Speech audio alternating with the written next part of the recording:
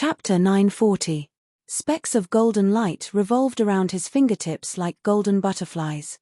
They danced gracefully and then flew into the sky. Yi Fan was startled. The infant fist-sized Saria became smaller and smaller, turning into a rain of light that scattered in all directions. The scene was magnificent, holy, solemn, and respectful. Transforming into the Tao. This was the first word that came to his mind, but he felt that it wasn't the case. That ancient Buddha had already passed away in meditation back in the Western Desert. Could it be that there really is reincarnation? Yi Fan immediately became excited. He was overwhelmed with emotions and immediately stood up. During these past few days, he was absent-minded and muddle-headed. He walked around aimlessly and almost didn't know where he was. His parents' figures always appeared in his mind, and he was unable to free himself from his grief. Reincarnation, resurrection, these words lingered in his mind from time to time. It was also because of this that he could think of the Saria and the ancient coffin that should have been buried in the 9 heavens.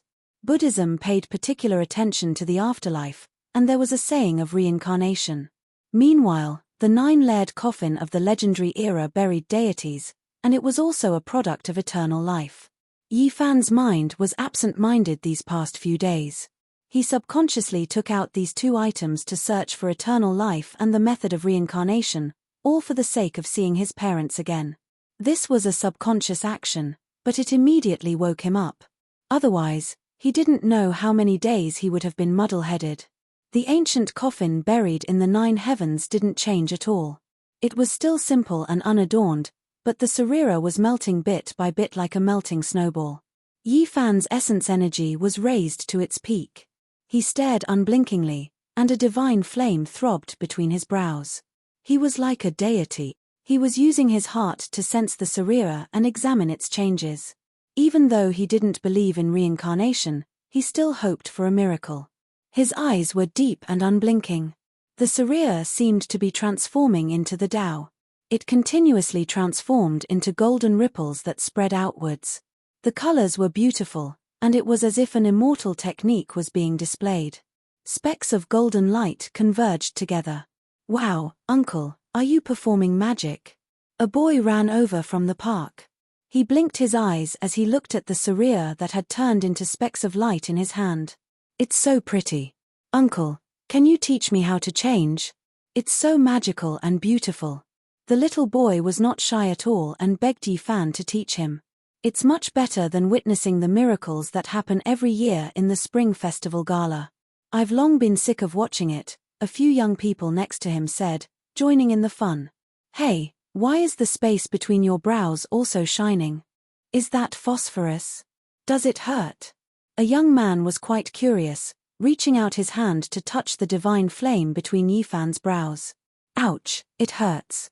His hand hadn't even touched it, but he already felt as if he was being pricked by needles. He quickly withdrew his hand when he was still some distance away and shouted, "Brother, you really have perseverance. Don't you feel pain?" Alas, it's not easy to do anything.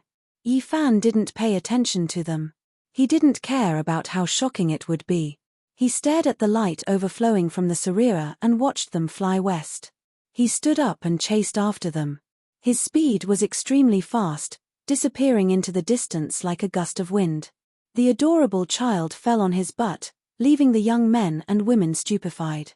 The Saria was shining, converging into streaks of light that flowed in the direction where the sun set. It was extremely mysterious. Yi Fan was like the wind and lightning, leaving this city in the blink of an eye. These specks of light were like golden butterflies. They didn't fly that fast, but they fluttered about as if they were alive. Yi Fan had enough time to catch up to them, and he even had time to experience them. There aren't any divine fluctuations, so it isn't a primordial spirit. There aren't any life imprints either, just a type of pure energy. He frowned slightly. Yi Fan was extremely focused. He reached out his divine will and displayed his cultivation to observe every speck of light. He wanted to understand its source and know what it was exactly. However, he was disappointed. This type of thing had nothing to do with reincarnation, and it didn't have any life imprints. It was just a type of pure energy and nothing else. No wonder even the ancient Buddha himself said that those who believe in it will have it, and those who don't, won't have it. Those who have reached his level of cultivation must have known that death is ultimately in vain. The only thing Yi Fan didn't understand was why the old monk who had transformed into Tao wanted him to bring his Surya back to earth. What was the meaning of this? This was because he had already discovered that after a period of time, some of the specks of light would dim. They would either dissipate or sink into the mountains, rocks, and vegetation. Occasionally, some of the specks of light would be absorbed by some lucky people. Perhaps he saw a similar flower before he passed away, and even though he knew it wasn't him, he still wanted to get close to it. Yi Fan was disappointed, but he still chased after it, wanting to see the final result. The speed at which these specks of light moved wasn't very fast for him. He only arrived in the west after a few days. In front of him, the sea level was getting higher and higher. The vault of heaven seemed to have been washed by water. It was incomparably blue and sparkling like a sapphire. Occasionally, white clouds drifted by, clean and flawless. They were right above his head, as if he could touch them with his hand. It wasn't easy to find such a natural place in the modern era where tall buildings stood in great numbers. The Tibetan area was sparsely populated, and there were many areas that humans hadn't set foot in yet. However, just as he approached this high-altitude area, the Surya in Yi Fan's hand was also exhausted. The last speck of light flew out and completely disappeared. Yi Fan watched this last rain of light and saw that it didn't fly very far. In the end, it fell into the mountains, sank into the vegetation, and turned into nothingness. He let out a long sigh. Although he knew that reincarnation was empty and impossible to exist, he still couldn't help but feel sad and disappointed. He had extinguished the last glimmer of hope in his heart. The ancient saints of the Western Desert had completely disappeared from the world. Buddhas were nothing more than this, let alone mortals. In the end, they couldn't leave any traces behind. Yi Fan knew that it was impossible for him to see his parents again. They were truly separated forever. Thinking of this, he was dejected and couldn't control himself. He stood there motionless, almost petrified. What should he do? His mind was in chaos. He had no direction and felt that everything he did was meaningless.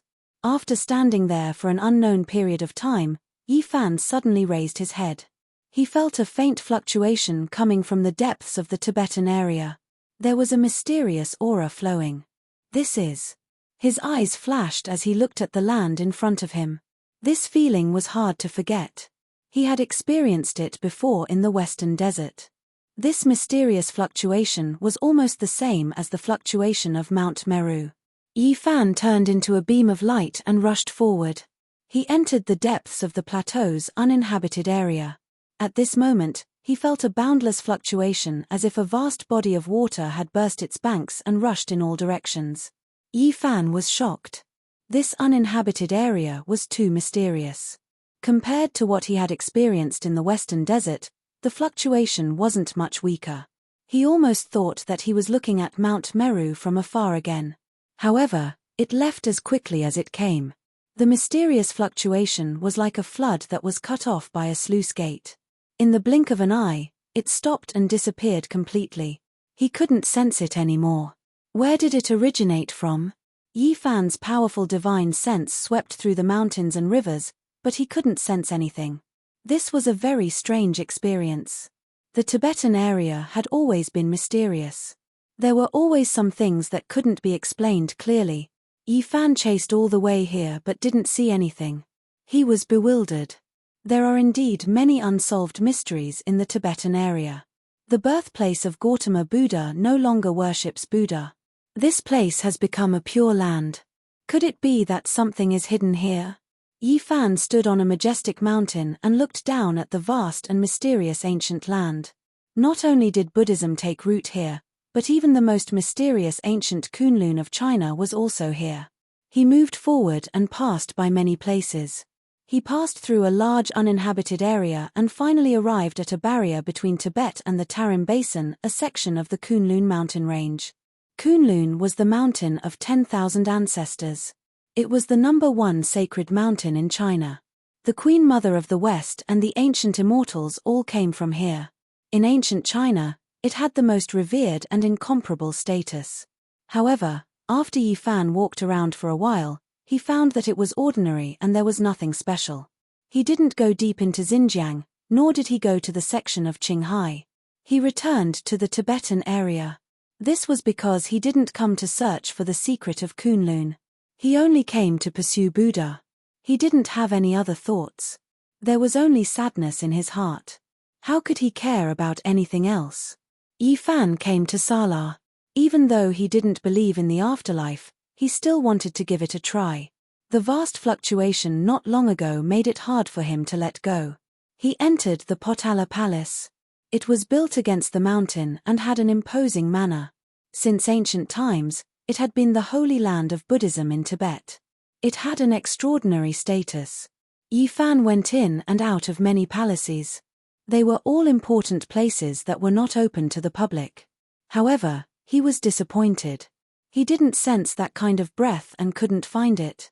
Later, he entered the Jokang Temple and the Xiaojiao Temple. He still didn't find anything in these two holy temples. There was only a trace of pure psyche power, but it couldn't be comparable to what he sensed not long ago. One should know that the vastness was awe-inspiring. It was really comparable to Mount Meru. It was like a boundless ocean surging. Not long after, he entered Siji Temple, Yiba Temple, Zasong Temple, Sangi Temple, and other places. They were all the most famous ancient temples and holy temples. However, he still didn't find anything. Yi Fan found that even today, there were people who worshipped Buddha. They had devout faith. They didn't burn incense, worship Buddha, or pray for peace. Unfortunately, he didn't see a single cultivator. Maybe there were some unknown ancient temples, but he didn't have the mood to look for them. Yi Fan walked through the vast uninhabited area and revealed a strange expression. He occasionally saw some devout Tibetans. They were all very excited and said that Buddha was coming to the world. He was very puzzled and asked around. Some said that the pure land of Buddha was opened and he sensed the Buddha's power. Some said that the Buddha was revived in the Soha world. Some said that the Buddhism was opened and the Dharma was revealed to the world. Yi Fan shook his head and turned to leave. Although he was still very sad, he walked out of his inner world. He knew that there were still things waiting for him to do. He walked through a large area of the uninhabited area and saw some dilapidated ancient temples. They had long become ruins. He didn't expect to feel such strong waves in these places. Something's not right. Yi Fan suddenly felt that when he was sad like a mortal, he didn't feel anything. However, when he became a little more clear-headed and sensed carefully, there was something different in this land. It was actually suffocating him. It was targeting cultivators. He couldn't help but look up at the sky and muttered to himself, "Is it Spirited Mountain or Kunlun Mountain? I'll have to find out in the future." However, when he thought about how he couldn't even protect his parents after cultivating to this level, he became disheartened. Even if he could find the secret land, what use would it be? The path to immortality was rugged. Whether it was to cut the Tao or to prove the Tao, he had to give up too much. However, in the end, he couldn't even protect his family. In the end, it really seemed meaningless. Yi Fan walked back and was about to leave the Tibet area. When he passed by a stone mountain, he saw the ruins of an ancient temple. He suddenly felt that something was spying on him. He turned around and walked towards the ruins of the ancient temple. He stared at a stone Buddha and approached it step by step. He felt that it was a bit inconceivable. In this age of Dharma, he encountered a creature with Tao. Whoosh! Behind the stone Buddha, a purple light rushed out and entered the stone mountain. Yi Fan raised his head and climbed up the stone mountain that was over 100 meters in one step. He stared at a stone cave that was the size of a bowl. There was a palm-sized stone Buddha that blocked half of the cave entrance. Chapter 941. The cave was extremely dry and smooth. Animals often entered and exited, all of them polished until they shone. The small stone Buddha was placed at the side of the cave entrance, able to block out the wind and rain. Rumble. One could see a pair of large bright eyes in the cave. They were a bit scared, but also a bit curious as they moved about. This was a small creature. For it to have such extraordinary cultivation in this cultivationless age, it truly exceeded Yi Fan's expectations. It couldn't be helped but be called a miracle. "Come out, I won't harm you." Yi Fan released a strand of his divine consciousness. The little thing in the cave had extraordinary cultivation, so it naturally developed intelligence and understood the intent of his divine consciousness. However, it was still a bit timid, because it could sense how powerful this person was. He could actually stay in the air for a long time. This was something it couldn't do. In the end, it still stuck its head out, almost as if it was trying to curry favor. It blinked its large eyes and extended a pair of small claws, carefully standing at the cave entrance. What kind of race was this little creature? Yi Fan was astonished. He actually didn't recognize it at first. It was a foot long, and if its fluffy tail was added, it would be 2 feet. Its entire body flickered with purple light like satin. Its purple fur was long and supple, making one want to touch it. It was a bit excessively beautiful. It might even be able to kill a few young ladies who liked to raise small pets. A sable. Yi Fan was bewildered. He then shook his head. It didn't look like one, and it looked even cuter than a sable. Squirrel. In the end, he confirmed it. He was extremely astonished. It was truly rare for a squirrel to grow like this. Its entire body was translucent like amethyst, excessively exquisite.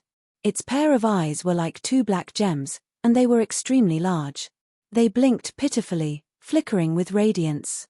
It really is a strange species. How did you cultivate to this level? Yi Fan sat on top of the mountain and picked up the small Buddha. It was unexpectedly heavy. He was quite astonished. The seemingly crude little Buddha was only the height of a palm, yet it weighed 1,000 jin. It was impossible for a normal person to pick it up. He knew that he made an error in judgment. This was definitely a treasure, or else how could it be so heavy? On the ground, the mystical Komatsu mouse stood upright and looked at the stone Buddha with some reluctance, as if it had lost its most beloved treasure. However, it did not dare to resist and looked down at its little paws. For the first time in many days, Yi Fan smiled faintly and said, "Do you think I would steal your treasure?" When the little thing heard this, it immediately became spirited. It blinked its big eyes in a flattering manner and bowed with its pair of small claws, as if it was bowing. There were almost no squirrels on Earth that were purple, except for a few mutated ones that had a light color. However, this one was sparkling like an amethyst, and every soft hair on its body was shining with purple light. Since it was so special, if it was sold as a pet, it would definitely attract everyone's attention. "Just how powerful are you? Show me." Yi Fan sat on the stone mountain. This little thing's big eyes were sparkling like a child showing off a treasure. It worked hard and waited for him to praise it. Whoosh! It turned into a beam of purple light and rushed into the sky, about 100 meters away. Then, it wobbled and took a dozen steps in the air before it could not hold on any longer and quickly fell down. The first secret plane of the human body was the Sea of Reincarnation. There were 4 small planes, namely the Bitter Sea, Life River, Divine Bridge, and Parameter. As long as one reached the Life River stage, they would be able to fly.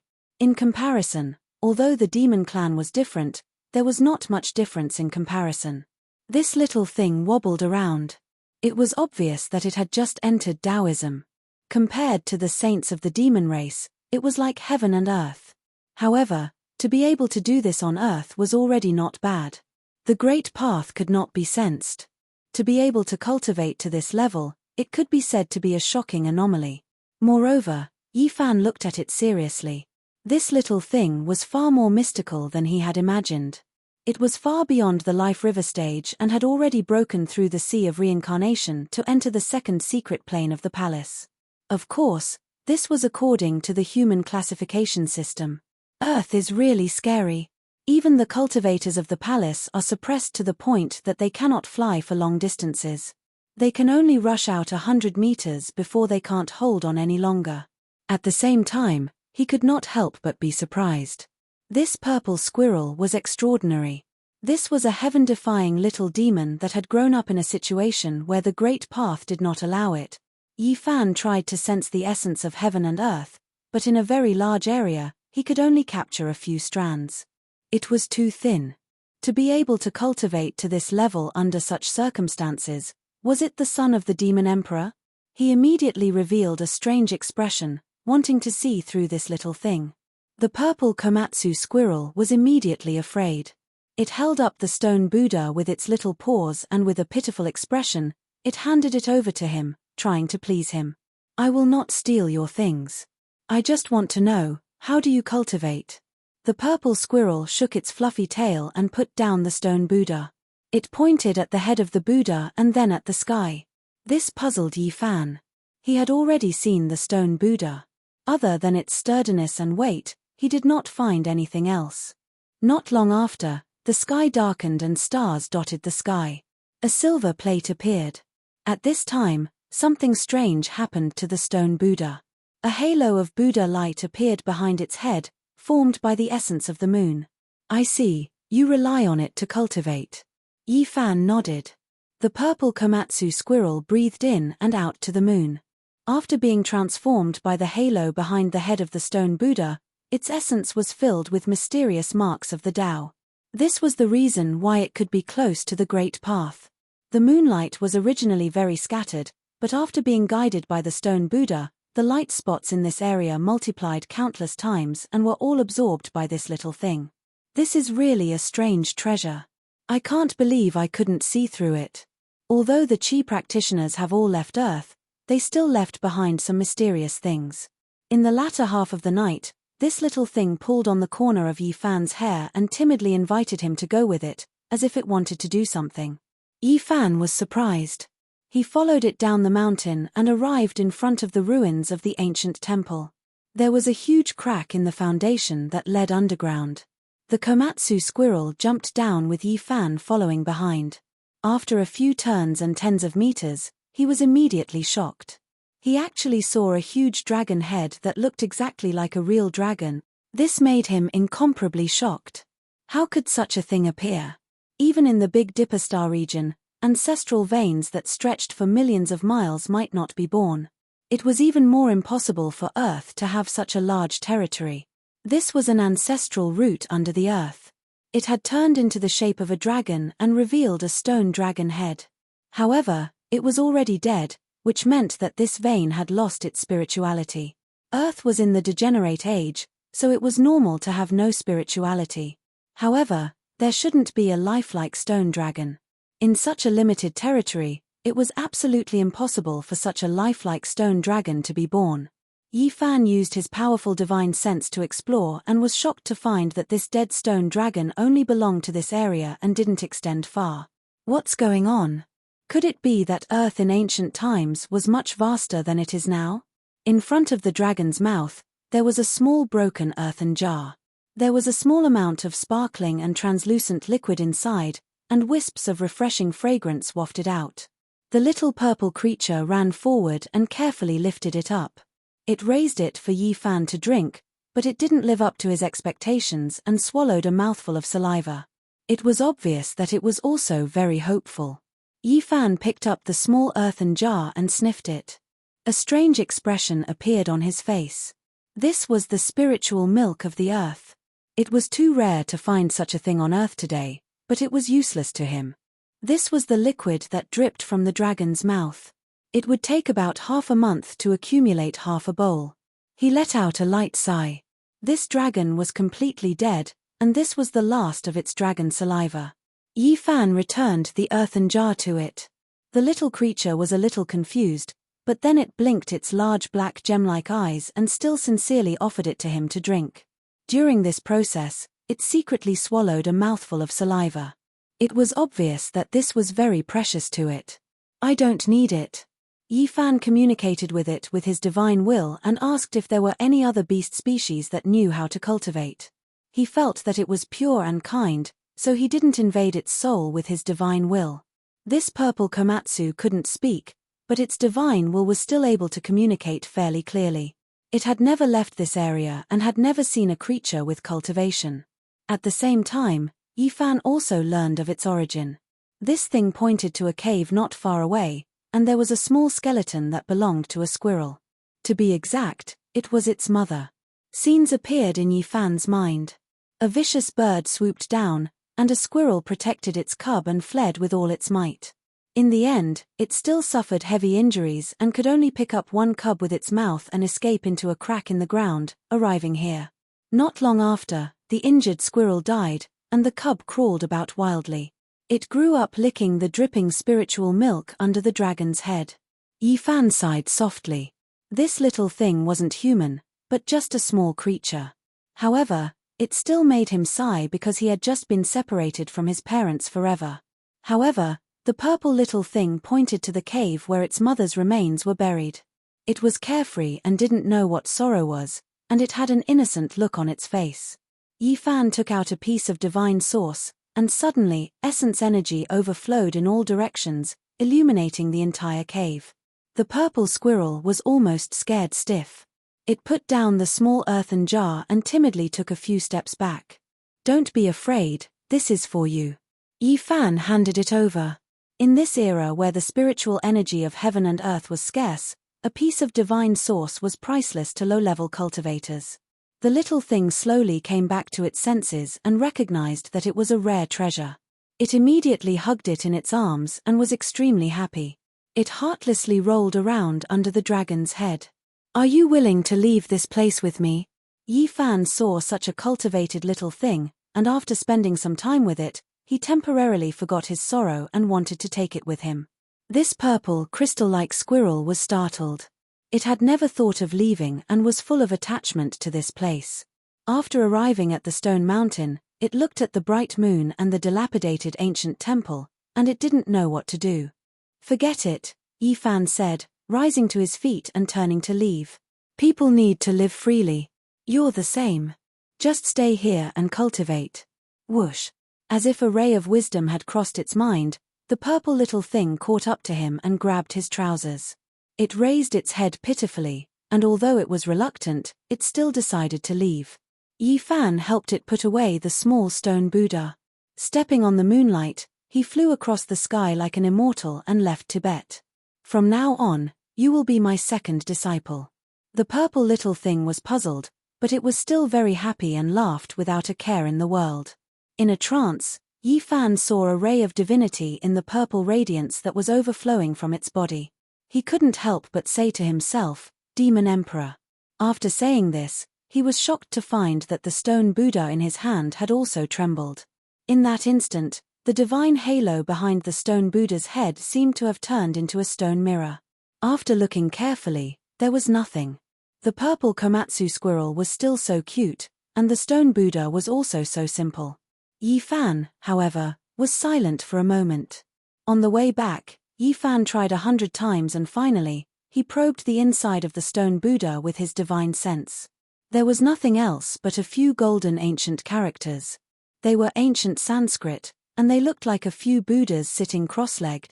He didn't know what they meant and was ready to investigate to find out what they were. Yi Fan returned to Bi City again. Although he was still sad, he felt better after going to Tibet. He forced himself to bury his sadness because he still had some things to do. Back then, before he set foot on the journey back, he discussed with Pang Bo that he would visit the homes of all his classmates who were lost in the Bei-Do-Star region and take care of them on their behalf. "Pang Bo, I naturally believe in you. I have always treated you as a good brother who has gone through thick and thin with me." Before ascending the five-colored altar, Pang Bo suddenly left. Then, Li Xiaoman said that he was a great evil, but Yi Fan didn't believe it. Even if there was something strange about Pang Bo, the friendship that had gone through thick and thin with him could not be fake. After returning to Bi City, Yi Fan first treated Shu Qiong's family to a meal. In this world, he didn't want to reveal too much of his supernatural power, lest it was too shocking. Moreover, he always felt that the earth was too mysterious, and he was afraid that someone was looking down on everything in the world. He asked Shu Qiong to help him quickly find out where the families of some of his classmates were. In the process, he also handed the ancient Sanskrit characters on the stone Buddha to Yang Xiao and asked him to find someone to decipher it. Not long after, Yang Xiao really found someone to translate it for him and gave him the result. This surprised Yi Fan. Chapter 942. This is not Sanskrit in the general sense. It is extremely old. It should be the ancient rune of the origin of this kind of writing. It can't be verified, but it is the prototype of Sanskrit. Therefore, it is difficult to translate accurately. Yang Xiao asked a friend to ask an authoritative Sanskrit textual scholar in India to decipher it, and then he could barely translate it.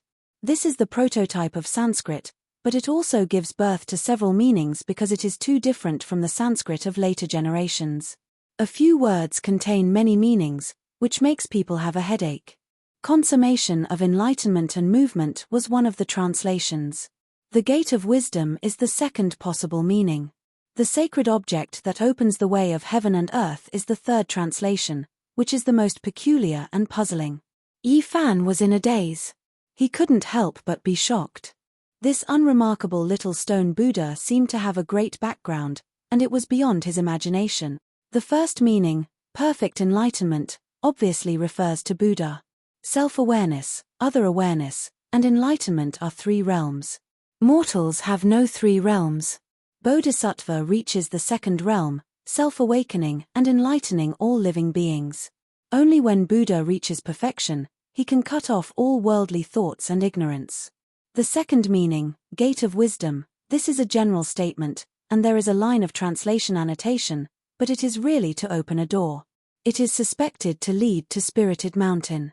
This annotation is more surprising than the original translation.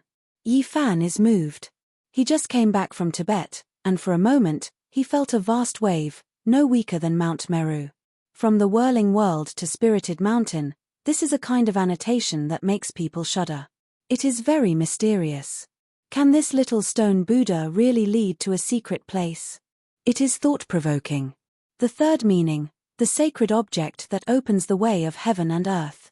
This is a very mysterious statement, just a vague translation, and even the translator himself is not sure, so there is not much elaboration. Yi Fan is surprised. He did not expect this little stone Buddha to be so mysterious. Why was it left in an uninhabited area, like an abandoned thing? Yang Xiao looks strange. Ordinary Sanskrit is fine, but this kind of ancient rune is rarely seen in India. Only 1 or 2 national treasures are engraved with it. He asks him how he got it, and reminds him kindly and carefully that the country is very strict with the supervision of cultural relics. Yi Fan was helpless. Since he gave out a few small gifts, Yang Xiao judged that it had a history of more than 2,000 years.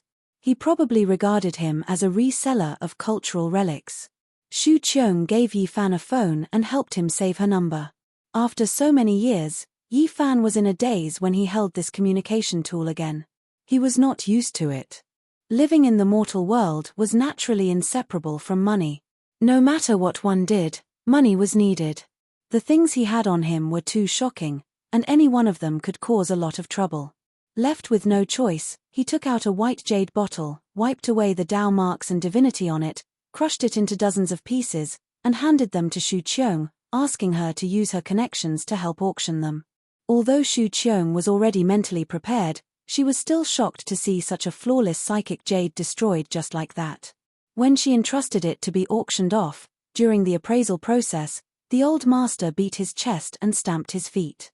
He was incomparably pained, and said that this was a sin. Such a precious treasure was actually broken, and this was an immeasurable loss for the jade shop. This was a crime. Shu Qiong was numb. She had seen Yi Fan burn a pile of treasures even more mysterious than this in the cemetery. It was almost like a dream, and the few ornaments she wore on her body were even more bizarre. Her flesh, blood, organs, and bones seemed to be undergoing a baptism every day. Yi Fan put away his sorrow and went to do some things that he should do. He visited the families of his former classmates, and if they needed help, he would definitely lend a hand. Half of his classmates had been buried on Mars star more than 20 years ago, and the rest were lost in the Big Dipper star region. After so many years, he was the only one who came back alive. Parents in the world were pitiful. It was a great sorrow when the old sent the young off. Even after so many years, some families still could not walk out of the shadow.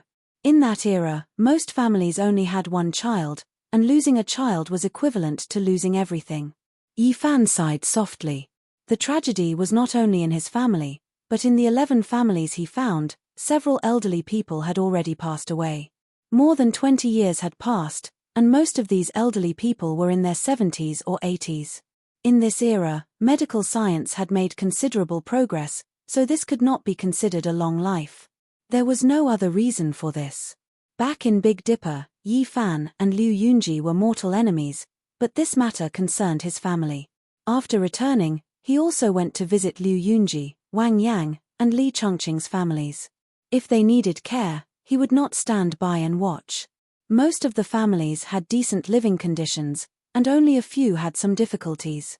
What really troubled them was the scar in their hearts, especially in their later years. But Yi Fan could not help them.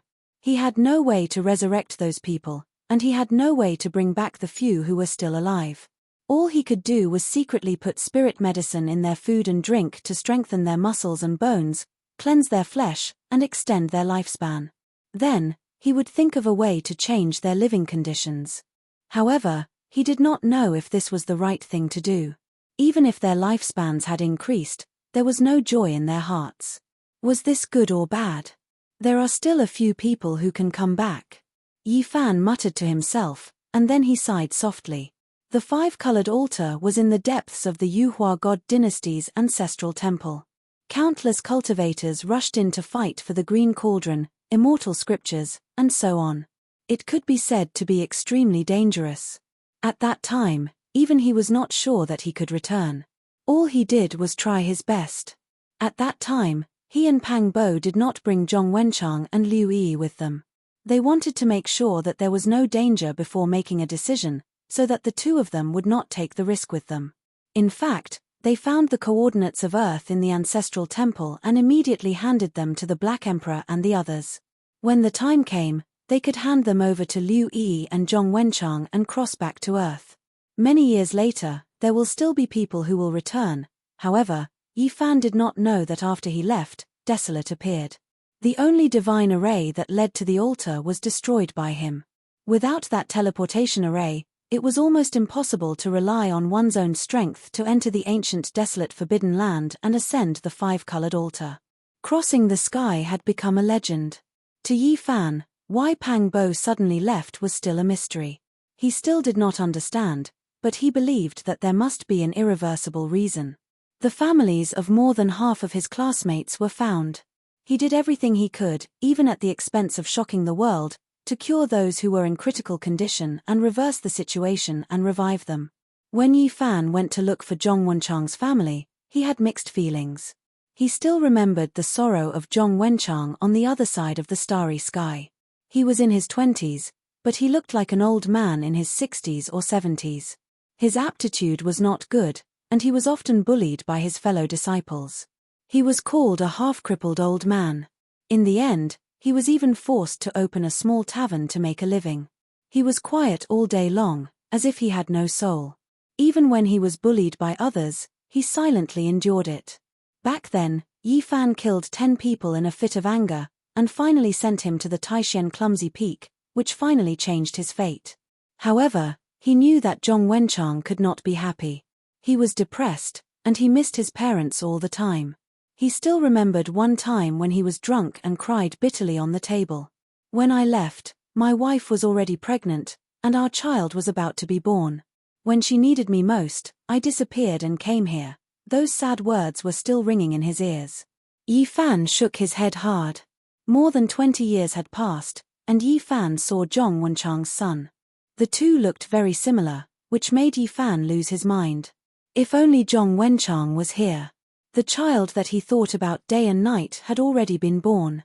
Because of the nature of father and son, this young man did not like to talk much, but he had a sharp mind.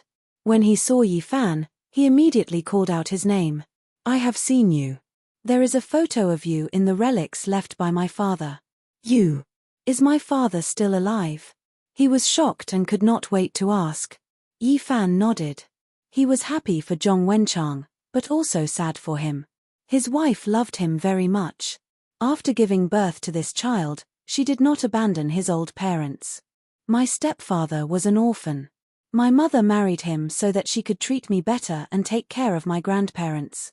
Hearing this, Yi Fan had mixed feelings. He was happy for Zhong Wenchang, but also sad for him. My father disappeared, but I know that my mother must have had a good relationship with him. She could not forget him for so many years, and sometimes she would be alone in a daze. There were too many helplessness in this world. Life could not be chosen again. Zhong Wenchang had left this world. These could only make people feel sorry and helpless. My stepfather was a good person. He treated me, my grandparents, and me very well.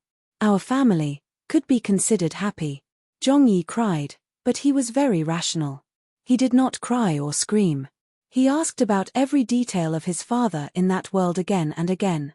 When Zhong Yi heard Yi Fan talk about how his father was unhappy and how he cried after getting drunk, saying that he missed his wife and son and felt that he had let them down, Zhong Yi cried and choked. Although he didn't raise me, I don't blame him because he couldn't do it himself. He didn't abandon us on purpose. Actually, I also miss him very much. Because my mother said that he was really good. What was wrong was only the starry sky, only fate. Yi Fan patted his shoulder and did not say anything. All he could do was to tell the truth. Are you an immortal? Can you bring me to see him? Zhong Yi asked hopefully.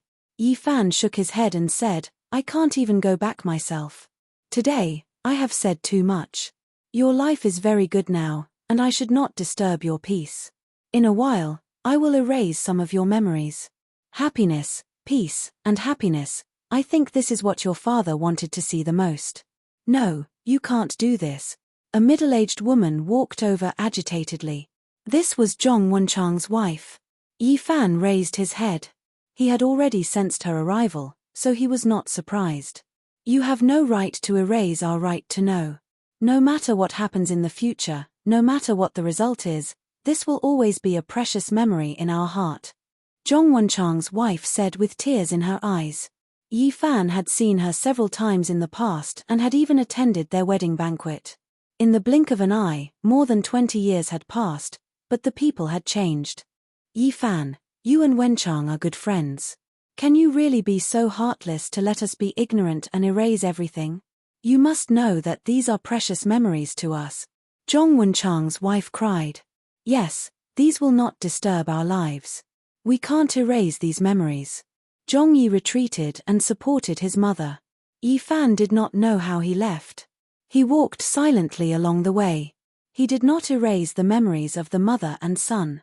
They were right. That would be too heartless. They had the right to know. When he left behind some small tools and 2 bottles of spirit medicine. He did not know what else he could do. A melodious ringtone sounded. It was Shu Qiong calling. He pressed the answer button and just as he placed the phone beside his ear, Yi Fan woke up with a start. His expression changed and he said, What, you are saying that Pang Bo, he... Chapter 943. Pang Bo didn't leave Earth. When he heard this news, Yi Fan was as still as a statue. He was completely petrified and looked at the sky in a daze. Who had gone through thick and thin with him all these years? Who had fought alongside him? Who had swept across the world with him? Who had gone through thick and thin with him? Yi Fan's body turned cold. How could such a loyal friend be fake? If that was the case, who else could he trust in this world? His heart felt empty. If Pang Bo hadn't left Earth and crossed the starry sky with him, how terrifying and shocking would this be? If this was really the case, then who was the person who rode the coffin with him? Had they been there since Mount Tai? Did they set off together from this world? There's one more person. Yi Fan muttered to himself. He still remembered that scene clearly. During the head count, there was one more person in the bronze coffin.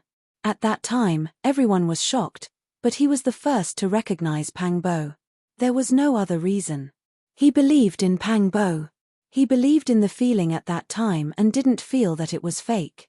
All these years. Who is he? What's the benefit of continuing to act? Yi Fan felt a chill in his bones.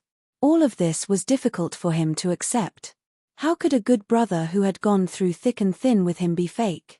There was a problem. I don't believe it. He has no ill intentions towards me and knows everything about me.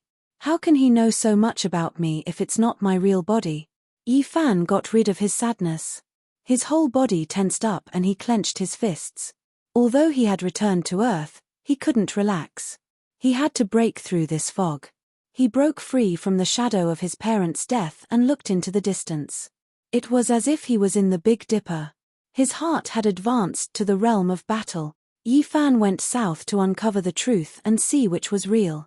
From the bottom of his heart, he didn't want to believe that there was still a Pangbo on Earth.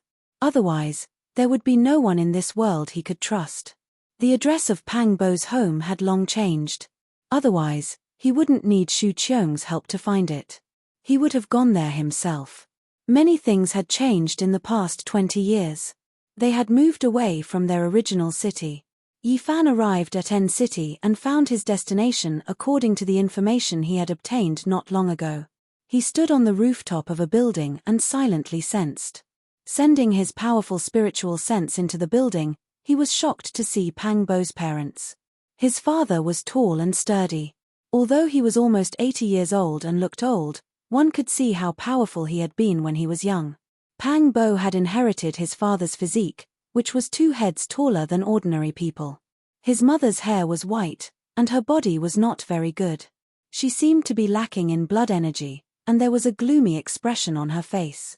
However, Pangbo was nowhere to be seen. There were only 2 old people in the not-so-small room. However, it was obvious that there was a couple living there, as well as a young man. That's Pangbo's elder brother and sister-in-law. They're 2 or 3 years older than him. The other one should be his nephew. They're not at home right now. Why doesn't he have his own room? Yifan looked puzzled. He inwardly apologized and then turned into a beam of light and entered the living room. He concealed his figure and searched carefully, but he couldn't find any traces of Pangbo's life. Suddenly, his expression shook as he saw a photo frame. It was a black and white photo of Pangbo that was specially used for the dead. Yifan felt as if he had been struck by lightning. How was this possible? Pangbo hadn't left Earth, but he was already dead. This was his best friend. No matter where he was, he didn't want anything to happen to him. All of a sudden, he was stunned on the spot and couldn't accept this fact. His body was trembling.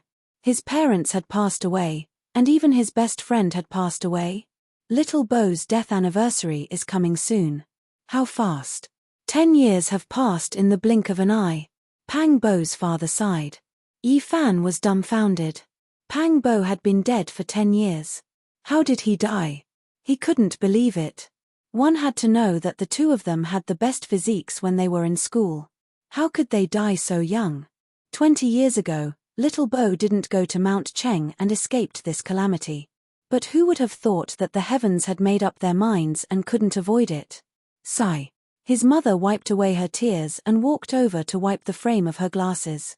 The 10 years of death anniversary was coming soon. This brat. Pangbo's father said softly. Then, he didn't say anything else and sat there smoking in silence. Sorry for the offense, Yifan said softly. He extended his divine sense into the 2 old men's sea of consciousness to investigate everything. After a quarter of an hour, he left and stood on the rooftop of the building absent-mindedly. He couldn't believe everything. Pangbo's death was very strange. He was actually killed by lightning in the wilderness. No wonder his mother was lamenting. Even if he had escaped the calamity of Mount Cheng, the heavens wouldn't let him go. Yifan was completely dumbfounded. Everything had exceeded his expectations. He muttered to himself, "Heavens, what's wrong with you? Even if Pangbo's real body is on Earth and he didn't ride the coffin, you can't be so cruel." He didn't know how he left this place. Before he knew it, he had arrived at the cemetery area of N City. Looking at the rows of tombstones, he felt that his feet were very heavy. Now, he was really afraid to enter such a place. The most painful thing in this world was to be separated by life and death. It had only been a few days, and he had encountered it again. In a place with verdant pines and cypresses, Yifan found Pangbo's tombstone. He stood there silently for a long time before putting down the large bouquet of white flowers in his hand. "I really can't believe you left." Yifan sat on the ground, took out a bottle of wine, and poured it all on the ground. Then, he lit a few cigarettes and took a puff before putting them in front of the tombstone. "How could this be? Everything is like a dream." I often wonder if everything in the Big Dipper star region is real. Now that I've woken up, it's so cruel. Yi Fan sat in front of the tombstone and lit a cigarette for himself. After leaving Earth for so long, after more than 20 years, he once again experienced the emptiness that lingered in the smoke. He was very silent and sat there for a long time. After smoking an entire pack of cigarettes, he said to himself, "To be honest, I can't believe you're dead." Then, there was another period of silence. He was thinking very seriously. As if he had suddenly thought it through, he suddenly stood up and threw a cigarette butt on the ground. "To be exact, I don't believe that you're the real Pang Bo.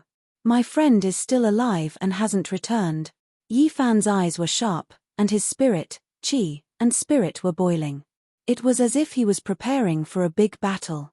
He was showing off his abilities, which was a world of difference from his decadent self these days. "This is a battle, and I'll drag you out."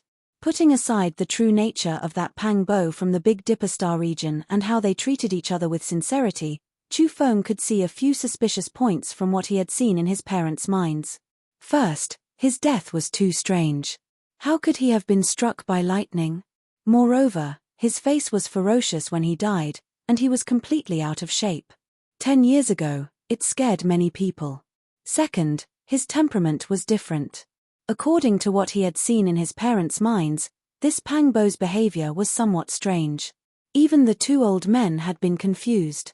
Third, why did he quit his job and go to ancient sites and mountains all year round, yet he had an endless supply of money? Fourth, why was he so persistent, asking the two old men about their blood relatives and visiting them one by one? Even though they hadn't contacted each other for many years, he still visited them. In short, many of his words and actions made the two old men suspicious. They didn't understand why. They only remembered that he seemed to be drunk once and said that their family had demonic god blood in their bodies. Of course, that time, the old man slapped him and woke him up, scolding him for spouting nonsense. Earth is far more complicated than I thought. Yi Fan returned to Pang Bo's home and sensed carefully. As expected, he found that this tall and sturdy old man's vitality was very vigorous, surpassing that of ordinary people. No wonder Pang Bo is so tall and strong. His arms are thicker than other people's legs. Could it be that he really has ancient demonic blood in his body? No wonder the descendants of the Qing the Arch wanted to take over his body. Yi Fan muttered to himself. Pang Bo's father and brother's vitality was a little strong, but it wasn't enough to surprise him. It seemed that this also depended on the person. Perhaps only a few people could return to their ancestors. Pang Bo can cultivate the Qing Theater's ancient scripture. Could it be that the blood in his body has recovered? Yi Fan stayed in N City for a few days and understood enough about the situation. He helped Pang Bo's parents improve their physique and washed their flesh and bones with spirit medicine many times, but he didn't show himself. This time, he didn't collect enough evidence and couldn't be 100% sure that the person who died was a fake Pang Bo. Hence, after leaving, he began to use all his power to investigate. Did he go to Mount Tai back then? It was undoubtedly impossible to go to Mount Tai to verify it. After so many years, who could remember? He investigated and found the company where Pang Bo had worked in back then. He wanted to find some of his colleagues back then and ask for some clues. Unfortunately, the relevant people had already left. It had to be said that if an ordinary person couldn't find it at all, it would be like looking for a needle in a haystack. However, Yi Fan wasn't an ordinary person. Although it took a lot of effort, he finally found it. He secretly looked through their dusty memories and finally found out that Pang Bo went to Mount Tai back then. It was a colleague who helped him book the plane ticket. Back then, something happened to Pang Bo's family. The real and fake Pang Bo had said so. However, the dead Pang Bo returned home on the day of the incident and said that he didn't go. However, the colleague who helped Pang Bo book the plane ticket had a different memory. When Pang Bo got off the plane and took a long-distance bus to the foot of Mount Tai, he had called him to express his gratitude. Yi Fan smiled. Although it took a lot of effort and the process was very troublesome and complicated, he finally found out that the dead Pang Bo was most likely fake. This was very meaningful to him. It was great news. Is there an ancient demon clan in this world? I want to see what you guys are up to. Not long after Yi Fan returned to B City, he received a call from Yang Xiao. He said something over there, and it turned out to be related to the small stone Buddha. According to him, the ancient runes shocked the authority of ancient Sanskrit last time, and he specially consulted his teacher. As a result, he didn't know how he alarmed a few mysterious gurus. They came to B City, and they want to see you no matter what. I really can't refuse them. Yang Xiao was in a difficult position. Isn't it just a few ancient Sanskrit characters? Is it necessary to lead them here from India? Yi Fan said. It was a few old monks who came. The people who accompanied them treated them like living Buddhas. They almost knelt there and worshipped them. It seemed that they had manifested some kind of miracle. But what era is this? Even if they have faith, it shouldn't be like this. Yang Xiao was a learned person, so he naturally didn't believe in this. A thought came to Yi Fan's mind. Hinduism was respected on the other side of Mount Tai, and Buddhism had long declined in the land of origin. How could there still be gurus coming from thousands of miles away? Could it be that there were still people in the world who could cultivate? This was also good. He was about to investigate everything about the fake Pang Bo. If he was really a hidden master, he could just follow the clues and understand everything on Earth today. Chapter 944. Yi Fan readily agreed and arranged a place to meet in 2 days. He wanted to see what kind of person this so-called master was and whether he could really manifest a miracle. B City had a long history. There were some historical sites in the city, but there was no lack of modern vitality. It was one of the largest cities in China, and after more than 20 years, it had become even more prosperous. Yi Fan walked on foot. There were people coming and going on the streets in an endless stream. After traveling for so many years, it felt like a lifetime had passed for him to walk in such a place again. Although he had been back for a few days, he had always been immersed in his own world and couldn't extricate himself. He had never seriously experienced the hustle and bustle of the city. It had to be said that B City was developing very quickly. Row upon row of high-rise buildings were built, and this famous pedestrian street was even wider. All kinds of brand stores were connected to each other, and there was an endless stream of people, rubbing shoulders with one another. Suddenly, Yi Fan saw a poster. On it was an exquisite mutton fat jade bottle that emitted a mysterious halo. It was truly like a divine artifact, magnificent to the extreme. He was startled. This was a cultivator's artifact. After a closer look, he couldn't help but be dumbfounded. Wasn't this the artifact he had crushed into a dozen pieces and entrusted to auction? After careful observation, he discovered that this was the publicity done by the Jioda auction house. In order to maximize their profits, they had really put in a lot of effort. They had assembled the pristine jade bottle, but Yi Fan didn't allow it to be auctioned as a whole and could only be auctioned off piece by piece. There was nothing to say about the quality of this jade. Each piece was very expensive, but after 2 were auctioned off, they were very unwilling to give up. They made this kind of publicity, telling people that if they collected all of them, they could reassemble them into a pristine jade bottle. It had to be said that the effect was excellent. These days, it caused a great sensation in B City and quickly spread to other places. Now, it was hyped up like crazy, and there were posters everywhere. During these days, with the 3rd and 4th pieces of mutton fat jade being auctioned off, the entire collection world was boiling over. This was a rare treasure. An astronomical price. Each piece of jade was auctioned off for a sky-high price, and the transaction amount was frighteningly high.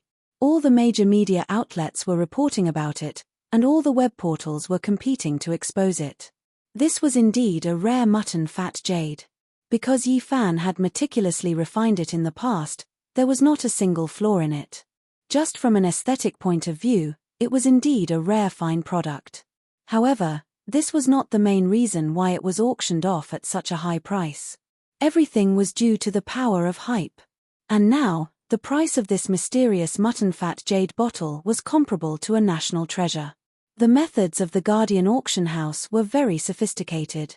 They fully exploited the psychology of the people, allowing the real rich to experience the excitement and sense of accomplishment of collecting all the pieces, making the price even higher than when they were undamaged. At the same time, they displayed all kinds of information, such as Buddhist stone carvings, anatta pictures from ancient books, to explain that this vase was exactly the same as the legendary guanine jade vase. This kind of explanation was undoubtedly very attractive. Although it was impossible for it to be true, it still made people feel very peaceful. If such a precious bottle was placed on the table, there would be a kind of indescribable comfort. Maybe it really is a precious vase left behind by Guanine Bodhisattva. Have any of you seen such a flawless piece of jade? It's such a big piece, and there's not even a trace of impurity. It can be said to be a miracle. Even the common people were talking about it. One could imagine how successful the hype created by the Guardian auction house was. And this kind of heated discussion climbed to the highest point because of the Indian gurus. Several old monks entered the auction house and saw the broken vase, and their faces all changed. They excitedly chanted Buddha Shakyamuni. This scene was taken by someone and posted on the internet. Naturally, it caused an uproar. Some people recognized that one of the old monks was an Indian guru. Nowadays, although Buddhism was declining in India, and the number of believers was less than 1% of the population, it still had a certain base number. The precious vase left behind by Guanine Bodhisattva in the human world was a new topic of hype. The price of the fragments of the mutton fat jade bottle kept rising. Yi Fan was stunned and speechless. This was not his original intention, otherwise he wouldn't have crushed it. He didn't think that things would develop to this point, so he could only shake his head. 2 days later, Yi Fan met the 4 gurus in an antique tea house, accompanied by a group of people. This was the first time they met, and Yi Fan was a little dazed. He found that one of the Indian gurus was proficiently using a mobile phone to talk to someone. It was very difficult to communicate with a cultivator. The translator explained that the gurus had encountered an extraordinary event and was urging India to send a large sum of money.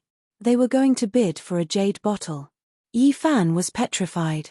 Even the things he created were international. This was really unexpected. After a little probing, he could tell that the 4 gurus could barely be considered cultivators. They had already opened the sea of bitterness, and only one of them had stepped into the life-spring realm. He shook his head. They were already so old, and it was impossible for them to break through the first secret realm of the human body, the sea of reincarnation. Regarding this, he did not look down on them. On the contrary, he respected them. Because in this age of chaos, it was really not easy to walk the path of cultivation.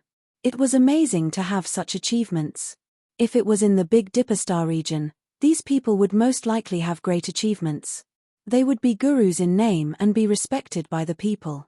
Gurus, why are you interested in the jade bottle? Yi Fan asked casually. That is an enchanted item. Even though it is damaged and the technique is no longer there, it still makes us yearn for it, an old monk answered, and someone translated from the side. Yi Fan nodded.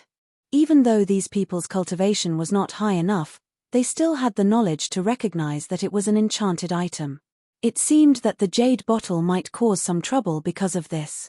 These old monks were already over 100 years old, especially the gurus who had stepped into the life-spring realm. He was already 120 years old, but they were all hale and hearty. They were naturally different from the ordinary people. These people were very humble. They were monks in name and in reality. They did not talk about magical powers, but rather about Buddhist scriptures. The so-called miracle was said by the translator. He said that when he was in India, he once saw a guru single-handedly stop an elephant's leg and save a child.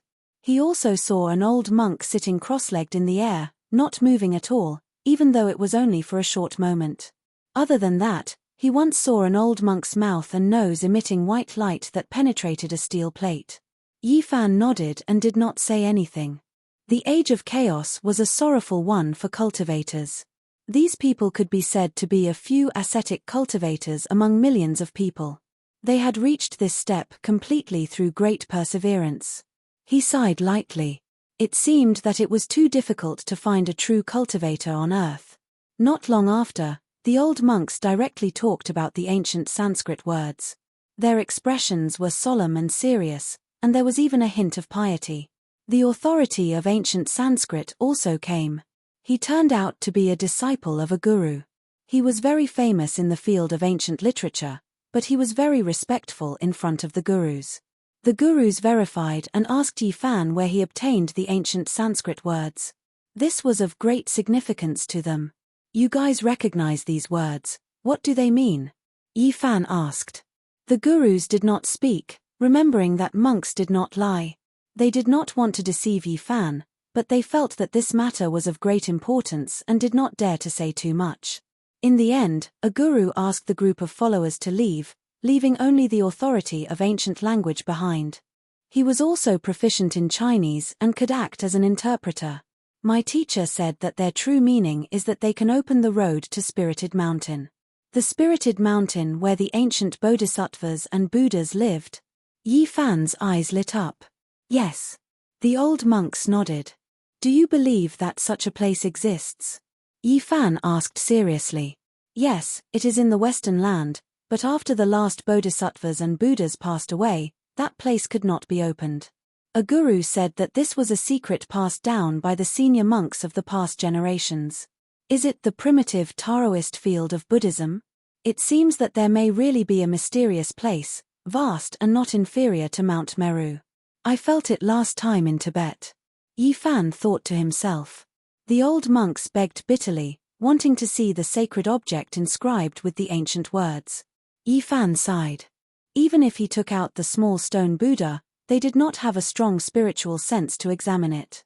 Even he had to expend a great deal of effort to enter the Buddha's body. He did not agree immediately, but asked a few questions. He wanted to know if there were any ancient cultivation sects on earth today. However, the gurus were confused and shook their heads. They did not know. Have you not come into contact with such people? They are those who have cultivation and are like gods in the eyes of mortals. Yi Fan did not give up. They immediately nodded, saying that there were such people. The guru who had reached the life-spring realm said that his teacher might know something because he himself was almost like that kind of person. According to him, the old monk had already lived for more than 190 years. His cultivation was much higher than his and he had seen many mysteries in his life. My teacher said that there is Buddha in the West and demons in the Middle Earth. Yi Fan heard this and immediately laughed. Could it be that he was saying that Taoism in the Middle Earth was a demon? The gurus hurriedly put their palms together and shook their heads. They did not have any prejudice against Taoism. What they were talking about was a real demon, but they had never seen one before. They had long realized that Yi Fan was not an ordinary person. Otherwise, he would not have told them so many secrets. My teacher came to China during the Second World War. He did not find any demons, but he did see a demon god. An old monk who was more than 190 years old was frighteningly old. He had lived for 3 centuries and had experienced the Second World War. However, this monk did not have any interaction with the demon god of the Middle Earth. He stayed far away and only saw the monstrous blood of the demon god. Do you remember where you saw it? Yi Fan asked. You need to ask my teacher. Speaking of the existence of demigods and demigods, another old monk told him a story that he had experienced personally. When he was young, he once saw a strange man with disheveled hair in a primitive rainforest in India. The man flew in the air and disappeared into the mountains. My granduncle said that there is a real powerful person in Jerusalem, another guru said. Another guru opened his mouth. His granduncle did not pass away until he was 230 years old. He once went to the West alone and encountered demigods when he was alive. Yi Fan thought of something. Jerusalem was the holy city of the West and had endless legends. It was the center of ancient religious activities. Every year, countless people from Christianity, Judaism, and Islam would go there on a pilgrimage. There might really be something there that would be worth a visit in the future. The old monks begged again, wanting to see the sacred object inscribed with Sanskrit characters. Yi Fan took out the small stone Buddha, which shocked the gurus. They were even more convinced that this young man was most likely a demigod. No matter how hard they tried, they could not see the secret inside the small stone Buddha. In the end, Yi Fan took out a stone slab and used his finger as a knife to carve the ancient words on it. At the same time, he branded the marks of Taoism.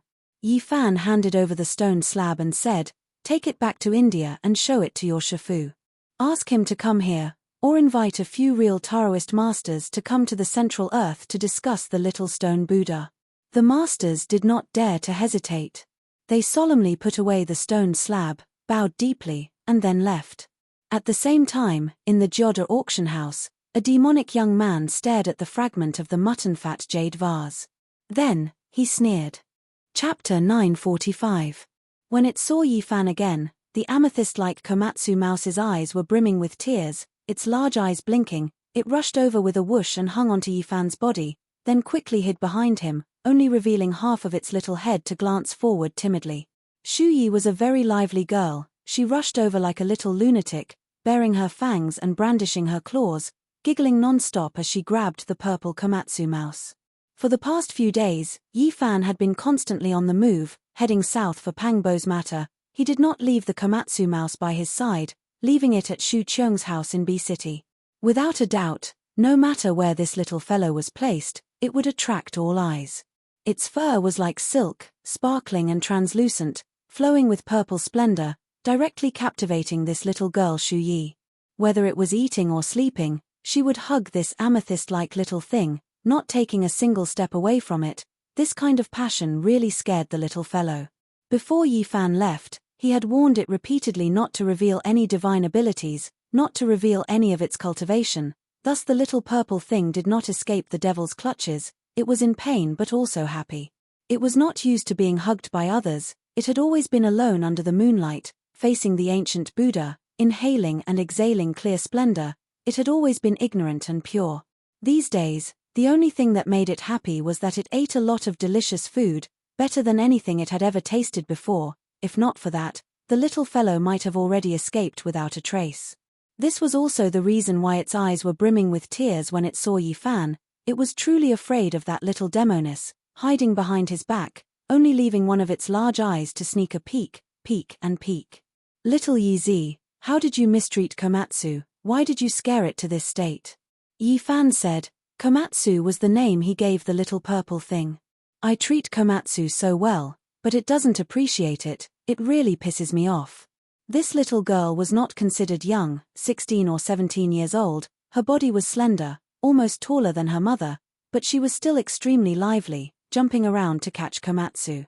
To Komatsu, this delicate and beautiful face was no different from a horned demon. It felt wronged and asked Yi Fan if he could let it return to its little nest in the mountain. Seeing the little fellow so wronged, Yi Fan hurriedly comforted it, saying that he would not abandon it in the future. The jade vase fragment was a hot topic in the collection world. The Jyoda auction house managed it as a rare treasure, and every auction would attract a lot of attention. After Yi Fan received a portion of the money, he asked Shu Cheung to help him buy a somewhat old villa in a quiet area. Now that he had returned, he naturally wanted to live, and he needed an environment where he would not be disturbed. Today, he needed to buy some daily necessities. Shu Yi volunteered to follow her parents to help Yi Fan pick things.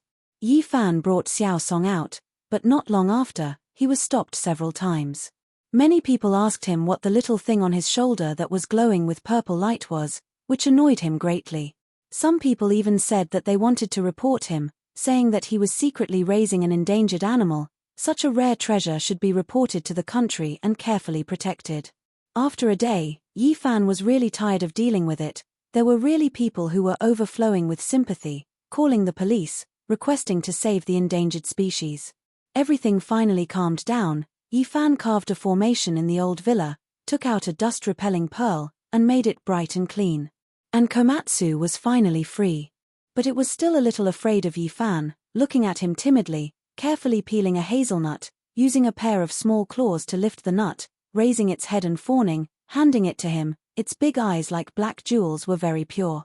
"You don't have to be afraid of me. People have to live freely. Don't put shackles on themselves. If you feel uncomfortable, I can send you back to Tibet. You can continue to live a carefree life." Yi Fan patted its head. He did not know why, but sometimes he felt that the little guy was very pitiful. Its innocence, ignorance, and timidity were the reflection of something in the deepest part of its heart. It was full of reverence for fate. Komatsu did not understand, but it finally relaxed a little, sneaking glances at Yifan while sitting there obediently peeling the hazelnuts, placing them on a small porcelain plate. "You are still the same as before, don't be afraid, here, this is for you." Yifan took out a scarlet moon fruit, shaped like a crescent moon. Its whole body was red and crystal clear, its fragrance wafting into the nose. Rumble. The purple little thing's big eyes immediately lit up, turning non-stop. It carefully asked, "Is this really for me?" "Of course, don't be reserved in the future. I am your master, you can treat me as family," comforted Yifan. The uneasiness in the depths of its heart finally disappeared. It suddenly became lively, hugging the scarlet moon fruit and rolling around, laughing foolishly, its innocent appearance somewhat making people feel sorry for it. Clang. Yifan chopped off a small piece of Deluo silver essence, hammered it over and over again, using his own cultivation to forge it, finally casting it into a silver bell. It was not large in size, shaped like a small bell. The only difference was that there was something hanging inside, used to make the sound. He was very attentive, using the Deluo silver essence to make the silver bell wall, only the size of a knuckle. Then he shrunk the small stone Buddha, refining it into a pendulum, and placed it inside. The purple little thing had accompanied the small stone Buddha since it was young. It had long developed feelings for it. Now that Yifan had refined such a treasure for it and taught it how to put it into its body, it was naturally very happy. Not to mention Earth, even in the northern Dipperstar region, this treasure was a world-shocking divine treasure. Using the Deluo silver essence to forge the bell and the mysterious small stone Buddha as the clang, it was unparalleled in the world. Moonlight sprinkled down like water. The Komatsu spat out the treasure and stood in front of the window, borrowing the Buddha's light from the bell to guide the moonlight to cultivate. It was very intelligent, although simple, but it knew the benefits of this kind of cultivation. It was very persistent, not wasting time every night. Yifan did not spoil it by pulling it up. With his current cultivation, it was not difficult to make it advance by leaps and bounds, but he did not do so. The path of cultivation needed to be walked step by step. The foundation must be solid. This was the foundation, otherwise, there would be big problems in the later stages. A 10,000-meter tall building might collapse overnight because of its foundation. All he could do was guide the way and pass on the method. The cultivation still depended on the little fellow itself. "Tonight, I will pass on to you a section of the demon monarch's ancient scriptures."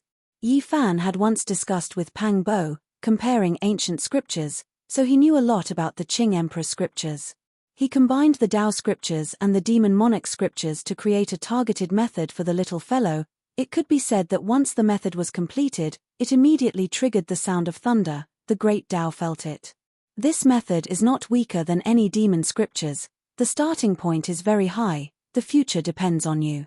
It had to be said that the little purple thing was extremely intelligent. It firmly remembered the method in its heart, and soon it was able to use this method to mobilize its own cultivation. Soon, there was news from India. A few masters went back to report in detail. The 190-year-old old monk was moved, and 2 other people of the same generation agreed to come east together. The bidding for the mutton-fat jade vase reached a climax. The Indian master won 2 pieces, and then the 3 fragments were won by a young man. Naturally, the mutton-fat jade vase became even more mysterious. Many collectors didn't have such extravagant thoughts. It was simply impossible to collect all of them. It was too expensive. It was difficult to form a perfect vase, and now they were proud to have one. "Fine, I'll try with the vase fragments, see if I can draw out some people," Yifan said to himself. Time could make everything fade away. So many days had passed. Yifan's heart was still sad, but he was not as immersed in it as before, unable to extricate himself. These days, he would often make a cup of green tea, recite Huangting when he was free, and read Nanhua when he was lonely. His heart gradually became empty. He often looked up at the starry sky at night. Severing the Tao. He knew it was not far. If he was willing, he might be able to enter at any time, but after the recent ups and downs, he suddenly felt that erasing the obsession in his heart was not his Tao. "Regardless of whether it is on this side of the starry sky or on the other side, I will not sever it, not even for a period of time." Although he had returned, his parents were no longer here, and the obsession in his heart was even stronger. And on the other side of the starry sky, there were so many old friends, so many past events. They were also unforgettable, but he could not return. If I sever any one of them, I can immediately enter the third immortal, but I will not do that. Yi Fan shook his head. He had too many obsessions. It was easy to sever the Tao. He only needed to choose one, resolutely sever it, and step onto his own Tao. It was difficult to sever the Tao, but that was because he did not want to do it. He wanted to resolve everything, to calm his mind, but doing this was equivalent to erasing himself. I will remember all of them. His gaze was resolute. He knew what he would encounter at this stage. It would be different from anyone else. The heavens severed the Tao, but he had to go against it, resist it. He wanted to sever the Tao that was blocking him. This was a path that defied the world. I am not waiting for you to sever me, but rather for me to sever you. Yi Fan was very calm. There were no fluctuations in his emotions when he said these words. He was not impassioned. He read Nanhua in loneliness, and when he was idle, he recited Huangting. Recently, his heart was calm. He was well aware of the consequences of doing this. If he succeeded, his Tao would be incomparably broad, surpassing others. If he failed, then the one severed would be himself. Sever the Tao, sever the Tao. Perhaps doing this is the true way to sever the Tao, not sever the Tao that is blocking one's path. How can it be worthy of this name? It was difficult to sense the Tao on earth. It was originally a difficult place to cultivate, even more difficult than the Big Dipper before the heaven and earth changed. However, there was one advantage. Once one's Tao improved, then it would definitely be astonishing. Just like how the Big Dipper's saint was incomparably powerful, it made the ancient kings who survived in the archaic era tremble. And now, Yi Fan chose this different path. It was fine if he did not break through, but once he did, under such difficult conditions, he would be able to sever the Tao. It would definitely shock the past and present.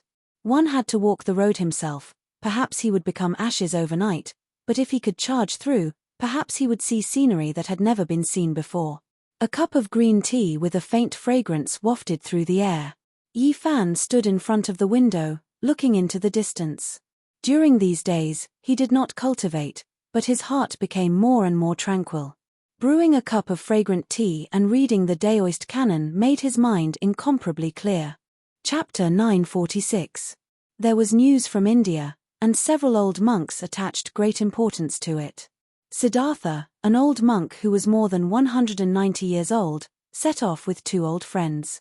2 days later, accompanied by the 4 masters and the authority of ancient Sanskrit, Siddhartha and the other 2 old monks came to Bi City to meet with Yi Fan. Even though medicine had made great progress, it was still a miracle for an old monk to live to more than 190 years old. Siddhartha was hale and hearty. Although he was old beyond recognition, he still walked as if he was flying. His bones were very strong, and his words were like the ringing of a bronze bell, with a metallic trill. The 2 old men walking with him were the same. It was obvious that they were about the same age. They were tall and withered, their skin was yellow, and they were bony. Their eye sockets were deep, but they were full of spirit. They put their palms together and bowed to Yi Fan. Their expressions were peaceful. These 3 people had crossed 3 centuries and had experienced the world of mortals. They could be called eminent monks. Yi Fan returned the greeting and nodded to himself. Siddhartha and the other 2 were extraordinary. They had entered the secret realm of the Holy Ji Palace, so it was natural that their lifespans were extended. On the other side of the starry sky, entering the secret realm of the Holy Ji Palace at this age was really not worth mentioning. They could barely be considered a cultivator. However, Earth was in the end of Dharma, and it was really not easy to have such cultivation. It could be said that these 3 people were already considered geniuses. Yi Fan invited them to sit down. He waved his right hand casually, and a few teacups soaked in spiritual medicine appeared out of thin air, which immediately surprised the 3 old monks. Ever since they saw this young man, they knew that they had met a powerful person, whose cultivation was most likely comparable to the ancient masters. Whether it was the 3 old monks, the 4 masters, or the authority of ancient Sanskrit, when they received the spiritual medicine tea, their faces were full of shock. The world has changed.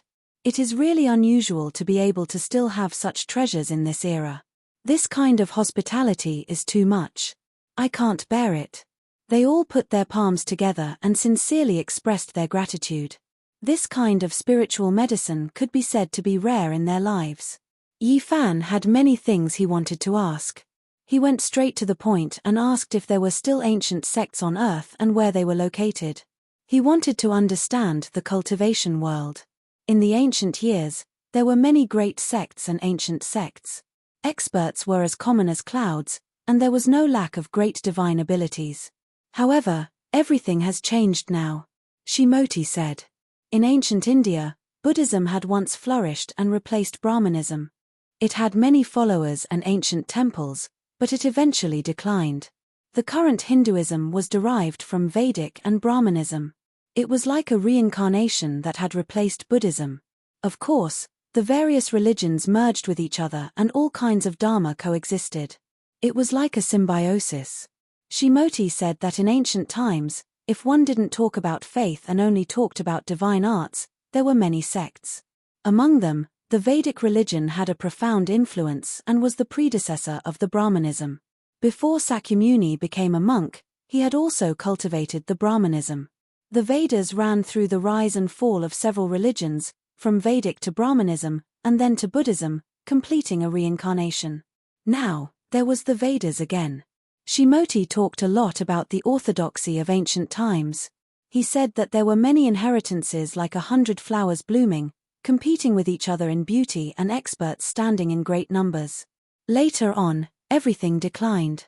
The temple he was in just happened to experience a great disaster and lost most of its dharma. It was completely marginalized and lost contact with the various sects of the past. In this era, even he didn't know if the various sects still existed. He only knew a few people who knew about cultivation, but he felt that the various sects should still exist. It was just that they were in the end of days and had all hidden themselves from the world. Yi Fan was a bit interested in the Vedas and borrowed it to take a look. He knew that this was definitely not the doctrine in the eyes of the mortals. There must be a secret cultivation chapter. What do you know about the Middle Earth? For example, Taoism, the Middle Earth's devils, the bloodline of the ancient demonic gods, and so on. To be honest, he wasn't too interested in ancient India. He wanted to know more about the various religions of China in the ancient times. Shimoti revealed a solemn expression and said, "The Middle Earth is unfathomable, I don't know much about it either." He respected the Middle Earth from the bottom of his heart and didn't understand Taoism. He had never met anyone from this sect. He only heard about the Middle Earth's devils from the elders and didn't understand much. The only thing he had personally experienced was a demonic god. It made him tremble and he only glanced at it from afar. He didn't dare to get close and quickly retreated. "Where did you see it?" Shimoti said a place and Yi Fan revealed a strange expression. It was actually a battlefield in the past and many people died there. During World War II, Shimoti traveled to the east and saw a bloody light piercing through the sky. It was extremely terrifying and then it spread out like a vast ocean. This demon really knows how to pick the right time. Yi Fan muttered to himself. In the past, who knew how many heroic souls passed away? The entire land was covered in blood and gloomy clouds. In this cultivationless age, this might be a rare chance for a great demon to advance. It was forged with blood and spirit. Did he make a move? Yi Fan asked. No, cultivators can't interfere with the affairs of the human world. This is a rule set in ancient times. The world respects it and it has been passed down from generation to generation. No one dares to go against it. Shimoti said. Yi Fan nodded and didn't say anything. However, he was thinking about how strong that demonic god was. With Shimoti's eyesight back then, he couldn't have been wrong. His blood energy was overflowing and his demonic might was vast. This was very shocking. He was at least a sect master level figure. Very unusual. In this cultivationless age, there is such an ancient demon. It is really unexpected. I wonder where it is now. Yi Fan muttered to himself. Could this race be related to the fake Pangbo? He suddenly had this thought. According to Shimoti, the waters of the Middle Earth were very deep. That demonic god was just one example. He had heard the senior monk say that he had met another terrifying existence but he didn't know much. In the end, they set off and brought the small stone Buddha to the Tibetan area. They wanted to open a path to Spirited Mountain. Buddhism had already declined in India, but it was flourishing in the Middle Earth. In the past, there was a bodhisattva who had passed away in meditation who said that Spirited Mountain would move to the east. According to the speculation of the arhats of later generations, it should be in the Tibetan area. Spirited Mountain was a primitive place of Buddhism. It had existed long before Gautama Buddha unified the religion. At that time, the monks cultivated while damaging their bodies and had great divine abilities. Before Gautama Buddha established the religion, the monks on earth were scattered. Spirited Mountain was the only place that could summon them. It was a mysterious ancient land. What a pity! After the last bodhisattva and ancient Buddha passed away, no one could open a path to Spirited Mountain from the outside. Shimoti said that this small stone Buddha might be a key sacred object. It might be able to solve the ancient mystery and discover that primitive place. There might be living beings inside. Yi Fan didn't bring Komatsu with him. He only took the small stone Buddha for the time being. Spirited Mountain was not inferior to Mount Meru, so there might be terrible dangers. He didn't want the innocent little fellow to take risks with him. The group walked in the uninhabited area. It was tranquil. The sky was dark blue with the occasional white and flawless clouds. Both the air and the scenery were very pure. Perhaps this was the only pure land. Nowadays, there were human footprints everywhere. Tall buildings stood in great numbers and concrete covered the fragrance of flowers and plants. It was a lack of primitive and natural scenery. Yi Fan held the small stone Buddha in his hand and supported it with his great magic power, causing it to burst forth with boundless light. In the end, several ancient characters appeared in its body while his own golden blood chi soared into the sky. These people were all trembling with incomparable reverence. This kind of great divinity almost never appeared in the world again, but today they had seen it with their own eyes. Shimoti and the other two old monks spoke a few Buddhist secret words, telling Yi Fan that it was left behind by an old elder. Perhaps he could use it to find the spiritual mountain. Yi Fan walked forward and silently chanted an incantation according to what they said. The small stone Buddha became more and more resplendent, and the divine halo behind its head completely materialized. Kungchiang sounds rang out as the pair of Buddha's eyes seemed like they were about to open. The heaven and earth are a bit different. Look, a few great mountains suddenly appeared in front of us. A master was astonished. This was an extremely strange scene. Quite a few great mountains appeared on the horizon. They were extremely tall and towered into the clouds. The pressure they gave off made it hard for people to breathe. It was a majestic sight. However, every single one of them was extremely indistinct and couldn't be seen clearly. They carried a type of faintness as they stood majestically at the end of the world. There is a path that has appeared, but it is disjointed. Another master was moved and pointed ahead. This was an ancient path that had never been seen before. Now, it suddenly appeared and led to the distant depths of the great peaks. This is the path to the spiritual mountain. Shimoti's entire body was trembling. It didn't match his appearance as a senior monk because he was too excited.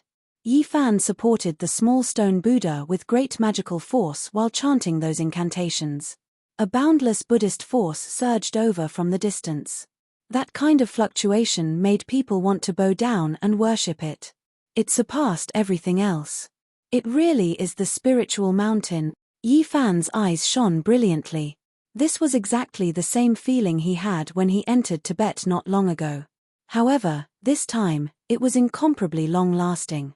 An ancient path meandered over. Their group stepped onto this path and advanced step by step. This was extremely mysterious. There were many historical sites on the side of the road, and it didn't seem like the real world at all. The great mountain in the distance was too majestic. It was unknown which region it was hidden in the real world. Last time when Yi Fan crossed the Tibetan region, he didn't even discover it. Now, it gave off such an oppressive feeling.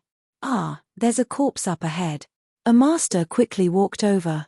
This path was very ancient, as if no one had walked it since ancient times. The rocks were engraved with the wind and frost of time. An old monk was all skin and bones. His entire body was yellow as he laid in front of them. What they saw wasn't an illusion. This was a real corpse. It was cold to the touch and the monk's robes were very old. A light touch would turn it into ashes. He's been dead for at least a few hundred years, a master said. There was a row of ancient words carved on the rock in front of him. It seemed like the last words. The brush was hastily put down and it was written in ancient Sanskrit. Shimoti read it carefully and said the gist of it. This was a senior monk who wholeheartedly followed the Buddha, yet he couldn't see the spiritual mountain. Before he passed away, wisdom appeared in his heart. He walked a bitter path to find this place and saw the ancient path. However, his lifespan also dried up. They didn't delay and continued on their way. Yi Fan supported the small stone Buddha and continuously chanted incantations. The ancient path extended, passing through huge mountains that couldn't even be seen in the mortal world. A dilapidated palace hall. Not long after, they saw an ancient temple. It wasn't very big and only had a stone hall. An old monk passed away in a sitting posture. He also left behind his last words. The spiritual mountain path ended here. The road ahead was boundless and there was no longer any hope. This was a great divine being. Even his skin was faintly golden. He almost became an arhat. A few masters put their palms together and chanted Sakyamuni Buddha. Yi Fan stopped. The ancient path ahead was getting more and more serene. It seemed like it was endless and he didn't know where it led to. Was this still Earth? He pondered in his heart. The vast and boundless Buddhist nature surged. Was the spiritual mountain comparable to Mount Meru really in front of him? He didn't know if he could enter the ancient Taoist rite. Chapter 947. A wave of desolate aura rushed over from the ancient mountain. Yi Fan and the others felt as if they had returned to the ancient era, returning to the uncivilized land. In the distance, there were mountains tens of thousands of jong tall. They stood majestically with old trees that covered the sun. There were some unknown creatures. When they got closer, the cries of eagles filled the sky and beasts roared across the rivers and mountains. It was like thunder, rumbling and terrifying. They didn't know where they were. When they looked around, it was a completely new environment. It was as if they had left Earth and entered a primordial great world. Where exactly have we come to? The ancient Sanskrit authority was a bit short of breath. He still couldn't be considered a cultivator and hadn't even truly activated his sea of suffering. He was only a bit stronger than ordinary people and felt anxious. We are most likely close to the spiritual mountain. Perhaps we can see the ancient bodhisattvas and the victorious Buddhas, a master said. An ancient path was beneath their feet. This was the only thing that made them feel at ease. Every once in a while, they would see some Buddhist traces along the way. There were even some ancient Sanskrit characters that were carved by those with great magical power. They released brilliance and condensed the rhythm of the Tao. When one calmed down and studied them, they could understand the Tao laws within. Yi Fan was very calm and didn't express anything. However, the masters were different. They were all incomparably excited and carefully observed, hoping to comprehend the Buddhist laws. In order to advance faster, they wanted to use magical techniques to speed up the process. However, they discovered that this wasn't right. The ancient path became indistinct and was about to disappear. In order to find the spiritual mountain, one must worship it with a devout heart. Otherwise, one will never be able to approach it. We can only advance step by step, Sita T said. He chanted Buddhist names and asked for the Buddha's forgiveness. Yi Fan frowned. Could it be that there really were ancient Buddhas and bodhisattvas up ahead? Once they advanced on foot, the ancient path appeared on its own. It was extremely strange. This is the work of a great technique. It is vast and unfathomable. The spiritual mountain really is an extraordinary place. In the end, after walking for a long time, he discovered some clues. There were mysterious Tao patterns and laws circulating. After advancing for over 100 li, a dilapidated land appeared in front of them. Beside the ancient path was an expanse of ruins. Waves of crying and wailing could be heard, giving people goosebumps. It was extremely terrifying. The temple had become a desolate place with broken walls and overgrown weeds. The Buddha nature of this place had been completely lost, and there were only waves of yin qi blowing over. His cries didn't stop, and he rapidly approached like a bolt of lightning. In the blink of an eye, he pounced over like a malicious spirit demanding his life. However, the small stone Buddha in Yifan's hand was emitting Buddha's light, so the evil shadow didn't dare to get too close. It flashed left and right, appearing and disappearing in the wilderness at an incredible speed. The expressions of Siddhartha, the 2 old monks, and the 4 gurus changed. This speed was much faster than theirs and was not something they could fight against. Fortunately, they saw that Yifan's expression did not change and was calm. Only then did they feel relieved. Wow! A loud cry that sounded like a baby's cry exploded in their ears. A grey figure finally appeared. It was an old monk wearing a grey monk robe. His body was tall and sturdy and was surrounded by black gas. His face was fierce and his eyes were scarlet red. Moreover, there were some fine scales on his face that were as red as blood. They spread to his neck, arms, and other parts of his body. He was somewhat fierce and did not look like a human. "Master, why are you in such an evil state?" the authority of ancient Sanskrit asked.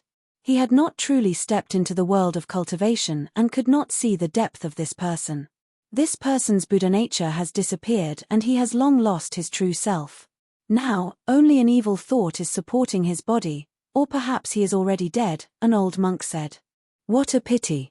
This person's realm is far higher than ours. Why is he lost here?" A guru was bewildered. "Are you also looking for Spirited Mountain?" "I hate."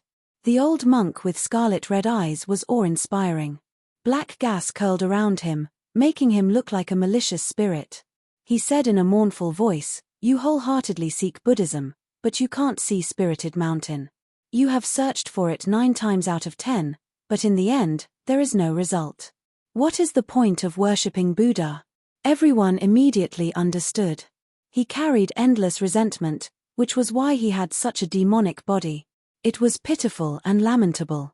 He had already abandoned Buddhism. Even Buddha is dead. What are you all still searching for?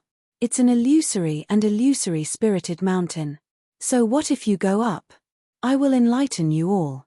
The grey-clothed old monk was dripping tears of blood. He shouted loudly as he rushed over. Everyone sighed inwardly. This person worshipped Buddha his entire life, yet in the end, it was all for naught. He died on the path of seeking Buddha, and only then did he turn into endless resentment. When he raised his hand, an alms bowl appeared. It was as if a purple-gold dome of heaven was pressing down, illuminating everyone below. Astral radiance burst forth, and apart from the ancient path beneath their feet, the great earth in all directions quickly collapsed. Chilly winds roared angrily, and great trees were uprooted. The expressions of several guru changed. This type of power far surpassed theirs, and they could not block it at all. If Yifan was not here, they believed that this attack would definitely turn everyone into ashes. Ding! Yifan raised his hand and pointed out. A golden finger stopped the alms bowl, easily penetrating it and shattering it. An expanse of fragmented light appeared in the sky. This demonized old monk cried out loudly as he flew out, smashing into an ancient temple. "Ah!" A mournful cry sounded. This old monk's face was sinister, fangs grew out of his mouth, and blood dripped from his eyes. He roared loudly as he rushed over again. Yifan raised his hand and pressed forward. It was as if a large golden millstone was pressing down, pressing him onto the ground and making him unable to move. This was the embodiment of a great divine ability. On the side, the gurus' faces were all filled with shock. In their eyes, this was a demonic figure that was difficult to enlighten, yet it was so easily suppressed. Yifan lightly sighed. He didn't crush him into pieces. From a certain perspective, this was a pitiful person. He believed in his entire life, yet in the end, it was all for naught. His body died, and his Tao disappeared. Only a mouthful of resentment remained. "Please allow us to send him off." Shimoti couldn't bear it anymore. He walked forward and clasped his hands together in greeting. Yifan nodded and didn't say anything else. The gurus walked forward and all of them sat cross-legged beside the demonic monk. They chanted scriptures, wanting to dispel all the resentment and send him to the afterlife. Namo amitabaya, dota jo duo yi, duo di ta, amitu po pai. Not long after, the old monk who was pressed down by Yi Fan's large golden palm was completely dispelled. The blood-colored scales on his body also disappeared, and the expression on his face gradually became peaceful. Finally, Yi Fan raised his hand. This old monk turned into a ray of holy light and sat up.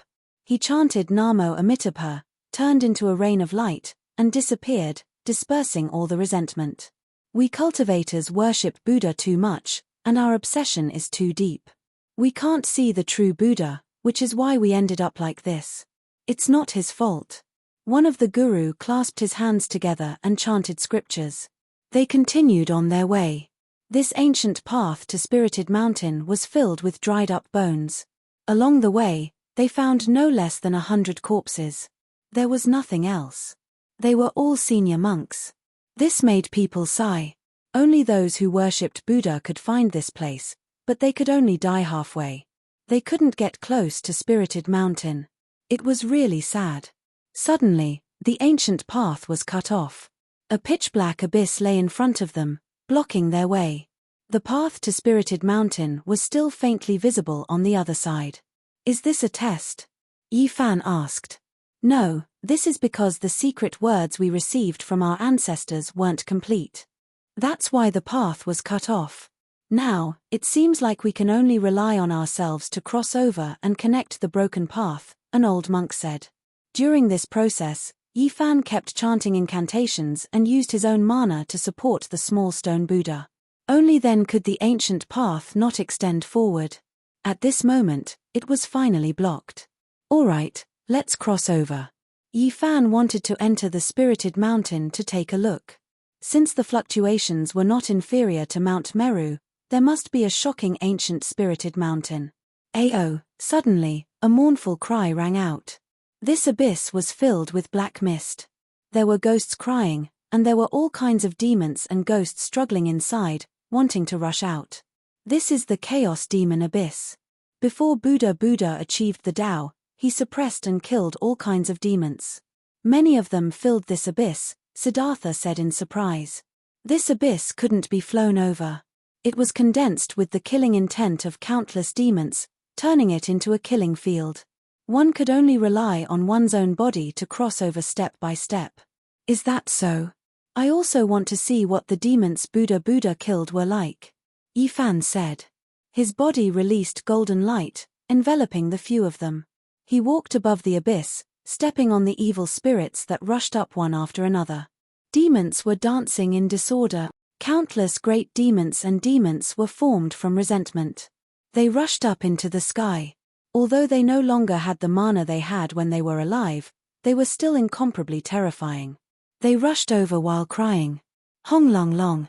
Thunder and lightning rumbled outside Yi Fan's body. His gold saint domain spread out, and he was like a god traversing hell. He walked above, and in the process, he really saw a few powerful characters. Bang! A sect master level demon was turned into black light by his finger and turned into nothingness, frightening away a group of evil spirits. Then, when a huge white skeleton appeared, the entire Chaos Demon Abyss was thrown into chaos. A demon with a skeleton. Yi Fan's eyes lit up. This was too rare. He was extremely powerful, and the skeleton didn't shatter after taking a blow from him. He fought a great battle with him. He was as fast as lightning, leaping like a dragon, jumping like a tiger, leaping like a monkey and striking like a snake. He struck out a total of 18 times, and with a boom, that snow-white skeleton was shattered. At the side, a few Indian monks were all alarmed. After a long time, one of them said, "If I'm not wrong, this skeleton belongs to a guardian Vajra of our Buddhist sect. He fell into the demonic path, and his bones are immortal. How could he be shattered like this?" They couldn't understand. The guardian Vajra of Buddhism had an indestructible body, and even death couldn't injure it. Just how powerful was this young man in front of them? His corporeal body surpassed Buddha's. The Chaos Demon Abyss was really a dangerous place. Demons, devils, and ghosts would rush out from time to time. They were bound here and wanted to drag the living down with them. It was difficult for ordinary people to pass through. The few masters all knew that no matter how many people came, they would die. It was impossible to pass through. The evil spirits inside were all formed after the death of ancient divine beings. However, Yi Fan's battle strength was astonishing. Although he encountered a few fierce battles, he won all of them and killed his way through. The strength he displayed was close to that of a god in the eyes of these people. He kept suppressing all kinds of demons and was invincible. Not a single person could stop him. In the end, Yi Fan killed his way through the chaos demon abyss and smoothly stepped onto the broken road. Boom! Waves surged into the sky, hitting high into the sky. It was a vast expanse. This was a vast and boundless ocean, blocking their way. The sound of waves was deafening, making people feel like they were in a dream. They didn't know how many miles they had walked, but they actually came to such a place. The ancient road was blocked, and in front of them was a boundless ocean. How is this possible? Have we walked out of the Tibetan area? The ancient Sanskrit monk was stunned. This is the Sea of Bitterness. If we want to get close to the spiritual mountain, we have to cross it.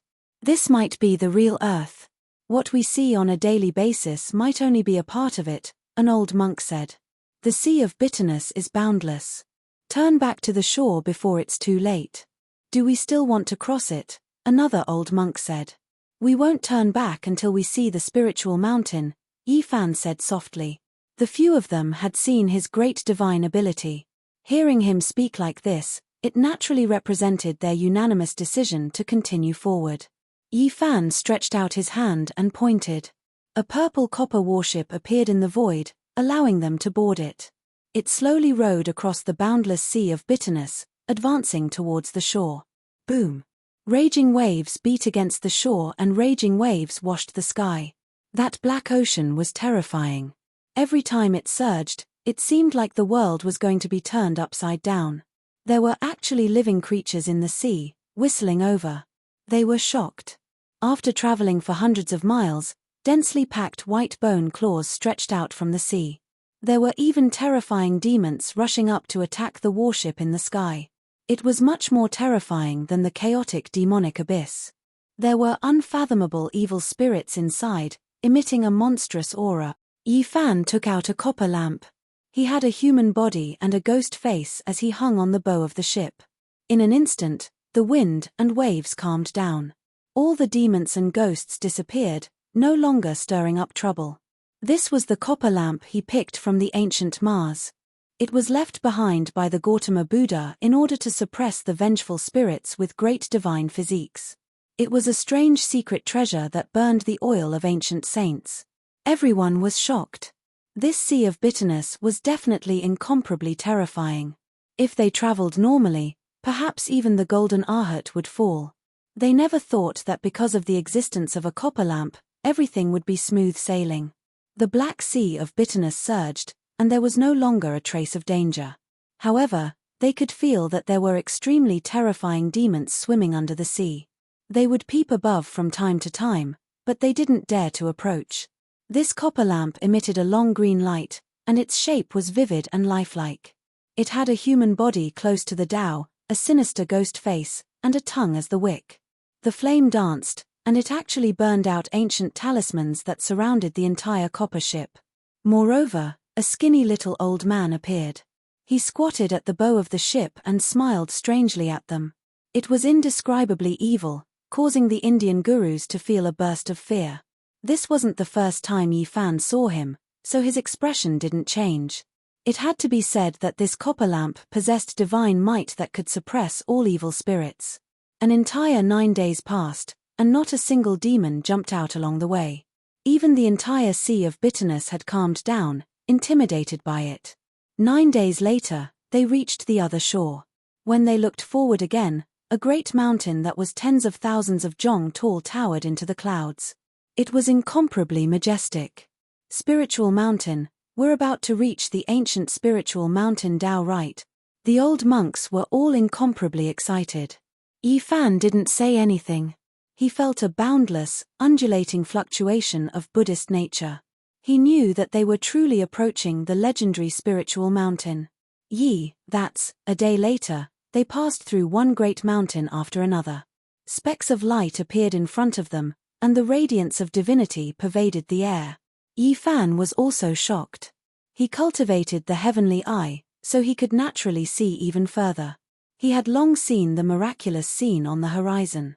Divine light danced in the air, turning into a sparkling and brilliant rain of light. And there was an ancient body tree. Its branches were like horned dragons, extending in all directions. Its leaves were verdant and glistening, and there were fluctuations of the great Tao. Under the ancient tree, there was a middle-aged man in his 30s sitting cross-legged. He was untainted by even a speck of dust, and his body was imprinted in the void, merging with the great Tao. It was as if he was sitting in 3 different spaces. Sakyamuni Buddha.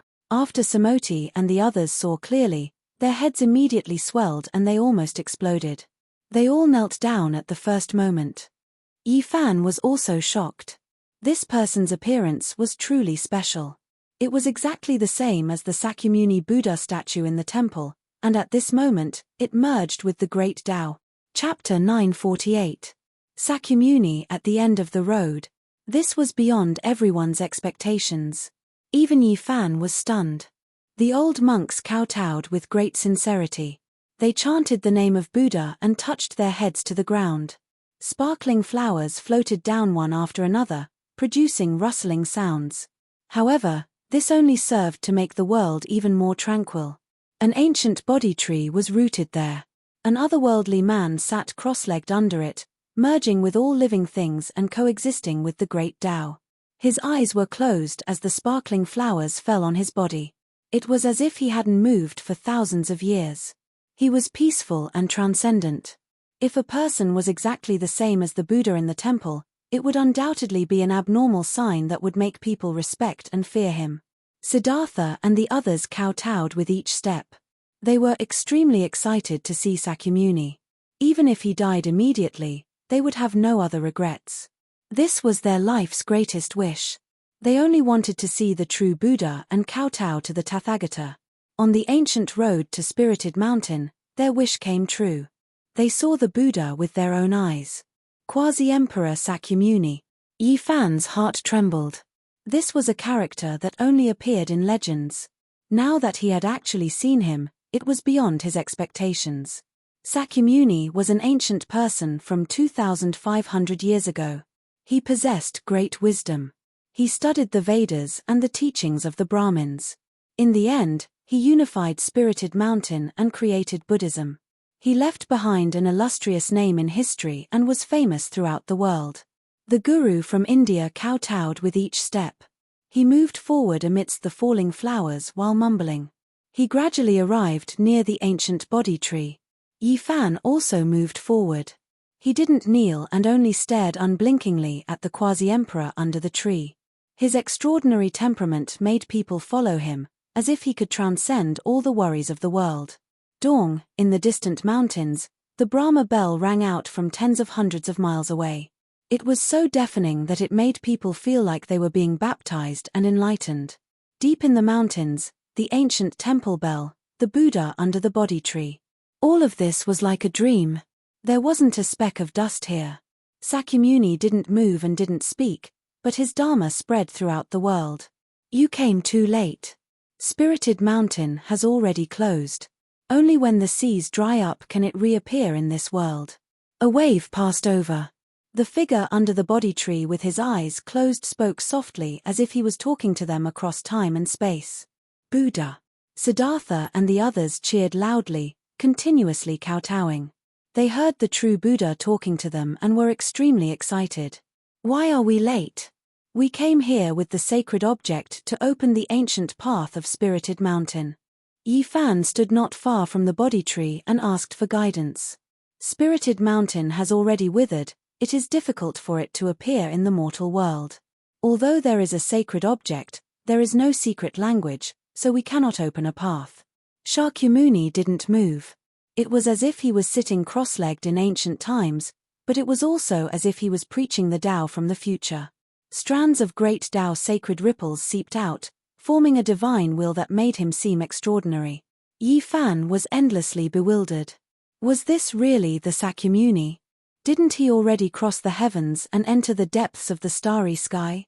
How could he possibly see him here? Back then, he had seen the back of great Emperor Wuxia in the Purple Mountain. At first, he thought it was real, but then he realized that it was just a shadow that had been imprinted tens of thousands of years ago. Could it be that what he saw was the same? However, why was he able to converse with them? Moreover, he was able to merge with the great Tao of heaven and earth. There was an otherworldly aura that could suppress endless ages flowing about. At the end of Spirited Mountain Road, repent and you will be saved. Under the ancient body tree, the otherworldly middle-aged man spoke softly. His eyes were still closed, and his expression was peaceful and tranquil. Every falling flower was sparkling, condensing the divine charm of the great Tao. Siddhartha and the others accepted the decree and retreated. However, Yifan didn't move because he saw the verdant ancient body tree petrified at this time. Even the man under the tree had become a statue. The falling flowers fell, turning into stone flowers when they landed on the ground. The fluctuations of life disappeared, and everything he saw turned into stone statues. This was different from before. This was the power of the Buddhist Dharma. Yifan understood. The Sakyamuni had walked down the ancient starry sky path, so it was impossible for him to still be on earth. All of this was formed by the great magical power of the past. Moreover, if it was truly a quasi-emperor, they might not be able to get so close to his physical body. The great Tao and all things merged together. What they saw was only the Dharma of the past, not the body of the present. This is. The old monks from India were all trembling. They thought of a legend. The Buddha had 10 great disciples. Before his true body left, the 10 worked together to create the Sakyamuni Buddha's body, which stood on Spirit Mountain Road. This was the work of the 10 great disciples of the Buddha. This incarnation of the Sakyamuni Buddha could display part of his divine abilities. What they saw just now couldn't be considered false. From this, they could also infer that the Spirit Mountain was close and not far ahead. However, Siddhartha and the others all stopped and were unwilling to take another step forward. They solemnly followed the Sakyamuni's decree and didn't dare to disobey it. The Spirit Mountain is in sight. Don't you want to go in? Even if you can't succeed, why don't you go closer and take a look? Yifan spoke. We have sinned. The masters all put their palms together and at the same time advised Yifan not to go any further and turn back. Yifan didn't pay any attention to them. He walked past the petrified Sakyamuni and the Sakyamuni Buddha and continued forward.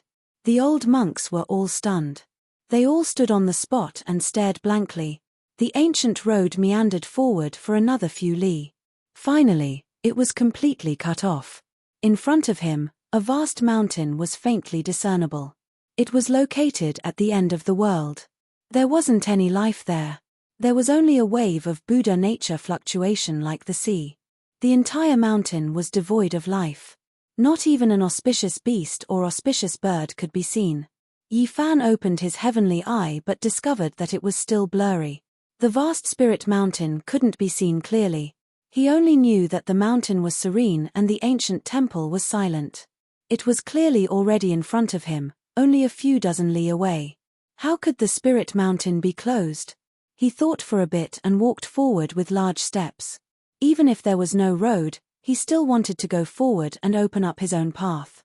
However, the moment he took the first step, he immediately saw the primal chaos surge. The Spirit Mountain became more and more indistinct. It was as if he heard the chanting of the ancient Buddhas. Yifan didn't stop and continued forward. However, there was a Buddhist lion's roar. It was as if an arhat was chanting an incantation. The evil subduing pestle in its hand pressed towards him. It was formed from Buddha light. He let out a light shout and opened up the golden sacred domain. Nothing could get close to him. With a loud rumble, the heavens seemed to collapse. The evil subduing pestle flew backwards as he took large steps forward. In the distance, Simoti and the others were dumbstruck. Was he going to fight against the Bodhisattvas and force his way into the Spirit Mountain? Hong. At this moment, there was chaos in front of him. The primal chaos raged and the Spirit Mountain was majestic. It was as if it was going to fall over and suffocate everyone. Ah! Yi Fan shouted and chanted the Buddhist mantra. At this moment, he suffered a great pressure. Even though he was a saint, he still felt as if his body was going to be crushed. This was the pressure of the spirit mountain. This was the fluctuation of the vast Buddhist power. It was the psyche power of who knew how many creatures had gathered here in the past. No one could resist it. The primal chaos missed attacked. The Yaksha, Asura, Gandharva, Garuda and the other 8 tribes appeared. They were also formed from Buddhist divine light and pounced towards Yi Fan. Even the swastika sound didn't have that great of an effect. It only shattered a part of it. Yi Fan took a step back and endured the great pressure.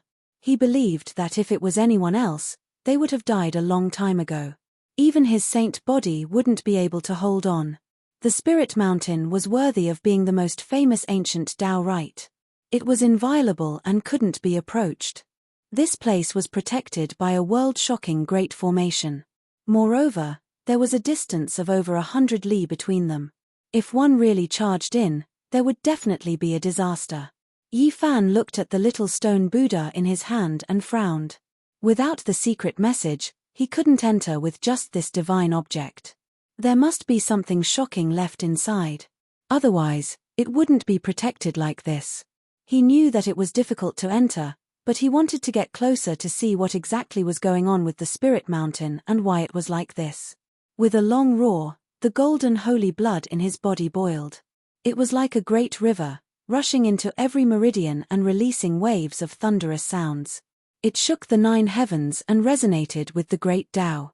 Yi Fan's entire body shone. He used the travel formula and activated all kinds of phenomena. He directly killed his way over and finally got a bit closer. He vaguely glanced at the old monks sitting on the cliff and beside the Buddha platform. It was deathly quiet. There wasn't a single blade of grass or tree. Everything was withered. The spirit spring and pond were all dried up.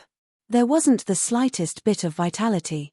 It was as if no one had stepped here since the ancient times. A withered spirit mountain. This was the truth. Ancient temples stood tall and there were many temples everywhere. However, there wasn't a single person, not a single bodhisattva, not a single ancient Buddha. No living creatures could be seen. It was completely silent. One could see Buddhist treasures and great artifacts covered in dust. There was no one alive. It was deathly quiet. The power of the mountain was boundless and immeasurable. It was even more terrifying than a true ancient star. Yi Fan couldn't get close and was forced back by the boundless fluctuations. A strand of golden blood flowed out from the corner of his mouth. He didn't force it and retreated. The spirit mountain was dried up. It had experienced great changes. No wonder it was closed. However, what he saw should only be the mountain gate. Everything in the depths of the spirit mountain was extremely dim. There was an ancient body tree that had all its leaves fallen off. However, Tao traces appeared, blocking the main spirit mountain. Moreover, right at this time, the entire great mountain became indistinct. The main body of the spirit mountain even more so disappeared. This type of scene was irreversible. It was useless even if Yi Fan used magical force to support the little stone Buddha in his hand. Hong. In the end, a boundless fluctuation rushed over. He was blasted out more than 10 li. Everything disappeared. The blue dome of heaven was like a piece of blue crystal. A few white clouds floated past, making people feel that they were so close to the sky. It was as if they could touch it by jumping up. The air was abnormally fresh. Yi Fan was stunned. He stood in the Tibetan region. The tens of thousands of Zhongtao mountains, the vast and unfathomable spirit mountain, and the mysterious ancient path had all turned into smoke and clouds. He couldn't see any of them again. Several li away, a group of Indian monks were also astonished. They didn't know why they had suddenly arrived in a familiar place. The ancient path had disappeared. Yi Fan flew through the air and arrived in front of them. He then scanned the surroundings. Tibet was very high above sea level. There were also great mountains, but they couldn't be compared to those from before. Where exactly is it hidden? Are the ancient path and the spirit mountain in the Tibetan region? This was the common question in everyone's heart. Yifan told them to wait here. He turned into a bolt of lightning and flew in the sky. He released his powerful divine sense and scanned every inch of the land. He was seriously searching, but in the end, he still couldn't find anything. In the end, he flew for thousands of li and landed on a majestic mountain range. He felt a sense of vicissitudes, but he couldn't see a trace of magic. This was the majestic Kunlun that traversed across the Qinghai Tibet Plateau. Yifan had a big headache. Spirit Mountain was already mysterious enough. He didn't know where it was hidden, but Kunlun must be even more extraordinary. It was the first mountain in China's ancient mythology. It was the ancestor of all lineages. All the legends about immortals were related to it. Not long after, Yifan returned to Bi City. The other group of people returned to India. Before they parted, the masters promised him that they would ask others about the secret language of Spirit Mountain. Regardless of whether they gained anything or not, they would visit him again and ask for his guidance. As soon as Yifan returned, he felt that something was wrong. The lawn outside the old villa was full of potholes as if it had been struck by lightning. It was destroyed beyond recognition. This old villa didn't change much because he had carved a few simple formations. Even if it was hit, it wouldn't be damaged. Its surroundings were a mess. It was obvious that someone had fought here. Komatsu. Yifan was shocked. He entered the room in a flash, but it was cold and desolate. There was nothing there. Where did the little purple thing go? His heart suddenly turned cold. He searched the surroundings and released a powerful divine sense to call out, "Komatsu." In the distance, next to a trash can, a dirty little thing timidly poked its head out. It turned into a purple light and pounced towards him. In an instant, it hung on his body, its body trembling. "You! What happened?" Yifan's heart was far from as calm as his words. He brought it home and placed it on the sofa. Komatsu's leg was injured. It was limping and had been frightened. However, it pretended to be relaxed. In order to make Yifan smile, it did a somersault to please him. It trembled in pain, but it was smiling innocently. Yifan felt a pang of pain when he saw it. Who hurt the little purple thing? A murderous intent arose in his heart. Chapter 949. The little purple creature smiled foolishly with an expression of nonchalance. It lifted its injured leg and pretended to stretch in a relaxed manner, telling Yifan that it was fine and not a big deal. However, it was actually trembling in pain. Yifan hurriedly stopped it from moving again. The little fellow's injuries were obviously not light, but it still had an innocent expression on its face. Fawning over him like this made one's heart ache even more. "Who injured you to this state? Who else came here?" he asked softly. His expression was gentle, but his heart was surging with rage. Its entire body was filthy. It was unknown how many days it had been wandering outside. Its originally purple satin-like fur had become dim. It was obvious that it had experienced a frightening experience. Otherwise, it wouldn't have rushed over and trembled slightly upon seeing him. Its injured leg had been cut by a sharp weapon. If it wasn't for this little creature's profound cultivation, it would have been broken long ago. Its attacks could be said to be ruthless. Yifan carefully treated its wound. There were actually strands of black light flowing within. It possessed corrosive properties. No wonder it hadn't recovered after such a long time. He used magic power to dissolve the black light while taking out a bottle of divine spring he brought out from the life-forbidden zone. He used this to clean its wound and then carefully bandaged it. During this process, the Komatsu trembled unceasingly in pain. However, it didn't struggle or make a sound. It silently endured and tried its best to act as if nothing was wrong to make others feel pity. With Yifan personally taking action, this kind of injury was naturally nothing. The divine spring from the ancient forbidden zone possessed a powerful vitality. Not long after, its leg began to recover. The little fellow blinked its large eyes and lowered its head to look at its injured leg. Its face was full of astonishment. It had been in pain for so many days, but now, it was rapidly recovering. It immediately became incomparably happy and forgot all the injuries it had suffered. Yifan asked it seriously. Naturally, he couldn't just let it go like this. There was actually someone who wanted to kill the Komatsu. If he didn't retaliate, it wouldn't be his style. In the past, the corpses of many great enemies in the northern Dipperstar region were laid at his feet. He made a name for himself and built his path with blood and bones. Now that he had returned to the Age of Chaos, how could he endure being bullied and humiliated? The Komatsu was very weak and kind as it recounted the events of that day. Yi Fan had been gone for half a month. During this time, someone had found this place. The little purple thing was very afraid of strangers. It hid in the room and did not go out.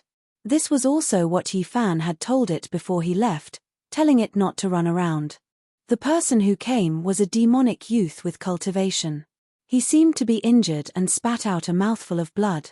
Komatsu was very pure and kind. It bit out a small piece of the scarlet moon fruit that Yi Fan gave it and brought it to that person. It didn't think that it would almost be killed. That person spat out a divine awl and injured the little purple fellow's leg. Then, lightning struck down and blocked its way back into the room. Komatsu's fear of thunder and lightning was almost innate. In the past, its mother had been injured to protect it, and when she died, it happened to be struck by lightning and thunder. Once, it was almost struck to death on a stone mountain. Therefore, when it was ambushed by the strange young man, it almost suffered a great calamity. In its panic, it didn't know which way to go and left this place. It waited for many days, hiding beside the underground saws and trash cans in fear, until Yi Fan returned. After learning of all this, Yi Fan did not say much. He gently rubbed its head.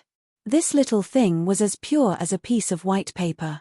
In the past, it only had a small stone Buddha as its companion. It breathed under the bright moon alone and had never come into contact with humans. After it was led out of Tibet by Yi Fan, it had always thought that everyone was like it. It didn't know the sinister nature of the human heart and looked at everyone with its kind heart. Even at this time, the little thing was still confused. It asked Yi Fan in confusion, why did that person treat it like that? What did it do wrong? You didn't do anything wrong. The only thing wrong is that the human heart is too complicated. You will slowly understand in the future. Oh. The little purple thing made an oh sound and blinked its large eyes. Its heart was still full of confusion and confusion. Yi Fan decided that in the future, he would bring it along to experience some things. Only then would it understand. Komatsu washed itself and drank some divine spring water. It finally recovered and became lively and quick-witted again. It peeled a plate of pine nuts and carefully handed it to Yi Fan. Yi Fan accepted it with a smile and handed it a jade snake orchid. Its essence energy overflowed and its fragrance filled the air. That day, when he and Pangbo left, they spent a great deal of origin energy to purchase many spirit medicines. The little purple thing's large eyes lit up. It was incomparably happy to be held in his arms. All of a sudden, it forgot all the pain it had suffered and laughed without a care in the world. It was very easily satisfied. Yi Fan didn't need to think to guess that it was most likely related to the holy jade bottle in the auction. Only it could attract a cultivator. As expected, there was soon a clue. It was a strange young man who had won 3 auctions in the past. The auction house had detailed information about him. After Yi Fan showed the photo to Komatsu, it was confirmed that he was the culprit. You've already left B City. It's useless even if you run to the ends of the earth, Yi Fan softly said to himself. One day, he traveled south and arrived at Jiangxi's Zhejiang. This was a villa district not far from Mount Lu. The mountains and rivers were interconnected and the scenery was beautiful. It could be said that ordinary people couldn't afford this kind of price. Any one of them would be astronomical. Yi Fan stood in the distance and revealed a strange expression. Not only was he a cultivator, but he also learned Genesis arts and was very familiar with the movement of mountains, rivers, and earth veins. There was a faintly discernible draconic aura in this place. It had drawn a wisp of essence energy from the rising purple dragon vein in the distant Mount Lu. It was too crucial in the end of days as it could help cultivation. Moreover, after a careful look, he discovered something strange. This villa district was built with a mysterious principle. If he guessed correctly, this area should belong to a clan. Perhaps to outsiders, The head of the household was independent and had a different surname, so nothing could be seen. However, he believed that this should be a clan that lived in seclusion here. The layout was very particular. There's a very faint wisp of demonic aura. Yifan muttered to himself and then walked in with large strides. Komatsu tilted its head and curiously sized up the villa district. It only felt that the scenery here was very beautiful. There were mountains on one side and rivers on the other. There was also the essence of heaven and earth that could be breathed in and out. Yifan disappeared with a step and came to the depths of the villa district. He stopped in front of the villa with the thickest demonic aura in the center. This place had the best view and the purple dragon underground was the thickest. The owner of this place, come out and meet me. His words immediately alarmed the villa district. With his powerful divine sense, he could naturally clearly sense that there were at least 10 pairs of eyes sweeping over and spying on him in the dark. And someone immediately walked out from the villa in the center. It was an old man with a face as rosy as a baby's. His hair was like snow and his complexion was very good. He was full of energy. Yifan's expression didn't change. This was definitely a person with cultivation. His cultivation was at the third small realm of the first secret realm, the Sea of Reincarnation, Divine Bridge. Little brother, is there anything I can help you with? He asked with a smile. You and I are both cultivators. There's no need to hide anything. Since I was able to find this place, all lies are useless, Yifan said. The old man's expression immediately became solemn. He gestured for Yifan to enter the house and talk. He also seriously looked at the purple Komatsu mouse on Yifan's shoulder. Yifan's expression was calm as he walked in. Through this corner of the place, he understood where those with cultivation were. This place was close to Mount Lu, which made cultivation a possibility. His heaven's eye could directly see the source of this old man. There were a few wisps of demonic blood flowing in his body. It wasn't very pure. This bloodline was a descendant of the primordial demon race. After entering the hall, the old man invited Yifan to sit down and had someone serve tea. His tone was very polite as he asked him why he was here. I think you should know why I'm here. Let that young man come out. There's nothing more to say, Yifan said indifferently as he sipped his tea.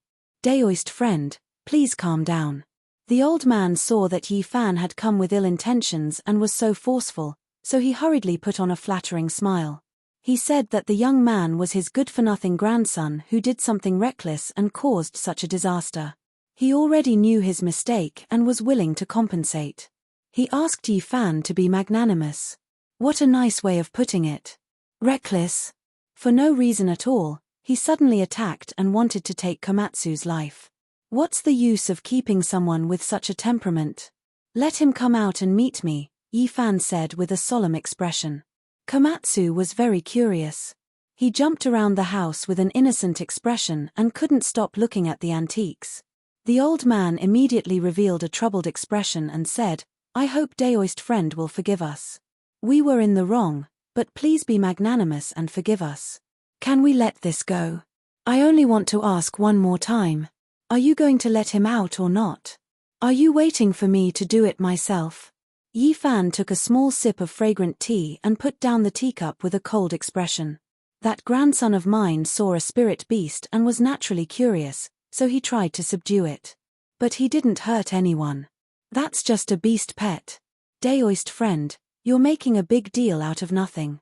The old man was also a bit displeased. Are you talking about Komatsu? In my opinion, many people aren't as humane as him. I'm a bit curious. What did your grandson use to hurt Komatsu? You know him so well. He's not qualified yet, Yifan said coldly. You are being too overbearing. The old man's expression sunk. Then, with a sure sound, he revealed a divine awl. It shone with an eerie light and carried traces of time. A sect master-level magical treasure. Yifan was astonished. It was truly rare to see such a powerful weapon in this cultivationless age. Soon after, he understood that during the ancient times, there were many sects on Earth and experts were as common as clouds. Naturally, there were many powerful beings, so it wasn't a big deal to have weapons left behind by them. "This is the weapon," said the old man. It was clear that he didn't display this weapon without the intention of intimidating others. After Komatsu saw this flickering divine awl, its body immediately trembled. It clearly remembered its encounter that day. Yi Fan gently rubbed its head and said, "I'll refine it into a small knife for you to trim your nails in the future." The old man's expression immediately changed. He said, "Young man, you don't know the immensity of heaven and earth. You're too presumptuous." At the same time, the door was pushed open and another old man walked out. It was a cultivator from the Holy Palace's secret realm. He said coldly, "You should know that in this world, there are some people you can't afford to offend. My clan has existed since the ancient times and has never fallen. Who dares to be presumptuous here? So, you guys are considered immortal inheritances from ancient times?" Yi Fan laughed. "Ah, how many years has it been? No one has dared to come here and cause trouble. Young man, you're too young and too ignorant. Have you not heard of Zhejiang? It's not a place you can provoke." The old man who came out later shook his head. At the same time, a young man walked out. It was the bewitching young man Yi Fan was looking for. He sat down casually to the side. Komatsu's body suddenly trembled. The last time it was injured, it clearly remembered. It was kind enough to take out a spiritual medicine to save someone, but it was almost killed. It still didn't know what it did wrong. Yi Fan pointed with his finger and the young man was immediately fixed to the wall. Yi Fan waved his hand in the air and 5 finger marks appeared on the young man's face. There was a crisp sound. You've gone too far. How dare you behave atrociously in Zhejiang?" The two old men's expressions changed. "Is that so? I just don't know the immensity of heaven and earth. I just wanted to provoke you. Let's see what you can do. If you anger me, I'll turn Zhejiang upside down. You can't leave today. You'll regret it." The two old men shouted and rushed outside, asking their disciples to invite people. They had obviously realized that Yi Fan was not someone to be trifled with. Chapter 950. A group of people rushed into the hall and surrounded Yi Fan from different directions. They were all wearing iron robes that flickered with a cold metallic luster. They held all kinds of sharp weapons in their hands and emitted divine radiance. In this day and age, if people saw such attire, they would definitely be shocked. All of this was too primitive and incompatible with the present. Yi Fan didn't get up. He still sat there and looked at them calmly. Although the armor on these people was shiny, there were traces of time. They had been through many generations. Back then, the ancient demons that could roar through the world and capture the stars and moon had either passed away or left this world. However, they had left many ancient weapons for their descendants. This was a shocking treasure. "You almost killed Komatsu. Do you want to attack me now?" Yi Fan asked calmly. "Have you forgotten what this place is? Zhejiang is not a place that anyone can barge in and do as they please," the elder of the divine bridge realm said coldly as he held the glowing divine awl. He waved his hand lightly, and a dozen people in armor shook their weapons. Ripples rushed out of the ancient weapons and spewed out sword chi, slashing towards Yi Fan. They laid out a matrix. These ancient weapons were all ritual implements. They weren't that shocking, but when used together, they were very useful and could kill extremely powerful opponents.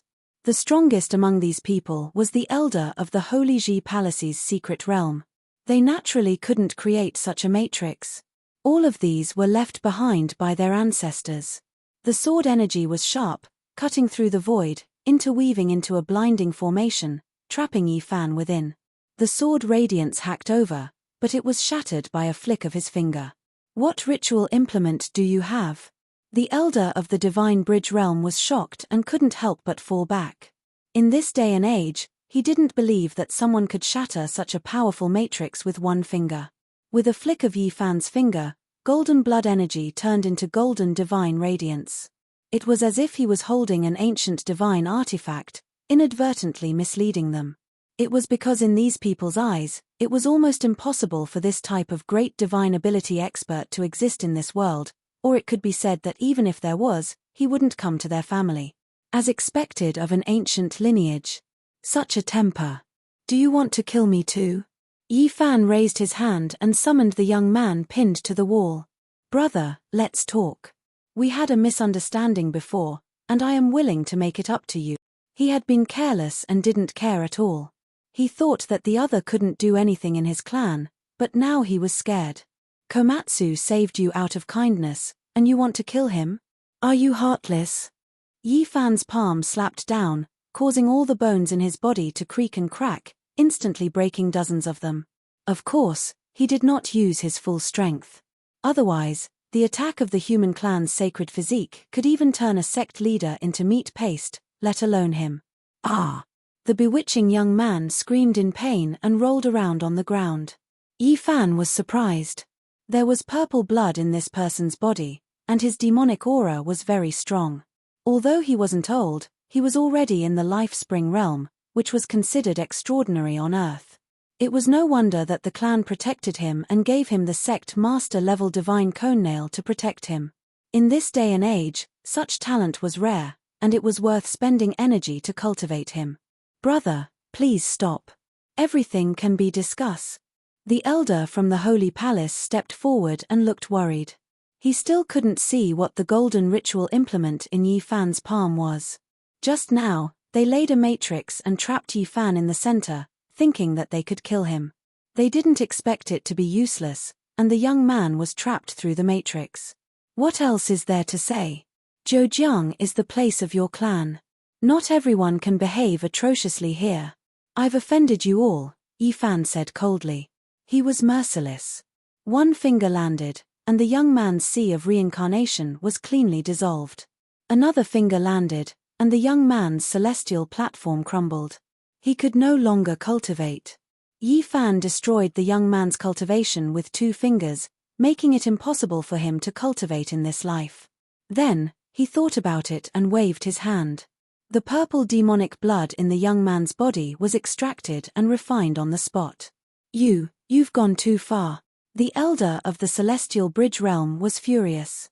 A good seedling of the clan was destroyed on the spot. This wasn't just a slap to his face, it was a slap to the entire clan. "I've gone too far. You almost killed Komatsu. I'm here to ask for an explanation. You want to kill me too? You really have the power to rule the world." Yi Fan threw the young man over. "Grandpa, help me kill him. My life is over. I want to grind his bones to dust," the demonic young man shouted. His eyes were filled with hatred as he cursed. Seeing this, Yi Fan laughed and raised his finger. With a light puff, a golden light pierced through his forehead. A stream of blood flowed out, and his ferocious expression completely froze. "I took away your cultivation that brought disaster to the world. I originally wanted to let you live, but you don't know how to repent. With such a personality, I can't let you live." The expressions of everyone in the hall changed. At that moment, they all retreated, especially the elder of the Holy Ji Palace's secret realm. He felt that things were not going well. Why did this young man look so much like the legendary divine arts cultivators? "No matter who you are, you have to die today. You won't be able to leave Zhejiang. How many years has it been since someone dared to provoke us, the Dragon Sparrow bloodline?" the elder of the Celestial Bridge realm shouted. The one who died was his grandson, who had been spoiled by him since he was young. This was an outcome that he could not accept. The group of people left the hall, and he gave the order coldly. Yi Fan did not want to waste time. He waved his hand in the air, and before he could finish giving the order, his spiritual soul was captured and burned to ashes. His intact body fell to the ground with a thud.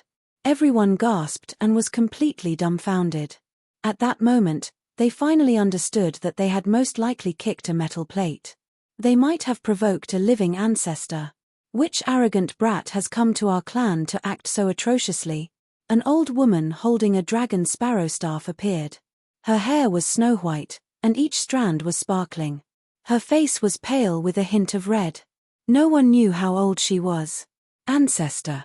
A group of people hurried to greet her, especially the elder of the Holy Ji Palace's secret realm.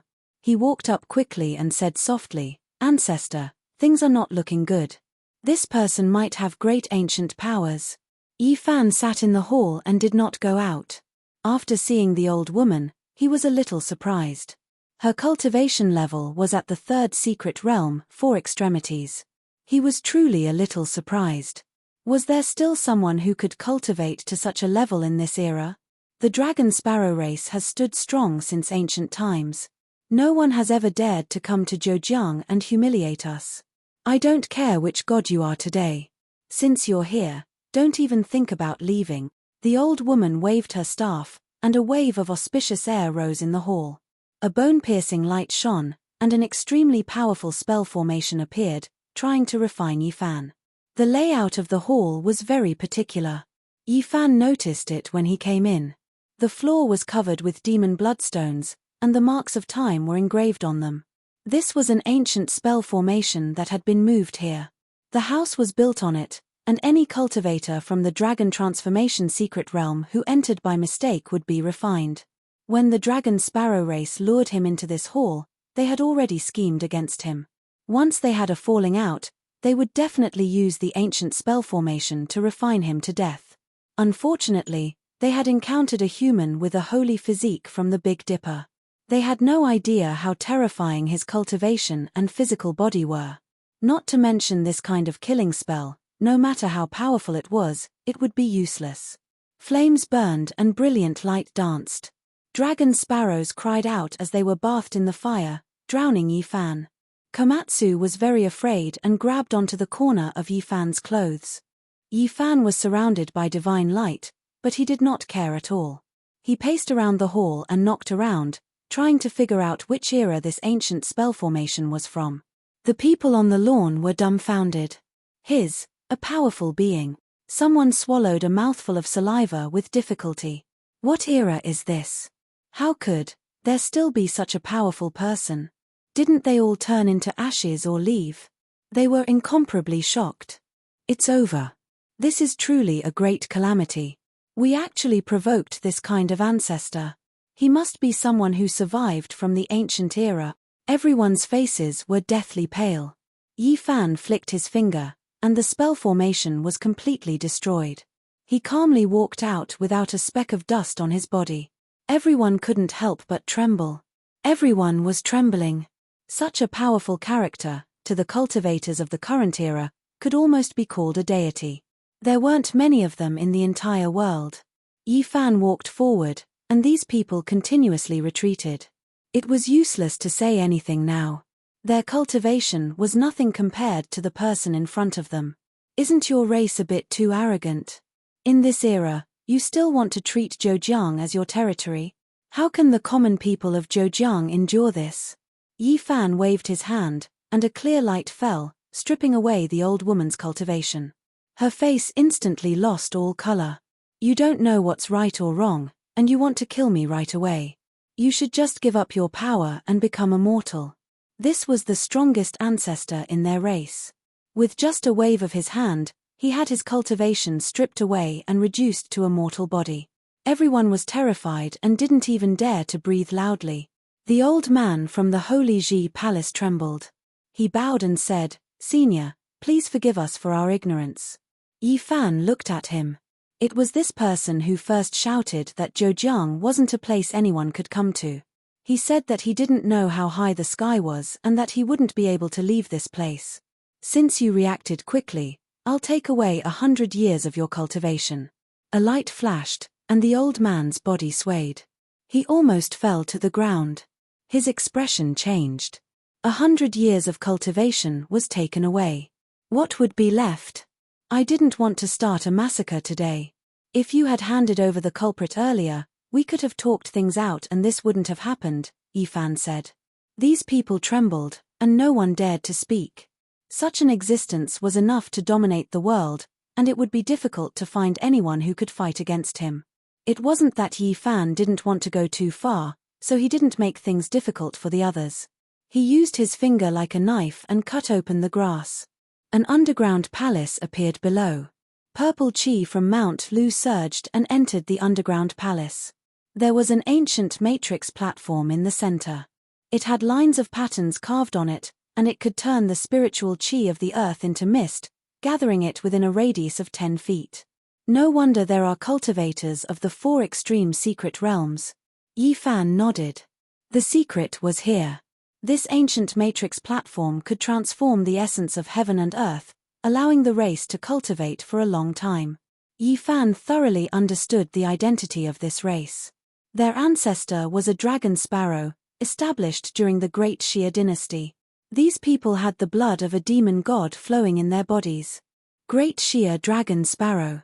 He felt that something was strange. He thought of the legendary Great Xia dragon sparrow blade. Could it be related to this race? Moreover, after asking in detail, he found out that this race was only one of the 4 major branches, and not the main bloodline of the dragon sparrow. As for where the Great Xia dragon sparrow demon god was, they didn't know. What realm is the cultivation of the demon god dragon sparrow? Yi Fan asked about the cultivation of their ancestor. He was already the great sage during the ancient times, the crippled old woman replied. It was actually so powerful. This shocked Yi Fan. It seemed that the main bloodline established by the great sage of the demon race was definitely extraordinary. It was worth searching for and making a trip. Where did he go in the end? Yi Fan asked again. Back then, the ancestor fought with Ji Hong. When Yi Fan heard this, he was truly shocked. Ji Hong was one of the most outstanding figures in the history of Taoism. He was the leader of Taoism during the Eastern Jin dynasty, and he wrote the book Baopuzi. The Baopuzi that fell into the hands of mortals mentioned the 9 secrets of Lin, Bing, Do, and Zhe. He told the people that if they constantly recited these 9 words, they would be able to expel all evil. Chapter 951. Lin, Bing, Do, Zhe, all advance in groups. All the 9 characters should always be given secret blessings. There is nothing they cannot avoid. To be free from trouble, this is what it means. This passage was recorded in Baopuzi, written by Ji Hong, the leader of Taoism in the East Jin dynasty. He mentioned the 9 secrets in it, but he did not explain their true meaning. He only told people to recite them to avoid evil. In this day and age, most people did not know about the 9 secrets. They thought it was passed down from Japan. They did not know that it originated from China, and Dongmi made a mistake when copying it. He wrote Lin, Bing, Do, Zhe, Jie, Zhen, Lai, Zai, and Qian. The 9 secrets could be found in the ancient book Baopuzi in China. However, many people mistook the 9 characters as true words, which made people feel speechless. Recently, Yi Fan had visited many cultural relics that were not open to the public. He had read many unique books, hoping to find the secret cultivation manual of the embracing simplicity, but he was disappointed. All he had seen were the ones that had been circulated in the mortal world. From the records in Baopuzi, the 9 secrets had existed since ancient times and were not created by Ji Hong. Unfortunately, he did not understand them in detail, so he did not know their true meaning. Any cultivator who knew about ancient times knew that the 9 characters had a great origin. Few people knew their true meaning, so it was impossible for Ji Hong to say it in Baopuzi. As a great sage, the Xia dragonfinch could look down on the entire ancient planet. He was still alive in the East Jin dynasty, but he had an earth-shattering battle with Ji Hong and disappeared. Although these people were the descendants of the Xia dragonfinch, they did not know the result of the battle. They only had 2 guesses. One was that their ancestor was sealed, and the other was that he went to the outer region. Ji Hong could be said to be a genius of his generation in the history of Taoism, a revered little immortal. Since ancient times, how many people could be associated with the word immortal? It was enough to show how amazing he was. His grandfather was a famous Daoist cultivator named Ji Xian. He was the one who led Ji Hong onto the path of Taoism, and from then on, Ji Hong shone brightly in Taoism. In his later years, Ji Hong lived in seclusion at Mount Luofu. Many people went to search for him but found nothing. His amazing qi cultivation method was never passed down to the world. Yi Fan did not make things difficult for the dragonfinches. He asked many questions and learned many secrets before leaving. He followed the earth vein and entered Mount Lu. From his point of view, the great Xia dragon sparrow's seclusion in Zhejiang was just a stream of dragon aura from the purple dragon vein. There must be an even more terrifying clan on Mount Lu. However, as soon as he arrived, he frowned. The purple dragon had withered and did not have much purple chi. It would die in 100 years. If the world were to continue like this, sooner or later, Earth would become a lawless place. It would become a withered star, and no one would be able to cultivate anymore. Many people came to know Mount Lu from Li Bai's poem. The silver waterfall cascaded down like the Milky Way, hanging in the 9 heavens. It was a spectacular sight. Many people knew Mount Lu because of Li Bai's poem. The silver waterfall fell like the Milky Way, hanging in the 9 heavens. It was a magnificent sight. In this place, he did not encounter any races, but he sensed some ancient formations. He sunk into the ground, wanting to see what was going on. As soon as he descended, he was shocked. He actually saw an ancient cave that meandered downwards. It was unknown where it led to, but there were waves of dense killing intent seeping out. If it was an ordinary cultivator, they definitely wouldn't be able to resist it. He was shocked as soon as he came down. He saw an ancient cave that snaked downwards. He did not know where it led to. Waves of murderous intent seeped out. An ordinary cultivator would not be able to withstand it. Although Komatsu was simple, it had reached the Daoist Palace secret realm. However, it could not sit still in this place. Its purple hair stood on end. The underground cave was extremely deep, leading straight into an enormous underground palace. In the end, there were forks everywhere, and there were ancient caves everywhere. Ordinary people wouldn't be able to walk very far before getting lost. Moreover, the murderous intent was even stronger. He guessed that even the dragon transformation realm cultivators would not be able to withstand it. Staying here for a long time would harm them. There are no ancient races cultivating on Mount Lu. It's most likely related to this. This is obviously a land of extinction. After a long time, one's cultivation and magic power will be eroded. To ordinary people, it's harmless. Yi Fan went several more miles. The underground palace was even more vast. It was deathly silent. The ground was dry and hard, and the rocks were mottled. It was unknown how many years it had been since someone had come here. Finally, he arrived at the depths of the underground palace. This was the heart of Mount Lu.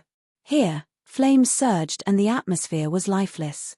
There was a huge sacrificial altar in front of him locked down by iron chains. At this place, the murderous intent had materialized like ringing killing swords. Even sect master level figures could not withstand it and could not approach. Moreover, there were blazing flames pouncing over. It was actually a flame essence that would turn anyone who touched it into ashes. Were it not for the body seed in Yi Fan's body, he would not have been able to stay here for long even with his divine physique. Komatsu grabbed the corner of Yi Fan's clothes nervously. His large eyes darted about in fear. Yi Fan did not stop. He took a few more steps forward and finally saw what was on the sacrificial altar at the end of the underground palace. His expression changed in an instant. The iron chains made of unknown materials flickered with an ice-cold black light. Even this kind of flame essence could not melt them. A person was chained to the blood-colored sacrificial altar. An ancient aura rushed over as if it had existed for tens of thousands of years. It was unknown whether it was the reflection of the flames or that person's hair was originally like this, but it was as messy as red weeds. There was almost no flesh on his body, only withered bones. Yi Fan's eyes flickered with radiance as he stood there without moving. Just how powerful of a character was this? He was actually trapped here. Just this kind of murderous intent made it impossible for sect masters to approach. Unfortunately, after countless years had passed, it was impossible for this person to still be alive. The flame essence had burned him until he was as thin as a match. Upon closer inspection, his torso and head had already been chopped off. Back then, his enemy seemed to be afraid that he would revive and locked him here. He suffered tens of thousands of years of torture and was chained to the sacrificial altar to use the flame essence to erase his spirit. Yi Fan did not approach any further. It was not worth it for a dead person because he discovered that there was a killing formation carved on the sacrificial altar. It was most likely a saint-level formation, so there was no need to take the risk. Suddenly, Yi Fan was shocked. When he stood in the air and looked down from above, he saw that there was a stone diagram carved on the sacrificial altar. It was clearly visible. He opened his heavenly eyes and discovered that it was like a corner of a topographic map. The mountains and rivers were extremely complex, and he didn't know what place it was pointing at. What shocked him the most was that this stone diagram had been carved more than 100 years ago.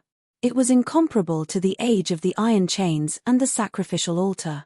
Yi Fan looked carefully and became increasingly amazed. It was left behind by the person whose torso, limbs, and head had been separated. It was precisely the right arm that was chained and forcefully carved. Just what kind of person is this? At the very least, he has been trapped here since the ancient times and has lived until more than 100 years ago. Yi Fan was convinced that he was already completely dead at this time and had long since lost the slightest trace of vitality. It was most likely that he had finished carving the stone diagram and fulfilled his final wish. Back then, he was chained here. Could it be that someone wanted to force him to hand over this secret? He carefully memorized the stone diagram and didn't stay for long. This was a danger zone laid down during the ancient times, so there might be some unknown dangers. A moment later, he arrived on the surface and left. Yi Fan was currently in Zhejiang, located in the Jiangxi province. He wasn't in a hurry to return and wanted to go to another place in the province, Mount Longhu. Mount Longhu was the ancestral court of the righteous Tao. In the history of Taoism, it had a position and role as a link between the past and the future. However, at this time, Yi Fan's cell phone rang, interrupting his journey. He had no choice but to return to B City. Xu Qiong had an uneasy expression on her face. She asked for his help because Yang Xiao was going south to explore the tomb of the Warring States period. Can't you just tell him not to go? I've already said that, but this bookworm is usually very slow.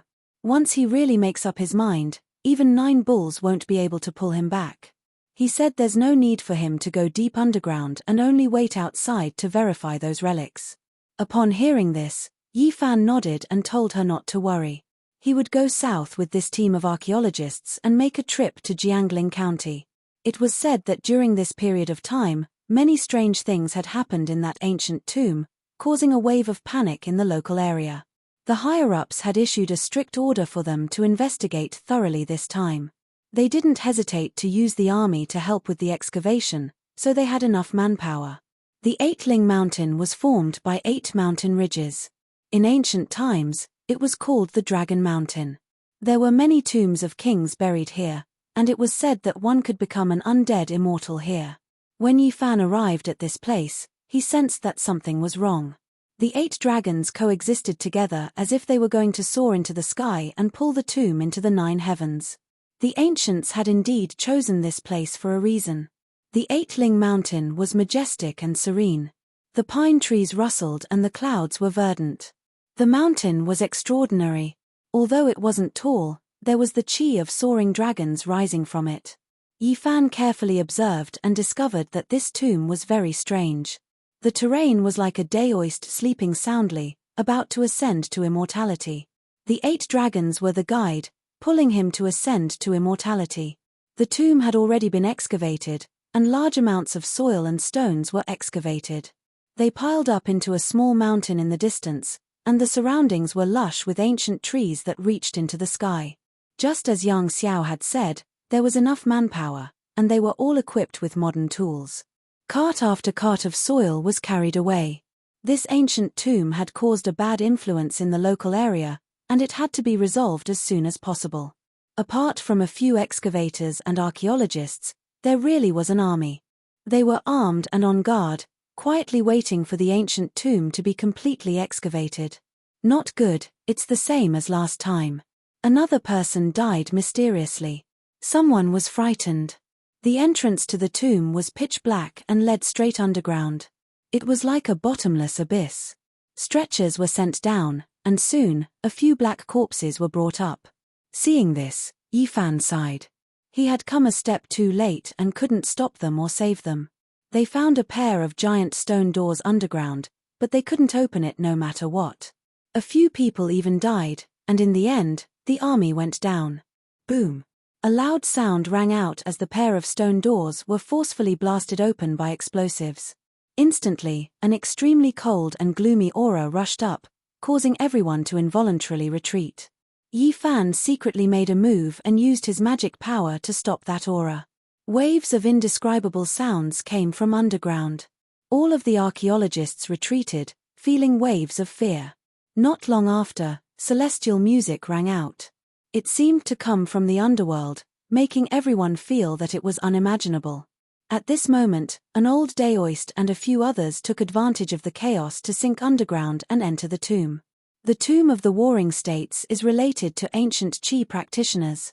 Yi Fan flashed in and saw a stone door that had been blasted open.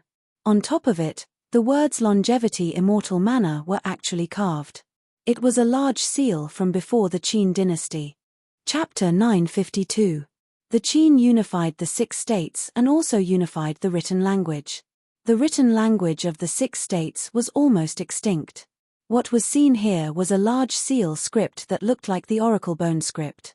Yi Fan didn't stop and strode in. He saw many people enter before him, not because he was afraid of their strength, but because he was afraid that they would act rashly and destroy something valuable. Clang! A ray of sword light was particularly dazzling in the darkness of the tomb, lighting up a large part of the void. It pierced towards Yi Fan like a rainbow. Someone was trying to kill him. It was the same everywhere.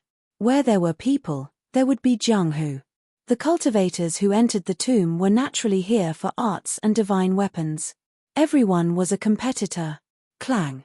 Yi Fan flicked his finger and a sharp sword like autumn water was shattered into dozens of pieces, falling to the ground like a pile of sparkling glass. He waved his hand and a figure in front of him was sent flying.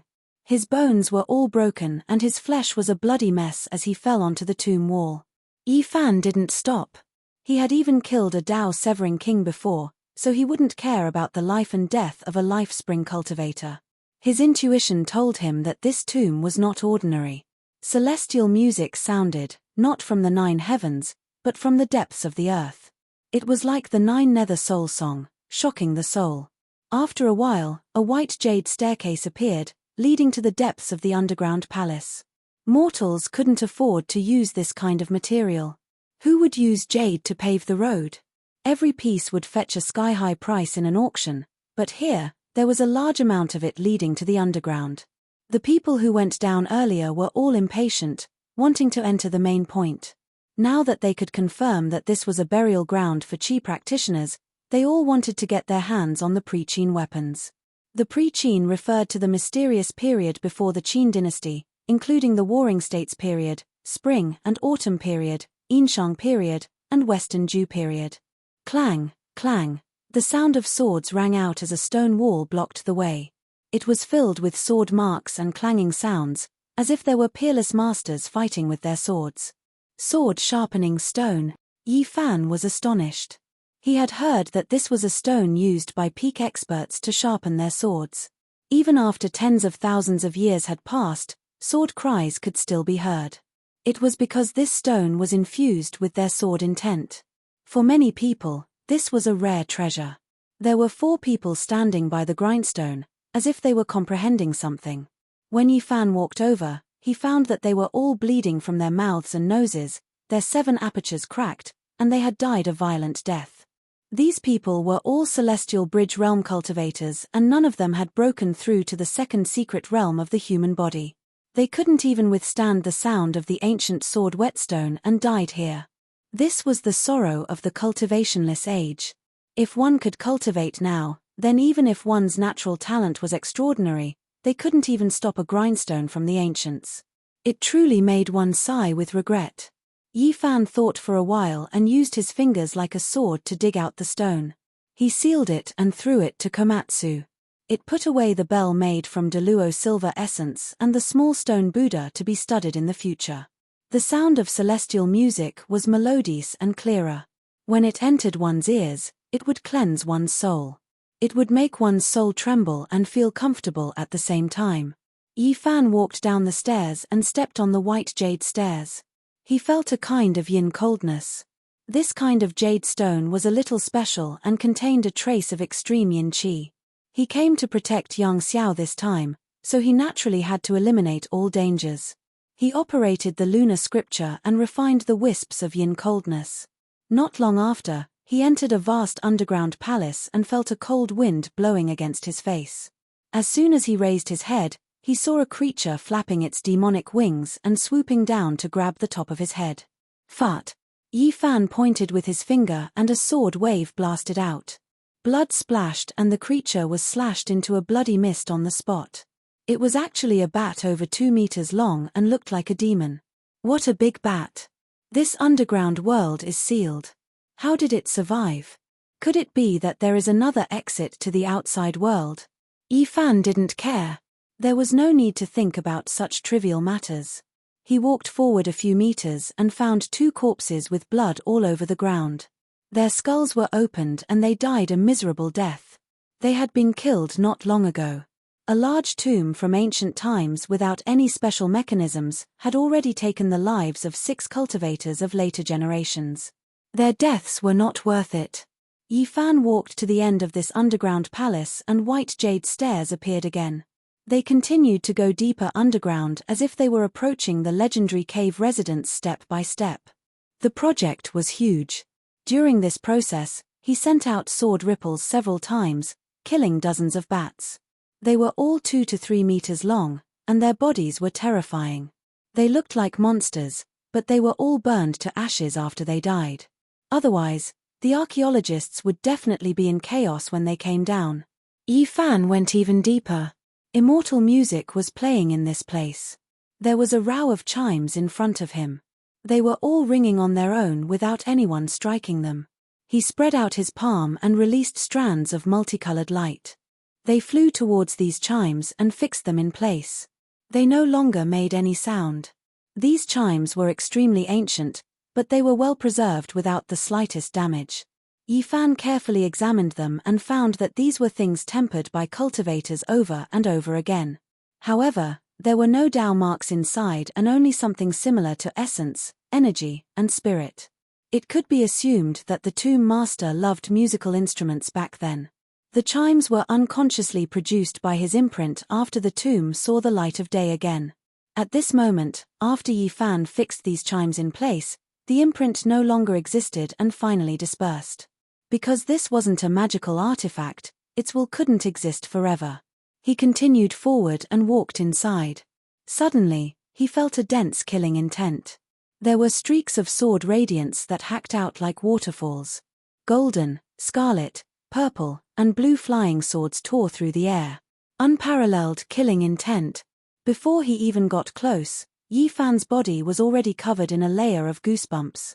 This was an extremely powerful flying sword. Even he couldn't withstand it. Whose tomb is this? It must have been left behind by an ancient saint. One of the scarlet swords was the brightest.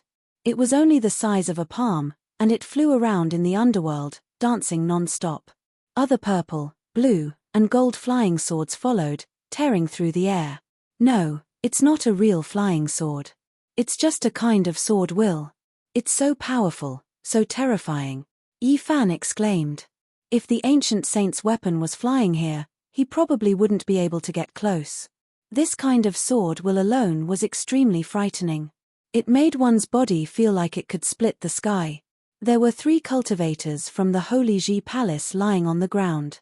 There wasn't a single wound on their bodies. They hadn't been cut by the flying swords, but the sword will had penetrated their bodies and killed them.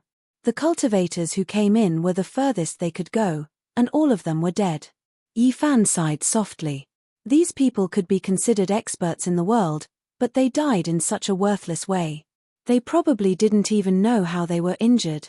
The tomb of an ancient saint wasn't a place ordinary people could enter. As long as they had a hint of killing intent, it would be enough to kill any top expert in the world. This was a stone room for practicing swords. There were 7 scabbards the length of a palm hanging on the wall. The workmanship wasn't exquisite, and they were just simple beast skins. They were so tattered that they were about to turn to dust. From this layout, the ancient saint was very simple. He didn't leave any traps. Other than the Tai Yin Qi that leaked out of the stone door, there was no danger at all. Where are the 7 divine swords? Yi Fan searched. He activated his cultivation, wanting to take the 7 scabbards. Fart. But with a slight movement, the 7 beast skin scabbards all turned to dust. It wasn't because they had been here for too long, but because there was a kind of sword will within them. These materials couldn't withstand it. After the scabbards were destroyed, the 7 streaks of sword light that were slashing through the stone room also disappeared. They were annihilated in the void, and the endless killing intent disappeared. Yi Fan sighed inwardly. It was a pity that these 7 scabbards had self-destructed. Otherwise, they would be priceless treasures. Through the terrifying sword will contained within, he could most likely restore the Tomb Master's supreme sword control technique. He thought about it and felt relieved. He had obtained quite a lot of scriptures.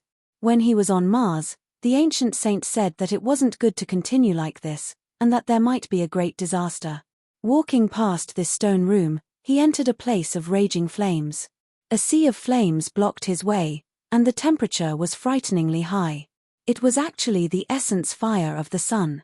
Through the flames, he could see that there was a coffin wrapped around by an ancient vine. It was buried in the deepest part of the tomb, and it made this place flourish with brilliance. Cremation coffin. The legendary cremation coffins were all people with great origins. Ordinary people didn't have the ability to set them up, because they needed the essence of the sun and a fire vine raised from the essence blood of a saint. That ancient vine seemed to be thousands of years old. Its roots were like a horned dragon, and its leaves were pure gold, glistening and incomparably resplendent in the flames. It took root in the essence fire of the sun and absorbed the essence fire's nutrients to grow. It could be called a dreamlike spiritual vine, and it was a treasure used to forge weapons. The seeds of the fire vine were extremely rare, especially those that could take root in the essence fire of the sun. They were as rare as phoenix feathers and unicorn horns, and they were the favorites of the ancient saints. Why did they choose this kind of cremation? There were many legends. The most accurate explanation was that the saint knew that he was about to die, so he used the fire vine's extreme yang essence to hang on to the last strand of yang energy in his body, waiting for his resurrection. That was why the cremation coffin was so extraordinary. A piece of essence fire of the sun, a fire vine, a coffin, and an ancient saint. Yi Fan was extremely shocked. He had actually seen such a thing. Could it be that this ancient saint could be resurrected? Could it be that he was a stunning character who left his name in history? Komatsu was very nervous. The purple fur on his body flickered, and a pair of black gem-like eyes blinked gently. He obediently followed Yi Fan and didn't dare to go forward. This ancient saint didn't set up a trap to kill intruders in the tomb, so he must be very kind. There shouldn't be too much danger here. Yi Fan cultivated the sun scripture, so he wasn't afraid of the sun's true flames. He entered the blazing flames and circled around the coffin to carefully examine it. This kind of flame was extremely terrifying. Under normal circumstances, even a Tao-severing king wouldn't be able to approach it. Touching it would inevitably turn them into ashes. The flames were terrifying. The fire vine was thick and strong, and each leaf made a sonorous sound upon contact. It seemed to be forged from phoenix blood and gold. The thick, dragon-like vines wrapped around the ancient coffin and lifted it into the air. The coffin carried death, and it was originally an inauspicious thing. However, this place was accompanied by the golden fire vine, and it was full of vitality. Yi Fan silently sensed it, and then he sighed softly. The person in the coffin had died. He couldn't use the yang flame essence to support the last strand of yang energy, so he didn't revive. Then, he noticed a tablet beside the coffin. It was actually forged from bronze, and it was extremely heavy and sturdy. There were a few ancient characters on it, and they were Zhongding characters. After Yi Fan returned, he had always been enriching himself. He read Huangting, Nanhua, and entered various great libraries. He read unique books, consulted authorities, and learned various ancient characters such as oracle bones. He recognized some of the ancient characters on it. At this moment, his heart was greatly shaken, and heaven-overflowing waves surged. This was indeed an outstanding and famous character from the ancient times. Kai Song Zi was recorded in the Daoist scripture. It was recorded in the legends of immortals, and it was said that he was an ancient immortal. Moreover, there were also records in other ancient texts. The Huainan Zi was the earliest, and there were traces of it that could be examined. The origin of this ancient tomb could only be described as terrifying. Yi Fan was incomparably shaken. Through the heavenly eye, he saw an extraordinary thing inside the coffin. Chapter 953. Yi Fan opened his heavenly eye and could clearly see that there was something inside the coffin. There were some Tao patterns fluctuating within. It was an old jade box with an extremely ancient appearance. It lacked luster, but it was still stored inside the precious and heavy coffin. He was greatly moved. Kai Songzi's origins were too great. He was revered as an immortal by the Taoists, so how could the things he left behind be ordinary? Kai Songzi, exhaling and breathing, expelling the old and taking in the new. Losing the form and losing the wisdom, embracing the plain and reversing the true. Traveling through the profound, ascending to the heavens. This was a passage recorded in the Huainan Zi.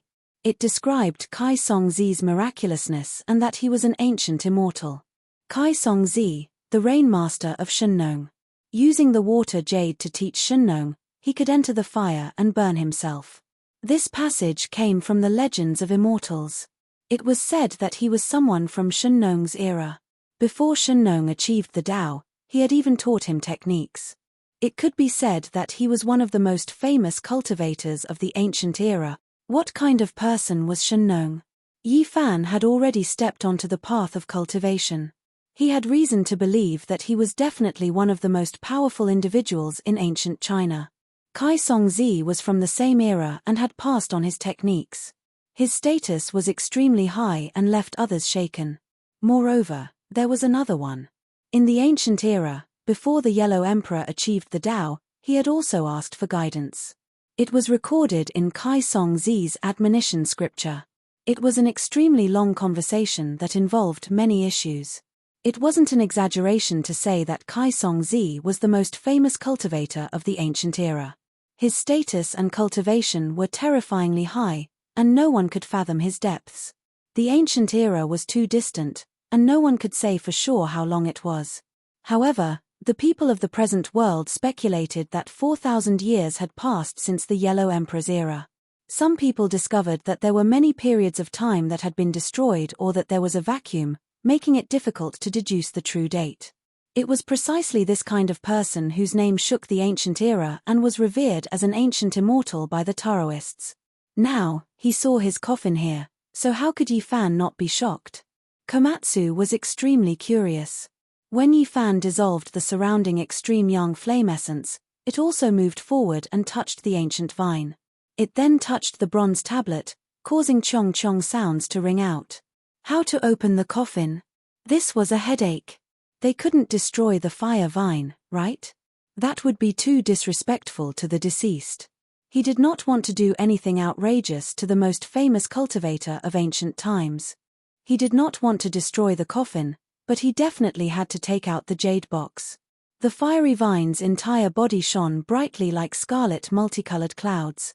Every single leaf was like blood-colored divine gold, releasing clanging sounds with a light touch. Moreover, it was incomparably sharp, able to cut through fine iron.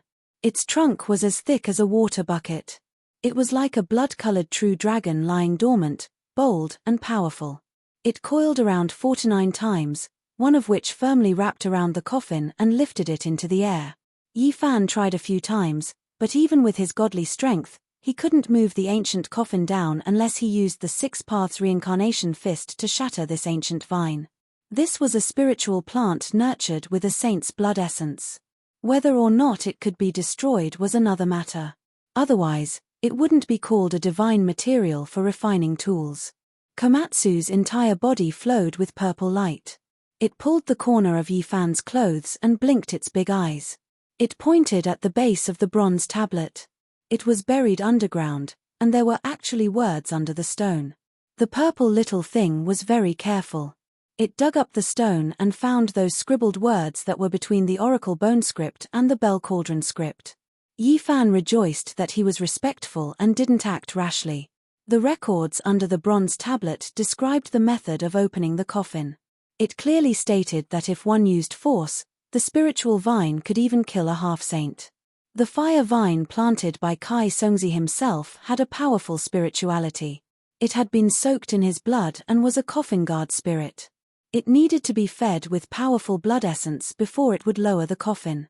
Yi Fan carefully read and found that there was a condition that the fire vine couldn't be fed with the blood of a Tao-severing king.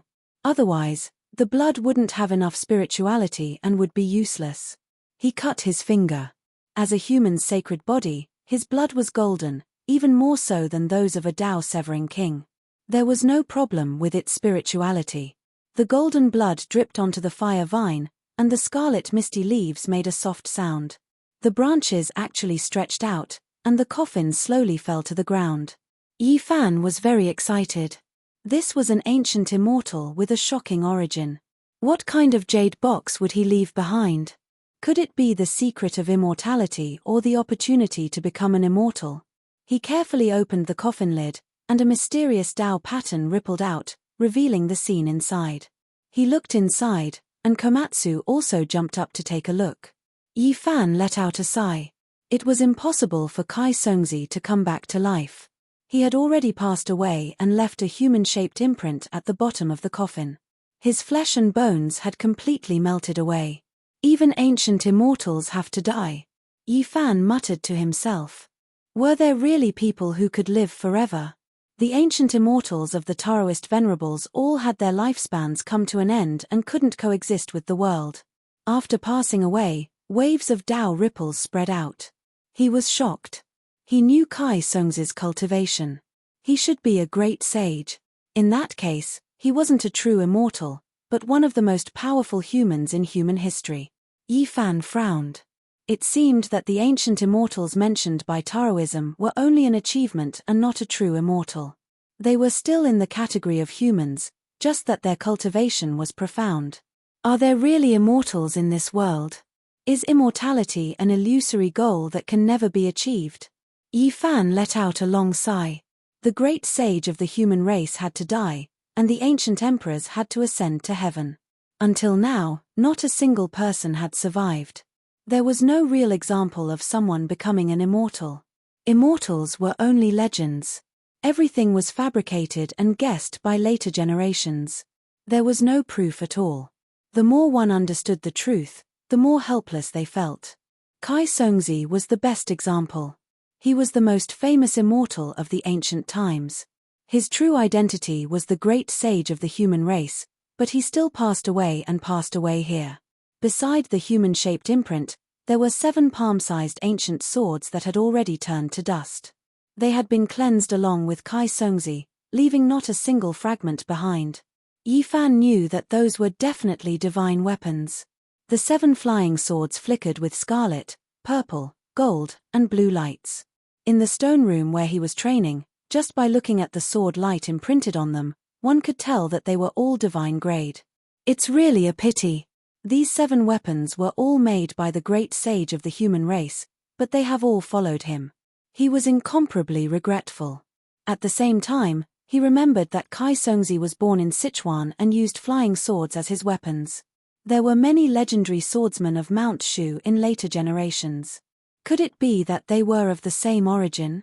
Yi Fan took out the only item in the coffin, the jade box. He solemnly took it out.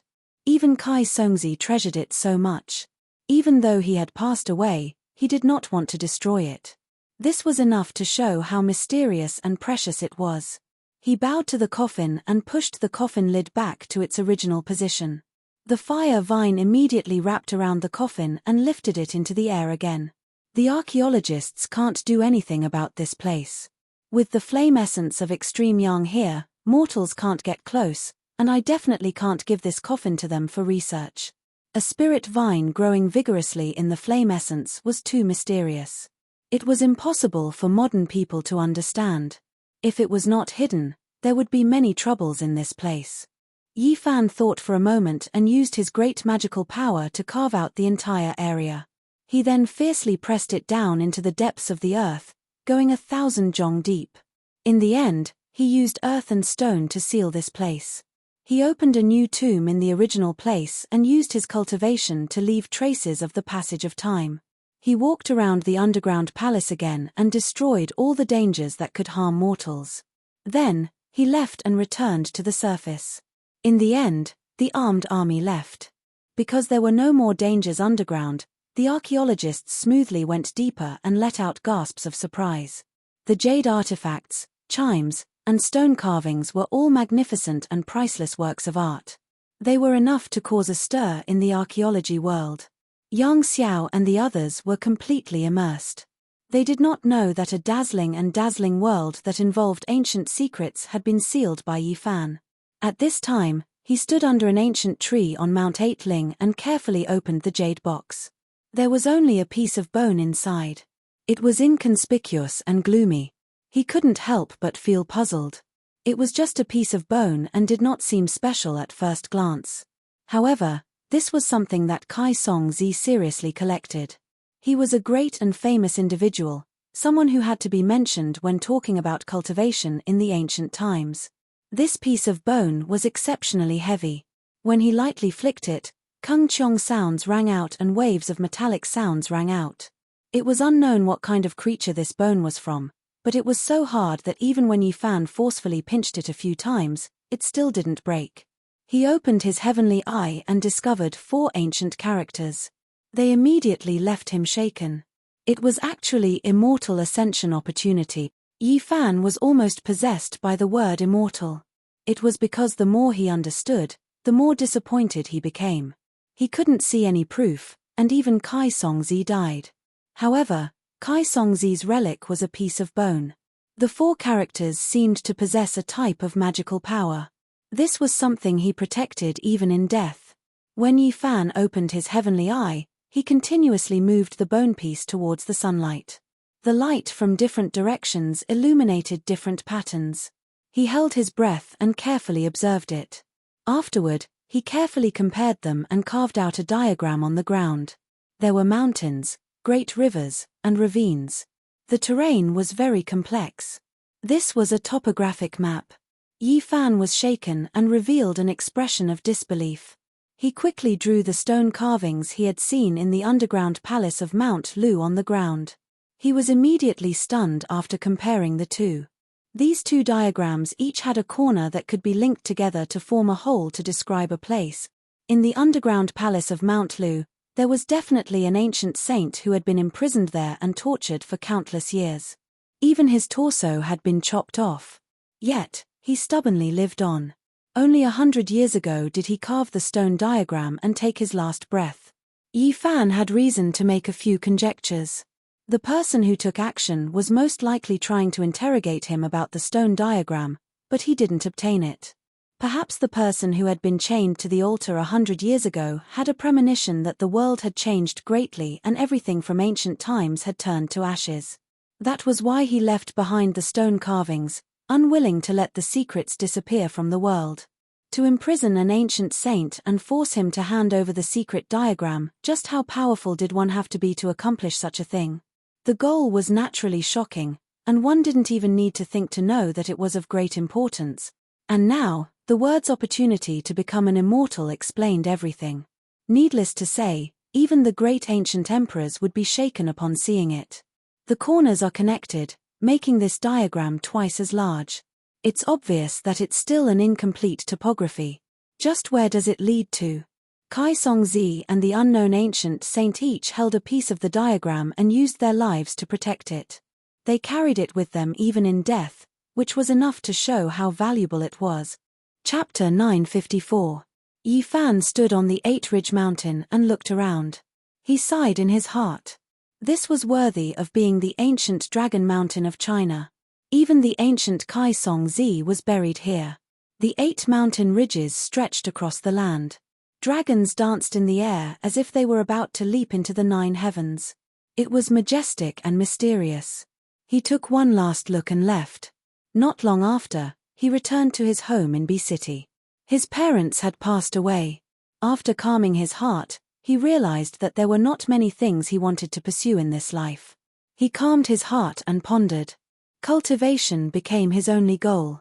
In the past, achieving the Tao and becoming an immortal was not his path.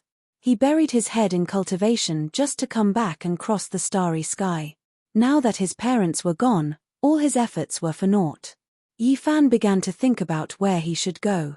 In the end, he calmed his heart. Achieving the Tao was the only choice. At this stage, there were no other things he wanted to pursue in this life. Since ancient times, no one could say for sure whether immortals existed or not. Longevity was also very vague. To this day, there was no proof of it. The ancient emperors were all dead. But now, this had become his goal. From now on, I will follow in the footsteps of the ancients. I will dig out the ancient secrets and pave the way to the present. Achieving the Tao and becoming an immortal is the ultimate goal of this life. He was not a saint who cared about the world, nor did he want to be an ambitious and ruthless person who ruled over all. He was just a person of flesh and blood. He had no ambition to purify the world and had also lost it. He only wanted to walk his own path and pursue his own goal. It might be vague, unattainable, or even non-existent, but he only wanted to walk down it step by step. This was not decadence, nor was it self-exile. Today, he was only testing himself. If someone stood in his way, he could be either a god or a demon. Everything was in accordance with his heart at this moment. Yi Fan read Nanhua, Yin Talisman, Wenxia, and Dongxian. There were no cultivation methods among them. These books were spread throughout the world, but they allowed him to see different thoughts of the predecessors. At this stage, he was about to cut down the Tao. He had already taken one step in. What he needed was not a specific method, but a kind of enlightenment in the realm. These Tao books were spread throughout the world, all mortals able to read them. There were no detailed methods, but there was a general direction. They could be considered Tao treasures. Perhaps this was also a type of inheritance. Yi Fan calmed his heart and began to study them.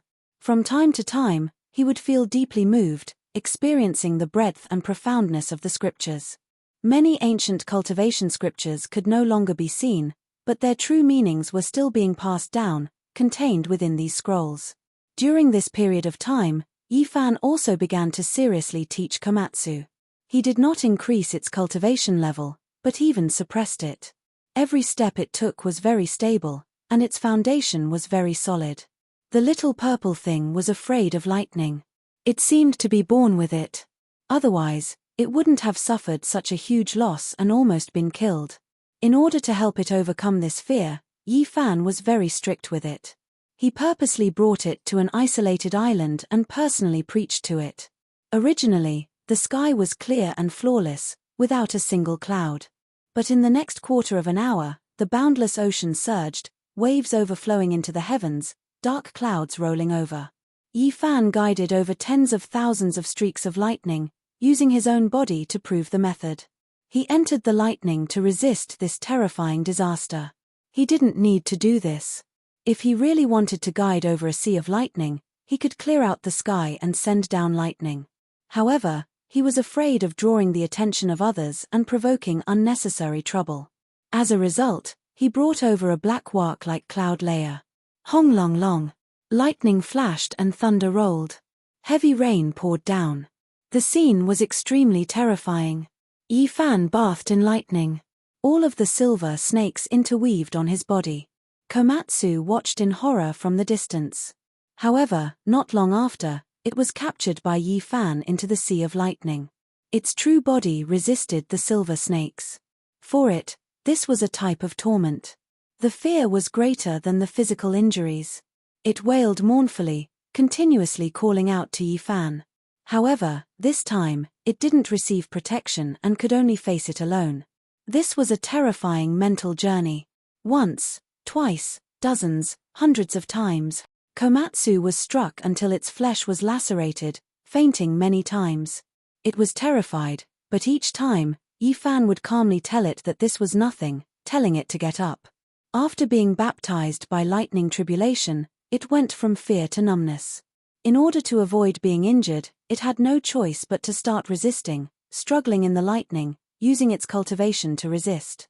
It slowly changed. In the end, it was no longer afraid, gradually calming down. It could finally calmly face the lightning tribulation, completing a transformation of its mental path. What our bloodline fears the least is heavenly tribulation. There is no need to fear it, you will encounter it in the future. Each time, it will be a good chance to refine your body. Yi Fan used the golden holy blood to baptize its flesh and bones, causing its constitution to undergo great changes. As for cultivation, it didn't help at all. This time, the tempering ended. Komatsu finally let out a sigh of relief, looking at him pitifully. Yi Fan rubbed its head, bringing it back to B-City. Now that he returned to this world, he naturally wouldn't forget the matter of the 9 dragons pulling the coffin. Everything started on Mount Tai. He wanted to get to the bottom of it. He wanted to carefully examine the 5 colored altars of various sizes. However, he heard from Shu Qiong that this matter caused a great sensation back then. Who knew how many troops were mobilized, sealing off Mount Tai for more than a year? No one was allowed to approach. At that time, all parties exerted pressure, many foreign organizations requesting to enter Mount Tai to investigate together. Moreover, it was said that dozens of elders from the Muslims came, and the Roman Pope even personally came from the east, bringing a large group of people. Back then, even though many people claimed to have seen the 9 dragons pulling the coffin on Mount Tai, there wasn't a single related report. Even the foreign media, which was known for their freedom of speech, didn't mention a word about it. The people were in an uproar, but the big and small news stations and media didn't mention a word about it, completely ignoring it. After a long time, no one paid attention to it. Shu Qiong knew a little more because of his relationship with Yang Xiao. Many things were dug up on Mount Tai, and many people died for unknown reasons. Those things were all collected by the country, but it was less than half of the total unearthed. Yang Xiao was still very young back then. He had just graduated a few years ago, and he had only come into contact with the periphery. What happened more than 20 years ago couldn't be examined now, as it was listed as a national secret. It was said that a large number of troops were mobilized back then, but half of the cultural relics were still lost despite being heavily armed and sealed off. Many things were unearthed, but they were robbed. What happened back then was really strange. Even an atheist like Yang Xiao was shocked when he talked about the past. At that time, he didn't have the qualifications to climb Mount Tai, and he didn't even know what happened there. His mentor back then was an authority in archaeology, and he experienced everything personally. My teacher said that what he saw back then was strange and dazzling, as if all the ghosts and gods in the legends had appeared. Unfortunately, the old professor had passed away many years ago, and the real situation couldn't be verified and understood from him personally. The old professor only mentioned one thing. At that time, he saw a man with grey wings flying from the west and landing on Mount Tai, almost ignoring the existence of the army. At that time, the archaeology world suffered heavy losses. At that time, a batch of extremely important things were unearthed, including the cornerstone inscribed with the mysterious tomes of arcane at the center of the main altar. If it wasn't for an old Taoist from one of the ancestral halls of Taoism who had difficulty even walking, there wouldn't be much left of the things unearthed on Mount Tai. It was lucky to be able to preserve nearly half of the things. These things are of great use to me, and I have to recover them in the future. It seems that I have something to do again, Yi Fan said to himself. He wanted to ask who the old Taoist was, and where he was now. Yang Xiao shook his head. He didn't know much about these things, but he knew that the old Taoist seemed to be dying at that time, and he passed away not long after guarding Mount Tai. In the end, he said with a strange expression, "Back then, my teacher said that some medical research institutions tried to prolong the old Taoist's life, but they failed. Unexpectedly, they found out that he might have lived for more than 2 years. Upon hearing this, Yi Fan's expression suddenly changed. A 2,000-year-old man was definitely a master. Perhaps he was a famous figure in the history of Taoism, who lived until the Dharma ending period, which was shocking. Nowadays, Taoism had a few ancestral halls. Mount Longhu in Jiangxi was one of them, and the Baiyun Temple in B-City was also one of them, which had a great reputation in history. Yi Fan was no stranger to the Baiyun Temple. Although there were still Taoists there, it had become a famous scenic spot, and he didn't believe that there were still cultivators there.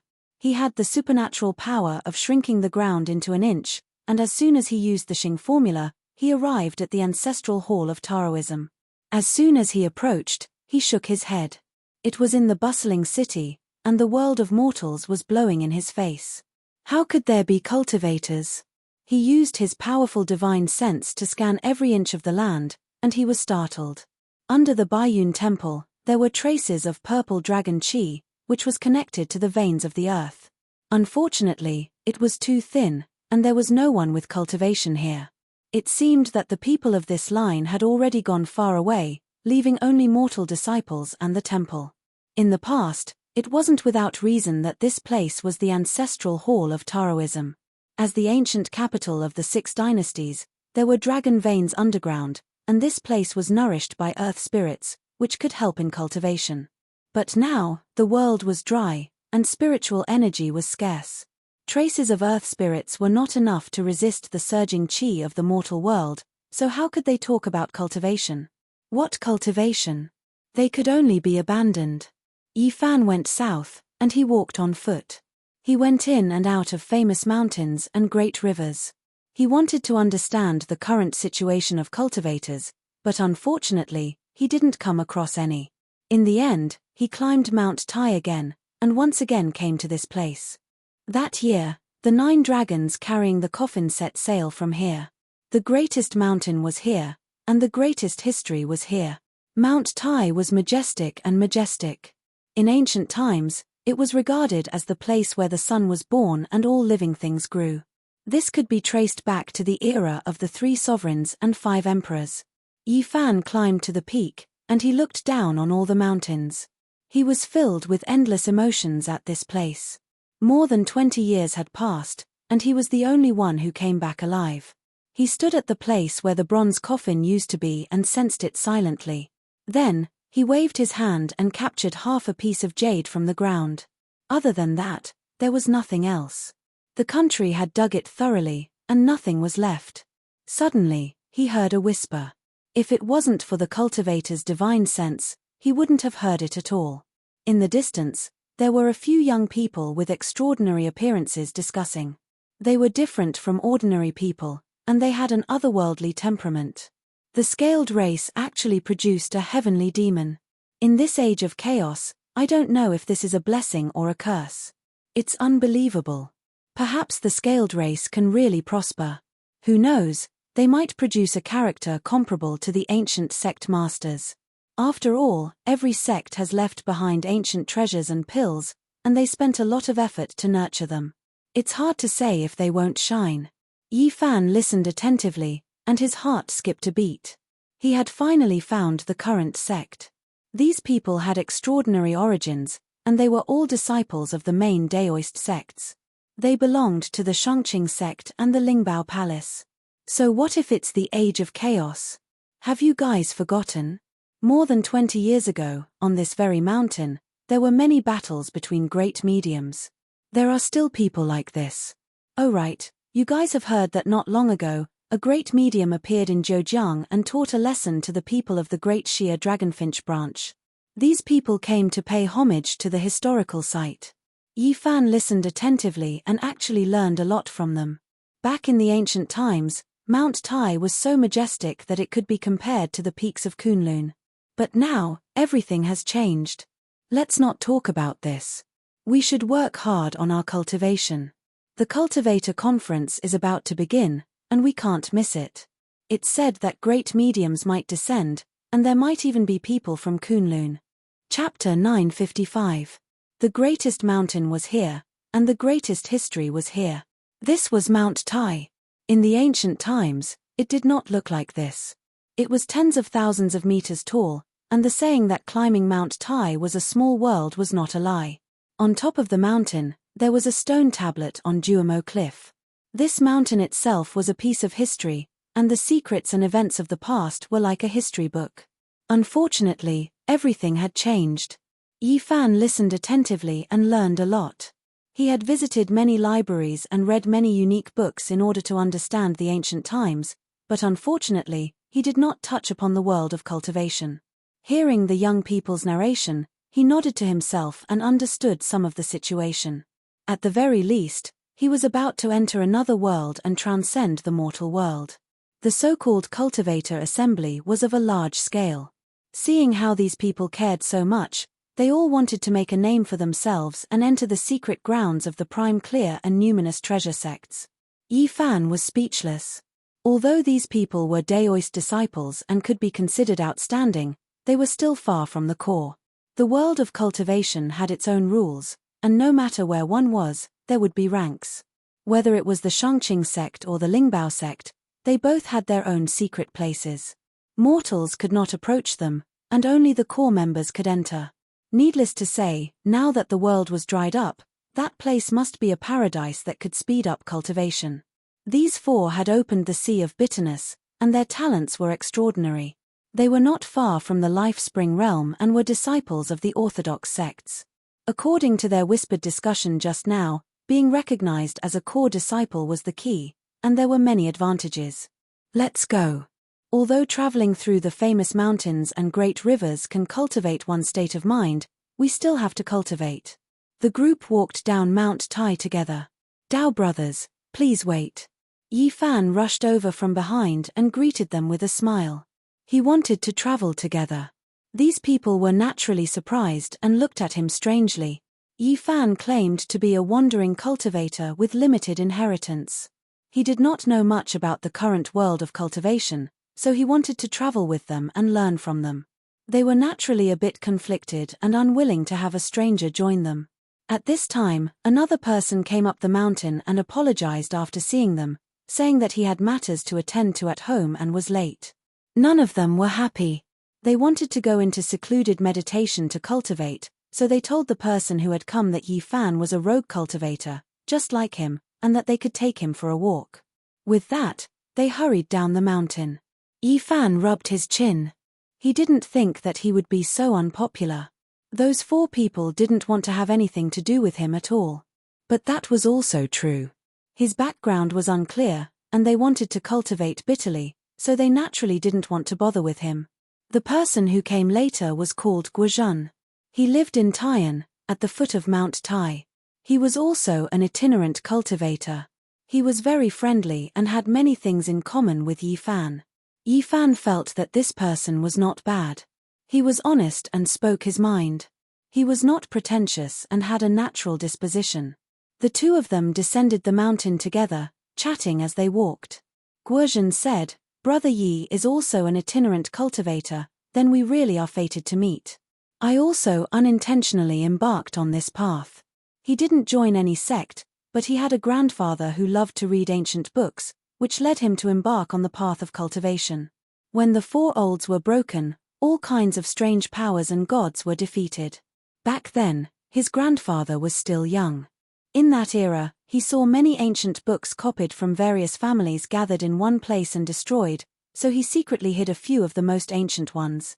"You embarked on this path by reading those ancient books?" Yi Fan asked with a smile. This was really a bit dramatic. "I read them as if they were supernatural novels. I felt that they were all very reasonable. After reading them for many years, I felt that they made sense. There was one time when I was half asleep, and I really saw the sea of bitterness in my body." Guozhen's path of cultivation could be said to be really uneventful. He accidentally saw the first secret realm of the human body, and after that, he tried 100 times and saw it again when he was awake. Only then did he make up his mind. His grandfather almost went through those books, but after so many years, he didn't achieve anything. Instead, Guozhen had a sudden inspiration and finally took a small step forward. As for his father, he was a typical intellectual. If it wasn't for the fact that he knew that those books were ancient books and might even be the only copy, which was very valuable, he probably would have burned them because they were not pleasing to the eye. "Does your family know?" Yi Fan asked. "How can I say for sure?" Guozhen shook his head. He didn't tell his parents, but he did talk to his grandfather. The old man was very excited and told him that when he was successful in the future, he had to help him. After Yi Fan looked closely, Guozhen's talent was absolutely perfect. Otherwise, he wouldn't have been able to find his own way of cultivation in this age of chaos. If he was in Big Dipper, he really would have become the leader of a sect. He opened his sea of reincarnation, and wisps of spiritual chi rushed out from his life spring. He was about to step into the life spring realm, and he was a level higher than the others from before. When Yi Fan arrived at his residence, he immediately knew how he could have such achievements. As expected, Those who could embark on the path of cultivation had some luck. This was a very old villa that looked quite old. It was about to be demolished again. It was located in the suburbs and was adjacent to Mount Tai. The scenery was very good. Yi Fan knew Genesis techniques, and he could clearly see the vein of the earth. The old villa was located on the vein of the earth. There were earth spirits surging up, and the chi of Mount Tai was rising. It was also because of this that Guozhen had the possibility to cultivate. He said that his grandfather was a very interesting person. He used to sell antiques and had indeed saved up a sum of money back then. That was why he was able to buy a villa and live out his retirement here. He also lived here for most of his time. The two had a very congenial conversation. Guozhen told Yi Fan many things that he wanted to know. The people from before were true disciples of large Taoist sects. Sometimes, they were a bit arrogant and didn't want to be friends with weak rogue cultivators like them who had to grope for stones to cross the river. The great masters of the ancient times are no longer in this world. Do you know where they went? Yi Fan asked. I really don't know. The ancient times are not something that can be discussed. Even the disciples of the large sects don't know much about it. However, I can guess a little. It's nothing more than their yuan qi drying up, and they can't use their divine abilities, Guozhen said. After that, he talked about some of the sects that Yi Fan wanted to know more about. There were many branches of Taoism, and Guozhen talked about many of them. He mentioned the Shangqing sect, Lingbao sect, Taiyi sect, Shunxiao sect, and dozens of other sects. They were all very powerful lineages. In addition, he also mentioned the sword cultivators of Mount Shu. This sect was very mysterious and focused on attacking. Ordinary people couldn't come into contact with them, and even cultivators couldn't find them. In addition, there was the even more mysterious Kunlun. The cultivators that came from this place all had very powerful backgrounds. Their cultivation was extremely high, and few people dared to provoke them. Yi Fan's mind raced. Could it be the Kunlun mountain range that traversed Qinghai Tibet and Xinjiang? When he was looking for Mount Ling, he had come into contact with that place, but he didn't find anything special. As for the Buddhist sects, although there were temples in the famous mountains and rivers, there were very few true cultivators, so Guozhen didn't know much about them. At the same time, he also talked about the demon cultivators. There were ancient demon bloodlines in the world. The Great Xia Dragon Sparrow, Tian Lin, and Vermilion Phoenix were famous demon god races. Yi Fan really wanted to go to these sects, but Guozhen shook his head. Each sect was very mysterious, and no one knew where the real secret place was. The world had changed, and the essence qi had dried up. The remaining pure lands of each sect naturally had to be kept secret.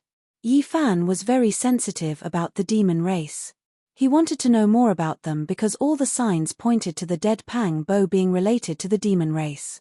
However, although the demon god bloodlines existed, they were very low profile and were even harder to find. During the Cultivator Conference, these people will probably appear. Guozhen nodded. He had also heard that the Cultivator Conference was about to begin, but he was a rogue cultivator like Yi Fan. It was impossible for anyone to inform him, so he didn't know much. How about this? We'll follow those people, and we'll know when the time comes, right? Yi Fan said with a smile. Guozhen smiled bitterly. He didn't have a deep relationship with those people, and because he was late this time, he made them unhappy. Their friendship was as thin as water, and he would most likely get into trouble. It's fine, we'll follow them from afar and ignore them, Yi Fan said. Guozhen thought about it and nodded in agreement. He also wanted to go to the Cultivator Conference to see. He didn't know the secret place of those people's sects, but he knew where they cultivated. In the end, the two of them followed all the way and caught up to the four people midway. They went all the way south and arrived at Mount Wui. On the way, they heard from the four people that they were going to the old land of Lingbao sect. There were famous figures staying there, and there were also outstanding figures of the younger generation gathering there. Yi Fan was naturally interested and followed from afar with Guozhen. He didn't use any magic power and walked leisurely, admiring the scenery along the way. Jiangxi is really a place of cultivation. I didn't expect to come here again, Yi Fan sighed. The old land of Lingbao sect was on Mount Gazao, a branch of Mount Wui to the west. It stretched for more than 200 miles, with ancient bamboos and green pines, and winding peaks and ridges. The scenery was beautiful. Yi Fan was very interested in this place because Mount Gazao was also known as Ji Ridge, an important place of Taoism. The founder of Lingbao sect was Ji Xian, Ji Hong's great-uncle, who founded the sect here. Ji Hong wrote Bao Puzi and was the leader of Taoism in the Eastern Jin dynasty. He was extremely talented and once mentioned the 9 secrets in his work. After Yi Fan returned, he studied it seriously. After his great-uncle founded Lingbao sect, Ji Hong carried it forward and shocked the world. He left an indelible mark here. Now, although Lingbao sect had found another secret place and left here, there would most likely still be some traces left. Mount Gazao was steaming with clouds and smoke. It was as if they had walked into a painting. There were flowing springs and waterfalls here, and the mountains were green and the peaks were beautiful and restrained. Lingbao sect can't be said to have abandoned this place. There are many Taoist temples in the mountain, and most of their outer disciples are here, Guozhen explained. One of the 4 people he knew came from here. This place is not bad. It seems that the records in the history books are correct. Ji Hong really lived here for a long time. Yi Fan nodded. After entering Mount Gazao, he sensed a mysterious qi dynamic. There was a great person with supernatural power who had left a mark here. Disappeared, they actually disappeared. Guozhen was shocked. He stared at the depths of the mountain with a puzzled and shocked expression. Interesting. Today, when the land is dry, there is still such a wonderful place here. It is really extraordinary. Yi Fan smiled and led Guozhen forward. Soon, they arrived in front of a green mountain. There is no road ahead. What are you doing? Guozhen was shocked because Yi Fan was pulling him up a green mountain and was about to step off a cliff. Don't be afraid, Yi Fan said. With a flash of light, they entered a strange environment.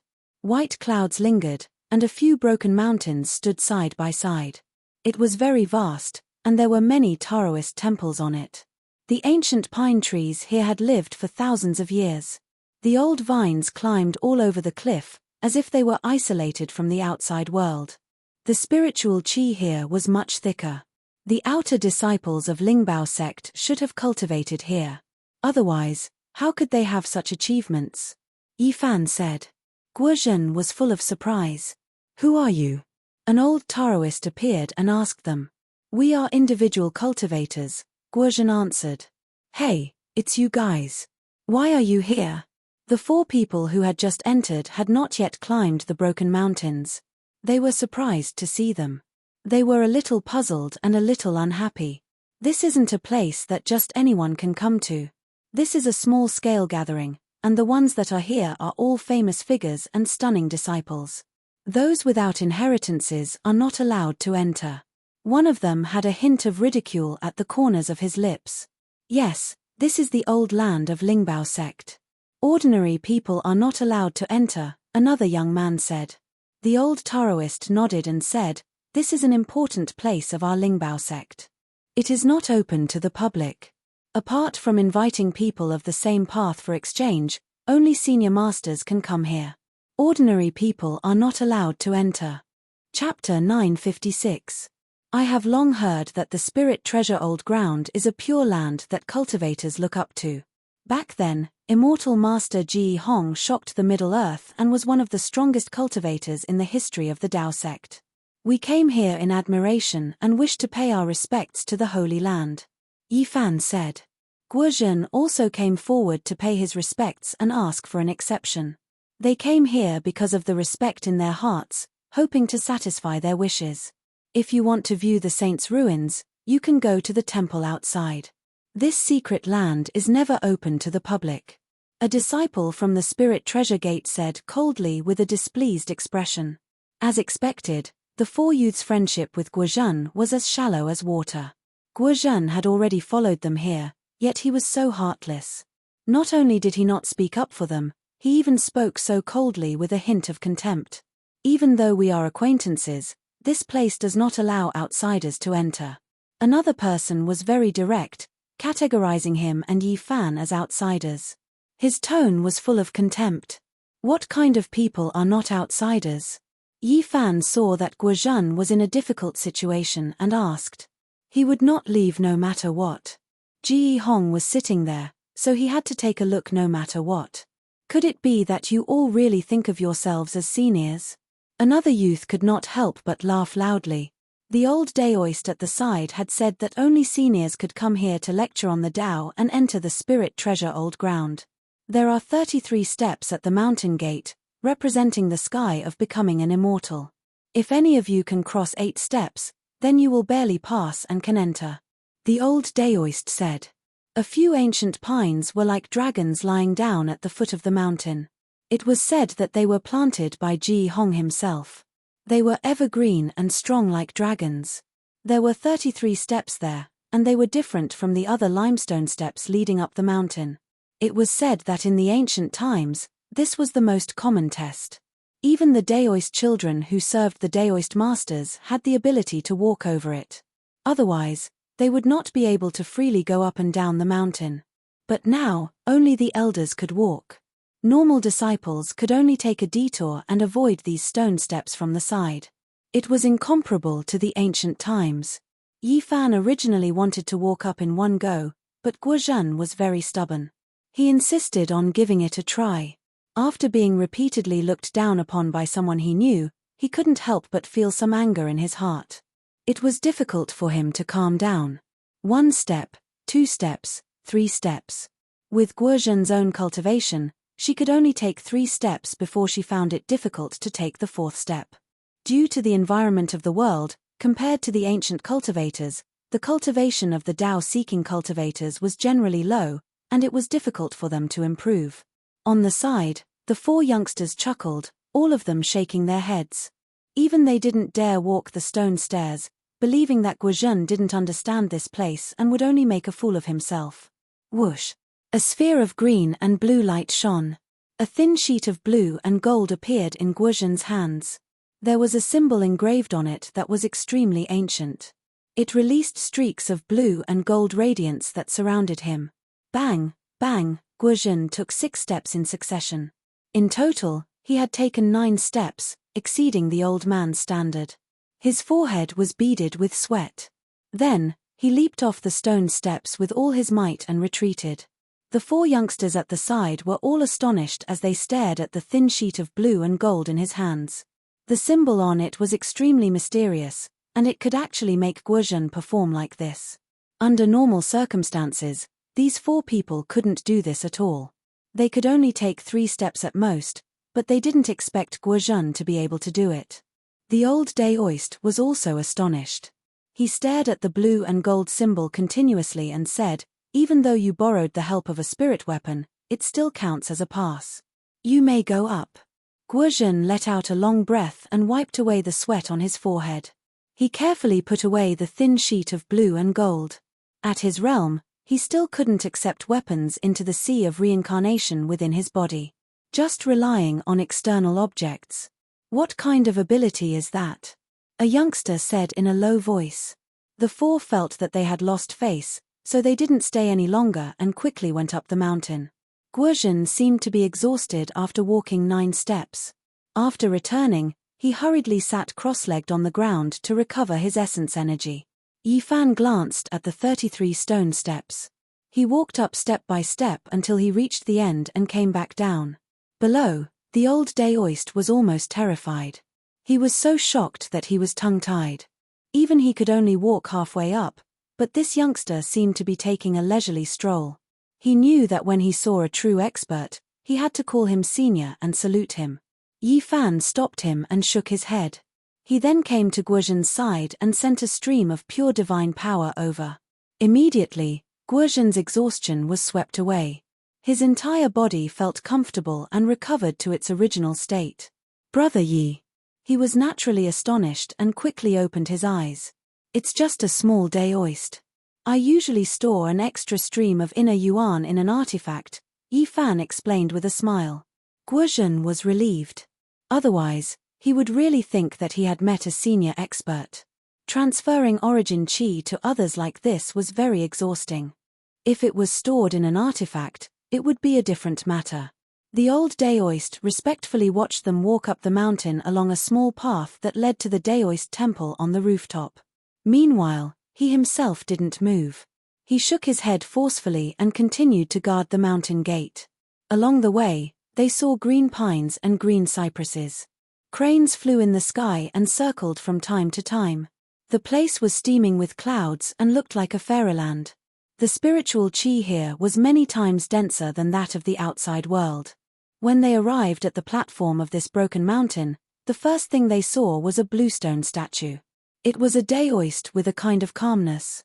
He had the air of a celestial being and gave off a feeling of being carefree, as if he had seen through everything in the world. This was a statue erected by later generations to commemorate immortal Master Ji Hong. It was vivid and lifelike, as if it was about to become immortal and ascend to heaven. The Lingbao sect was founded by Ji Xian and carried forward by Ji Hong. It played an important role in the history of Taoism and its influence was unparalleled. Mount Guzhou also became one of the 3 mountains of the great sage of Taoism in the south. Yi Fan stood on the rooftop and looked down at the surroundings. He saw clouds rolling and mist, towering mountains, and beautiful peaks and valleys. He couldn't help but sigh. This place was really amazing. In the distance, there were several broken mountains standing side by side. Although the spiritual chi had dried up, there was a kind of remnant ripple of the great path of creation, which made his heart tremble.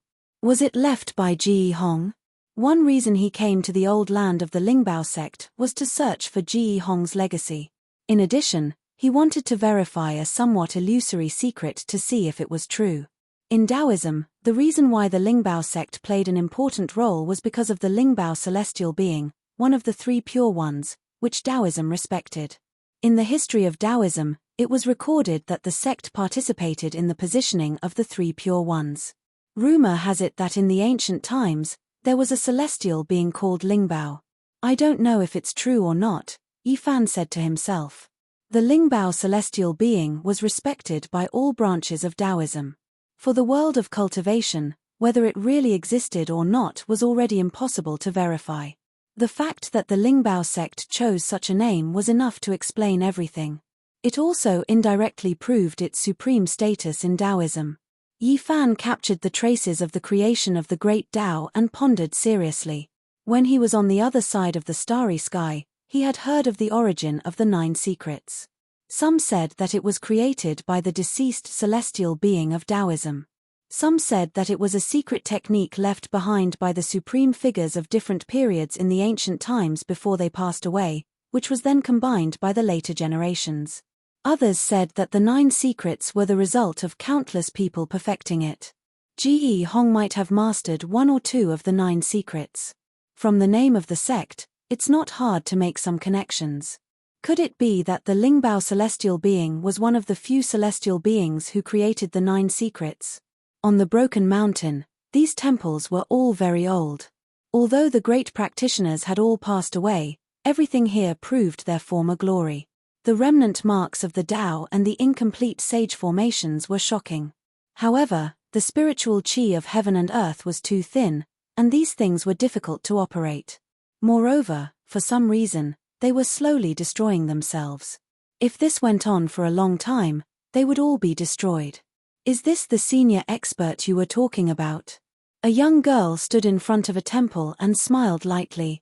She was beautiful and looked at Yi Fan and Guozhen. There were also a few young people beside them. Yes, this is someone who passed through the 9 bluestone steps. You guys should learn from him later. One of the 4 young cultivators who knew Guozhen before said. A few people immediately laughed after hearing this. They were all juniors who came here with the elders of their sects, so they clearly knew each other. Yi Fan patted Guozhen's shoulder and told him to calm down. There was nothing to fuss about, so he pulled Guozhen towards the temple. You guys really went in. That's the place where the elders take the Tao. Do you want to preach to us? A group of people followed after seeing the situation. The green grass in the courtyard was like a cushion, and ancient trees towered into the sky. Not far away, there were more than 10 elders sitting cross-legged on praying mats. They were discussing the Tao while some young people were listening. Yi Fan pulled Guozhen to the edge of the courtyard and found 2 praying mats to sit on. Some of the young people immediately revealed strange expressions and looked over. You guys really think of yourselves as masters who have achieved the Tao. You guys really dare to sit here? The 4 young people who knew Guozhen no longer looked at him with contempt. Instead, they revealed expressions of pity. Many people looked over, and even those older generation figures noticed this place. They were all a bit shocked. What's wrong? Guozhen was a bit confused. Look at us. Who dares to sit down? Aren't we all standing here respectfully to listen to the true method? One of them said with a look of schadenfreude. Aren't they also young people? They're also sitting there. Guozhen pointed at the dozen or so young people in front of him in confusion. Guozhen, you're really naive. How can the 2 of you compare to them? Those are all core genius disciples who came from the secret land. The young people standing were both envious and jealous of those people. They shook their heads at Yi Fan and Guozhen.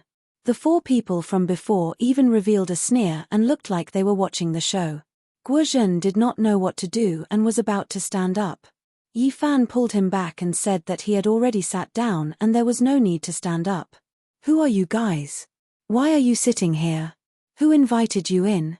A core disciple sitting on a praying mat opposite them asked. Yi Fan looked closely and found that these young people were quite impressive. They were all above the life spring realm. Compared to the others, they were indeed extraordinary. They stepped over the 9 stone steps and came up here on their own. Someone quickly explained what happened. The dozen or so elders were all shocked and looked at the 2 seriously, which made Guozhen feel uncomfortable. At the same time, Yi Fan looked at them.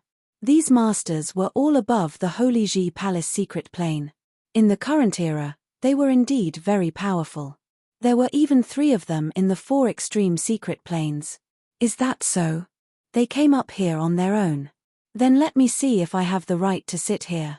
A core disciple of the Spirit Treasure sect stood up from his praying mat. He was in the late life spring realm. Didn't I already test the way down there? Why do you still want to continue? Guozhen felt a headache coming on. He was a lone cultivator, and the people here were all disciples of big sects. It was said that there could be living great mediums in some secret lands. Disciples of such sects could not afford to offend them.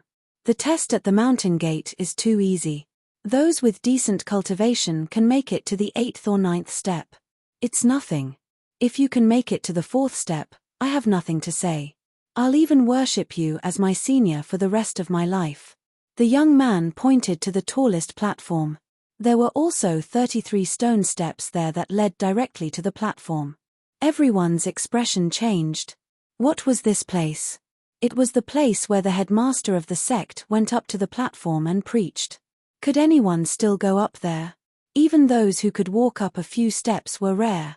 I once heard that the Spirit Treasure sect's celestial master Ji Hong once wrote a Daoist book that discussed the 9 secrets. If we can go up there, we won't force them. We just need to tell them the origin of the 9 secrets, Yi Fan said. He had come for the 9 secrets. His goal was clear. He wanted to confirm if the Spirit Treasure sect really had 1 or 2 secret. Many people laughed. Only a dozen old Taoists' expressions changed. But when they looked at Yi Fan and the others, they relaxed again. They did not sense any profound cultivation. Do you really think that you can compare to the headmaster of the ancient times? Even if there are great mediums today, they may not be able to walk all 33 steps. Do you think you can? Many people laughed with mockery. They felt that they were too unreliable. Those who knew Guozhen shook their heads. They really did sympathize with these 2. Chapter 957. In the 1,000-year-old Taoist temple, the ancient pines towered into the sky, like green dragons wriggling towards the sky. Under the trees, a group of old Taoists sat cross-legged on praying mats, looking over. Guozhen had a guilty conscience, because the person he was facing was not someone else, but one of the strongest sects of Taoism, the Spirit Treasure sect. He was a lone cultivator, and had never seen such a scene before. To him, this was a group of earth immortals. Yi Fan patted his shoulder, saying, "Nothing, it's just a few stone steps. Go up 4 steps. A few stone steps. Such arrogance. The core disciple stood up, a cold smile on his lips. He really did not think highly of these two lone cultivators, and felt that such words were especially piercing to his ears. As a core disciple, he had an extraordinary cultivation, and his cultivation had reached the life spring stage. Many disciples followed his lead, and some people went up to agree. Guozhen bit his teeth, taking out a green metal piece. It emitted a gentle blue light in his hand, and he braced himself to walk forward, about to climb the stone steps to test himself. Slow down, this bit of cultivation dares to ascend Sect Master Supreme Being's Tao platform? This is a type of blasphemy. How about this? You have to pass through my trial first. This core disciple spoke, changing his mind. Guozhen had only opened up the bitter sea stage, and there were a few strands of essence qi seeping out of his life spring. He had not truly entered the second small stage, but to be looked down upon like this was also a kind of humiliation, and he had no choice but to accept the challenge. Let me test you. As the core disciple finished speaking, a divine chain shot out from the sea of reincarnation, emitting a beautiful light, slashing towards Guozhen's waist. Guozhen was only at the peak of the bitter sea stage, and his divine abilities had not yet been revealed.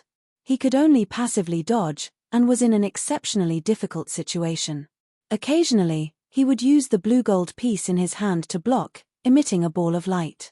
You're too far off, you really can't do it. You want to charge up the stone steps with this kind of method? You too don't know the immensity of heaven and earth. The core disciple shook his head, as if he was giving advice to a junior. Guozhen's face alternated between red and white. Although he had the blue gold piece in his hand, but if he continued like this, he would not be able to back down. It was very uncomfortable to be humiliated like this. Yi Fan stood up, and a streak of essence energy flowed out from the ground. Guozhen's pores immediately relaxed, and she was filled with divine splendor. The blue gold sheet in her hand flourished with brilliance, and with a chong sound, that divine chain was broken. Shio. He stepped forward, waving the blue gold sheet. A blue light flew out, and the core disciple was sent flying backward. He fell to the ground, where he struggled a few times and then passed out. How is this possible? Even ninth senior brother lost. He's a life spring cultivator, how could he lose to someone who just opened the bitter sea? The group of people were all stupefied as they watched this scene with disbelief. The core disciple was defeated, and it was a clean and efficient defeat. There was almost no suspense as he fainted. An old Taoist went forward and felt the pulse of the core disciple. He's not injured. This result was difficult for everyone to accept, especially the four old friends who had previously ridiculed Guozhen. They were even more stupefied, their hearts beating rapidly. This was a bit inconceivable. What kind of treasure is that exactly? Someone believed that it was the power of the blue gold sheet. Guozhen involuntarily arrived in front of the stone steps. Step by step, he walked up. Everyone was flabbergasted. They had never thought that he would actually dare to climb the heavenly stairway. Even if he defeated a core disciple, he definitely did not have the strength to do so. Isn't he a little too arrogant? He's just a cultivator from the sea of reincarnation and he dares to ascend the Tao platform? He doesn't even need to think about it. These two people really don't know the immensity of heaven and earth. Could it be that they really think that they can be compared with the sect masters of the ancient times? Many people whispered among themselves. They didn't believe that a rogue cultivator could ascend it at all. This wasn't realistic. However, Guozhen's following actions left them dumbstruck. He took 6 steps in succession, and with each step, he ascended 6 steps in succession, shocking many of the older generation figures. What's going on? Everyone was dumbfounded and extremely puzzled. The jaws of those who were waiting to see a joke almost dropped to the ground. A few people who were preparing to mock him immediately shut their mouths. At the same time, they forcefully swallowed a mouthful of saliva and wanted nothing more than to rub their eyes. This was just too inconceivable. He's merely a rogue cultivator who opened up the sea of bitterness. What qualifications does he have to ascend 6 steps? The core disciple who just woke up just happened to see this scene and almost fainted again. Half of it was due to anger and the other half was due to shock. How could he endure this? Guozhen seemed as if he was sleepwalking. Both his legs were not under his control and he once again retreated. Even he himself was baffled and felt dizzy. When he landed on the ground, his legs were a little unsteady. On the other side, Yi Fan had already stood up and wandered around the Daoist temple. He released his powerful divine sense and scanned every inch of the land, searching for the Tao marks left behind by the ancient sages. He didn't want to miss out on anything in this kind of treasured land. How did you do it? Who are you? An old Daoist stared at Guozhen. When the group of young people heard this, they looked at each other in dismay. They were all shocked and no longer dared to have a trace of contempt. They all stared at Guozhen, wanting to understand what was going on. However, even Guozhen himself couldn't figure it out. He stood there in a daze and didn't know how to explain. He looked absent-mindedly at the faint blue metal piece in his hand and then at his own feet. Hey, what's going on with you? When did you go up? How did you get on the Tao platform? The group of young people couldn't take it anymore. They didn't expect Yi Fan to ascend the Patriarch's lecture platform. They didn't know when he had been standing there. Yi Fan roamed about the rooftop and searched every corner. He searched the entire Daoist temple but didn't find anything. In the end, he only found that there were Tao marks fluctuating on the Tao platform, so he ascended it. You ascended from the stone steps at the back. The dozen or so old people all stood up with a jump and were incomparably shocked. There were also stone steps on the other side, and they were all constructed from green jade. They were also 33 steps, but it was even more difficult to ascend. This was because that was a path to heaven prepared for Tao-severing cultivators. Now, how could there still be such a great divine ability expert? When these old Daoist priests saw this scene, they were all stupefied. They couldn't believe anything at all. Yi Fan didn't pay them any attention. He stood on the Tao platform and extended out his powerful divine sense to sense it seriously. He vaguely saw an expanse of ancient scripture characters that were engraved in the void. That's right, this is the place where the past patriarchs preached the Tao. This is the Tao ripples from the past that were imprinted into the Tao platform. After a long time, Yi Fan nodded and muttered to himself. He understood the situation. From a certain perspective, this platform was a rare treasure. Did he climb up from the 33rd jade step? It represents ascension to the heavenly position of achieving Tao and crossing over the 33 heavens. Not even the great divine ability experts of the ancient times could do this. After the group of young people understood the situation, they felt a chill run through their pores. This was just too frightening. Just how deep of a cultivation did he have to be able to do this? Everyone revealed expressions of shock. Just what kind of background did this loose cultivator have? How could he do all of this? His expression didn't change, as if he was taking a leisurely stroll in a courtyard. Yi Fan walked down the stone steps step by step. He took a total of 33 steps to reach the ground. This time, everyone saw it clearly. They were all tongue-tied and speechless. He didn't pay them any attention and walked around the Tao platform. He closed his eyes and listened to the voice from thousands of years ago, hoping to capture the 9 secret scriptures. However, he was disappointed. Even though there were many techniques imprinted on the Tao platform, there wasn't any secret technique. Greetings, Senior. An old Daoist priest was the first to come back to his senses. He bowed deeply and paid his respects. His expression was both excited and a bit flustered. It was extremely rare to see a great divine ability expert in this era. He didn't know if it was a blessing or a curse.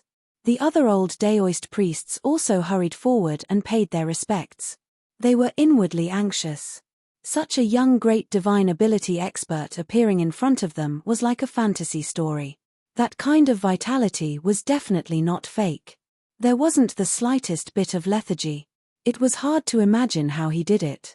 Did he rejuvenate his youth or was he young to begin with? Everyone was making their own guesses. According to common sense, in this cultivationless age, to have this kind of accomplishment at this age was the same as finding proof of ascending to immortality. It was extremely unrealistic. The dozen or so old Daoist priests' appearances made the group of youngsters even more stupefied. They didn't even dare to breathe loudly as they paid their respects together. In their eyes, this was a living ancestor-level figure. Guozhen was a bit stupefied. Why did the loose cultivator friends they traveled with suddenly become so unfamiliar? They actually gave off an unreachable feeling. Even the Spirit Treasure Sect's experts were intimidated, making him feel as if he was in a dream. Meanwhile, the faces of the 4 youngsters he was acquainted with were snow white. Their bodies were trembling, and they ridiculed him several times. They felt like they provoked a great disaster. At the same time, they were incomparably regretful. Back then, on Mount Tai, Yi Fan originally wanted to travel with them, but in the end, they felt disdain and threw him to Guozhen, missing out on a great opportunity. This was originally a natural opportunity. The 4 of them regretted and hated themselves, but it was too late to say anything now. They could only tremble with fear and wait for their unknown fate, fearing that Yi Fan would descend upon them and kill them all.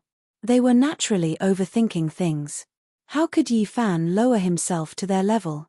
At this moment, he left the Dao platform and completely came back to his senses.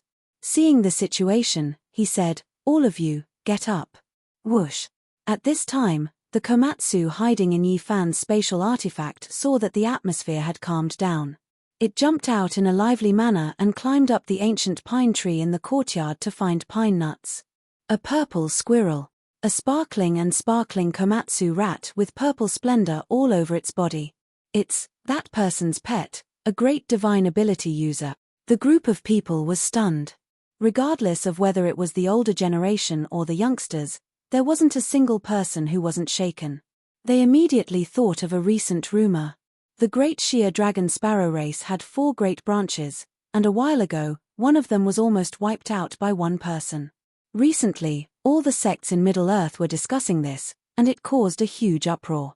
It was rumored that an undying old demon had appeared in the main branch of the Great Shia Dragon Sparrow and was specifically investigating this matter. An agile purple Komatsu rat and a mysterious youngster all matched the characteristics of that great divine ability user. These people felt a wave of dizziness. As expected, a great character had descended here. They paid their respects again, which made Yi Fan a little uncomfortable. This group of old Taoists was far older than him. When he was in the Big Dipper zigzagging sect, he had never enjoyed such treatment. He told them to get up and then told Guozhen to continue befriending them like before and not to fear anything. He wasn't some old antique that had lived for a long time. When everyone heard this, they immediately understood. This was clearly a modern person and not a great divine ability user that had survived since ancient times.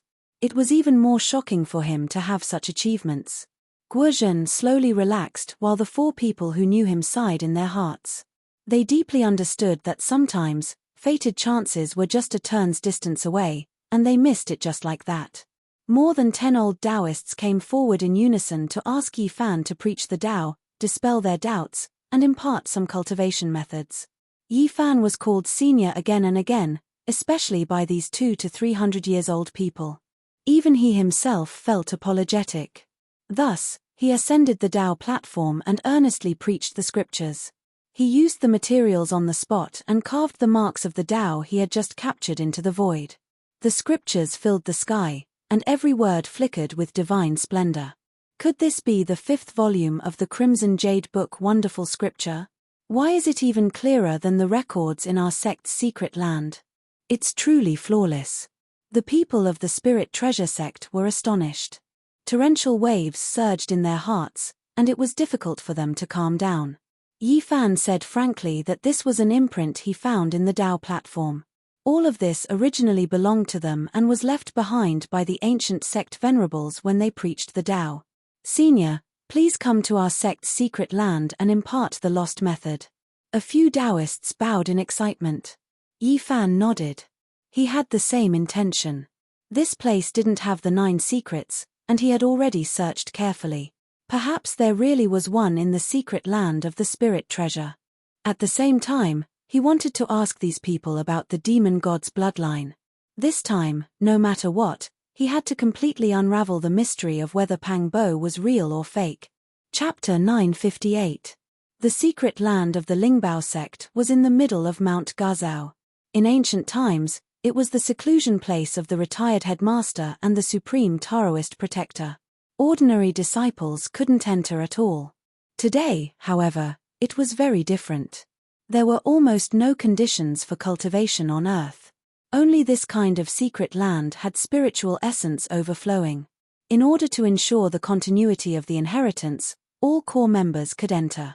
The secret land of Lingbao was only a few miles in radius. A mysterious formation separated it from the outside world. Everything retained a primitive and ancient aura. The spirit mountain was very short. Spring water gurgled, old trees were strong, and strands of auspicious energy lingered.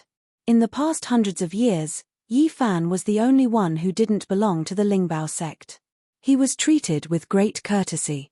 The headmaster welcomed him personally and the elders waited respectfully. There weren't many people here because the spiritual essence was limited. It couldn't support too many people to cultivate here, and they were all important figures. They were very respectful and polite. They wanted to invite Yi Fan to preach and complete the lost scriptures of the Lingbao sect. They ordered people to bring the Dao platform into this secret land. Yi Fan was amazed. The great Lingbao sect had produced a peerless master like Ji Hong in the past. How did it fall to this state? He didn't sense the immortal scripture here, nor did he find the 9 secret Dao marks. He had many questions in his heart and couldn't help but ask them all. The headmaster sighed and told him everything he knew. After the earth's spiritual essence dried up and was no longer suitable for cultivation, the masters of all sects chose to travel far away. No one knew where they went. Back then, almost all the great masters left. Once they left, many inheritances were almost severed. Now, there were no complete ancient scriptures in the sect. They were organized by a few people who didn't want to leave. It couldn't be mentioned in the same breath as the past. Yi Fan was startled. He finally understood why the Lingbao celestial being, who had produced Ji Hong and was suspected to be one of the 3 pure ones, had declined so much. The true orthodoxy was almost extinct. Are the other sects like this too? It's more or less the same. The great masters left, the orthodoxy was lost, and the earth's ritual grounds were abandoned. The headmaster sighed. A group of great divine ability users disappeared from the face of the earth, and soon after, they entered the cultivationless age. It was difficult for powerful individuals to be born, and the younger generation couldn't take over, so the various sects declined from then on. The Spirit Treasure sect has suffered heavy losses. Almost none of the scriptures are complete. It's impossible to sort out all the books with just a few young disciples. The Spirit Treasure sect master sighed. Now, they couldn't be considered the leading supreme great sects anymore, because they had lost too much, to the point where there was no way to recover. As long as there were any old sects, their ancient books and records were still intact. Those old seniors who loved their homeland and didn't leave had made great contributions to the continuation of the orthodoxy. Now, is there still such a person? Yi Fan asked. Even if there were, there wouldn't be more than a few. 20 years ago, 9 dragons carrying coffins descended on Mount Tai, shocking the cultivation world. That year, the last old ancestor of Mount Longhu was invited to leave the mountain to protect the ancient altar. Not long after he returned, he passed away in meditation. It was said that he was the last remaining old ancestor. So it's the old Daoist from Longhu Mountain. Yi Fan once heard from Yang Xiao that the Medical Research Institute tried their best to save his life but failed. Unexpectedly, they found out that he might have lived for 1 or 2,000 years. When Yi Fan arrived at the Spirit Treasure secret place, he naturally wanted to ask about the 9 mysteries. Since he had chosen the path of becoming an immortal, this would be a necessary skill to protect his Daoist body. The Spirit Treasure sect master smiled bitterly. Not to mention the modern world, even back then it was a top secret.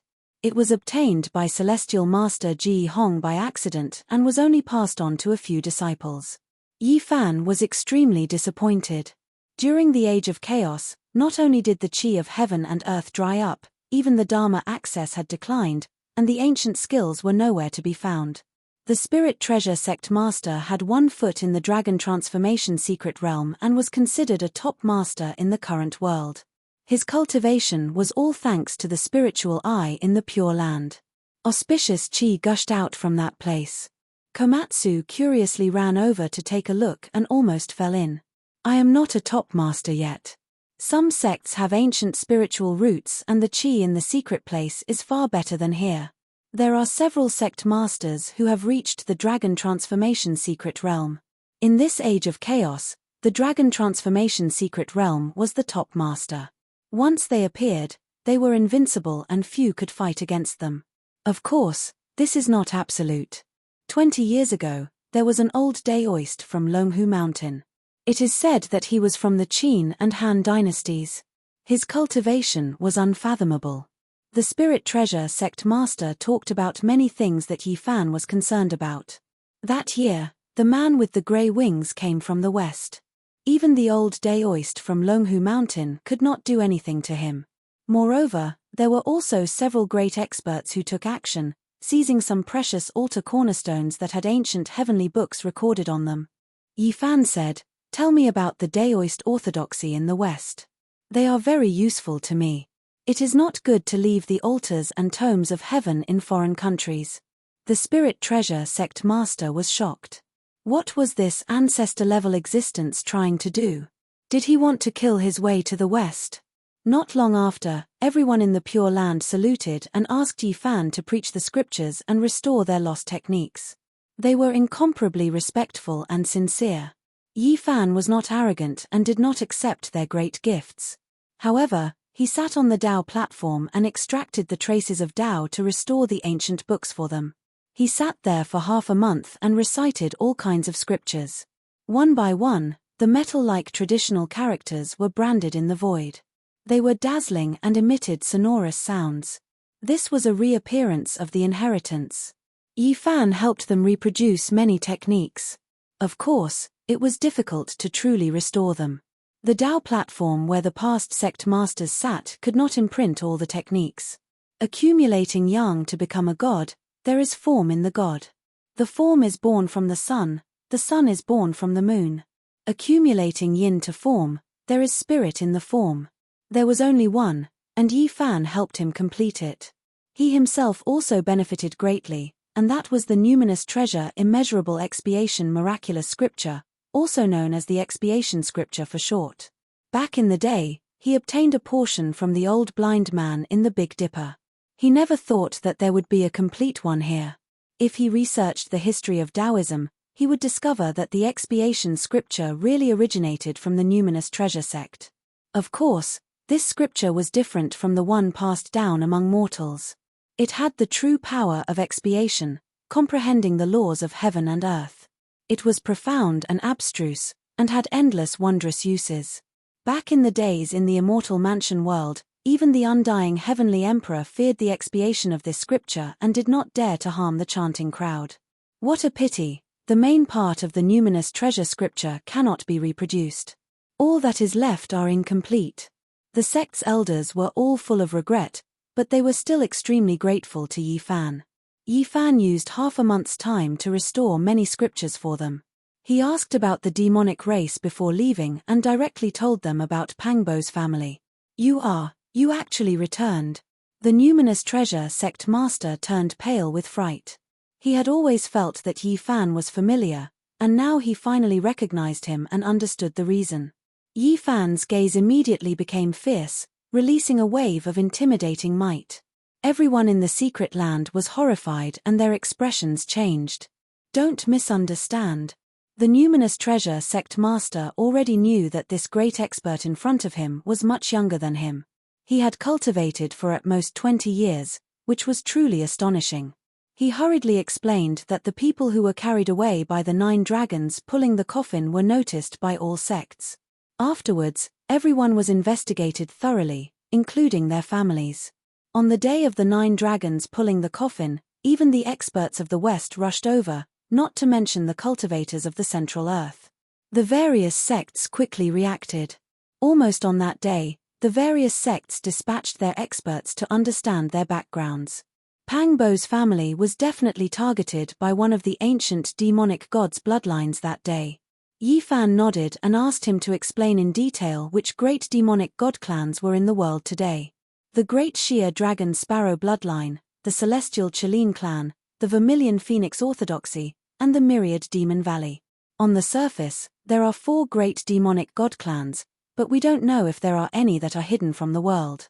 The numinous treasure sect master thought about it and felt that only the powerful demonic god clans could respond so quickly and enter Pang Bo's family on that day. Oh right, you must be careful. The numinous treasure sect master seemed to have thought of something and sent someone to fetch a wooden box. After opening it, there was actually a very old black and white photo. During World War II, there was once a demonic god who appeared on various battlefields and used this opportunity to cultivate. His blood chi overflowed and shocked the Daoist world. This black and white photo was taken by a mortal at that time. It was taken by a cultivator and spread to all the major sects, causing people to be horrified. In the dark photo, although the monstrous blood chi was very blurry, it was enough to shock people and make them shudder. It was as if a wave of blood was about to rush out through the paper. Yi Fan stared at the photo for a long time and then nodded in silence.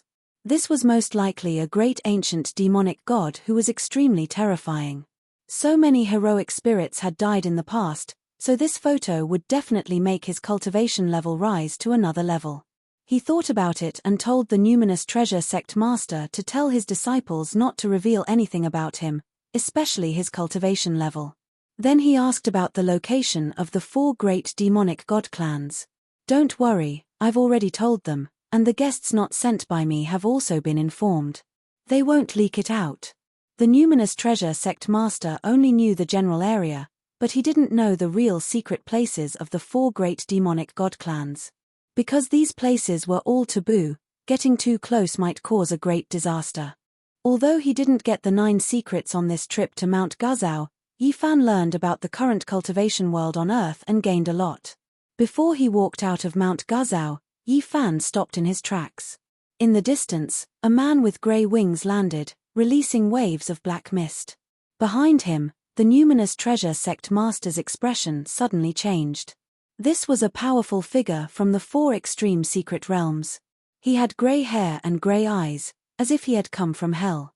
He directly stated his purpose of coming and mentioned the story of the 9 dragons pulling the coffin. He said that the numinous treasure sect must have also brought back something important and wanted to borrow it today to take a look. Why do I feel that they look a bit like the fallen Wing clan? Yi Fan said. They are from the Western Orthodoxy, the numinous treasure sect master said. Who are you, and why are you here? The man with grey wings had eyes that were as dark as dead ashes. They were dim and lifeless as he swept his gaze over mercilessly. Who I am is not important, and I don't need to tell you. Yi Fan walked around him and said, I don't have time now, but I will go to Jerusalem in the future.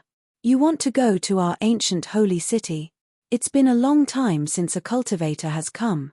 The grey-haired man suddenly stretched out a big hand and grabbed the top of Yi Fan's head as fast as lightning. Poof! Yi Fan drew a line in the air with his finger. There was still some distance between them, but the arms of the strange man were all cut off. Grey blood splattered everywhere. You, who are you? The man with grey feathers on his back was shocked. He didn't expect to kick such a terrifying iron plate. It was obvious that he was a great medic. Yi Fan waved his hand and restrained him in an instant. Fear was written all over his face. He struggled with all his might, but he couldn't break free. At the side, everyone was horrified. This was an expert of the 4 extremes secret realms. Ordinary sect masters were only at this level, but he was carried away by Yi Fan like a dead duck. Yi Fan extracted a ray of light from the center of his brows. That was his consciousness. He read the memories and revealed a cold smile. I really thought that a fallen angel had come. So this is the result of a successful cultivation of the Western Orthodoxy. You, who are you? My lord will appear in the world, let me go. The grey-haired man was shocked and terrified. Poof! Yi Fan pointed with his finger and he dissipated like a snowflake. His flesh, blood, internal organs, and consciousness all melted away, no longer existing. The surrounding people didn't even dare to breathe loudly. They were secretly glad that they didn't offend this god and didn't fight him. Moreover, they received his guidance. I really don't know who I will meet when I make a trip to the west in the future. Yi Fan muttered to himself and disappeared with Guozhan and Komatsu. A few days later, he arrived at Mount Changbai and entered this primordial land in search of the ancient demon god race.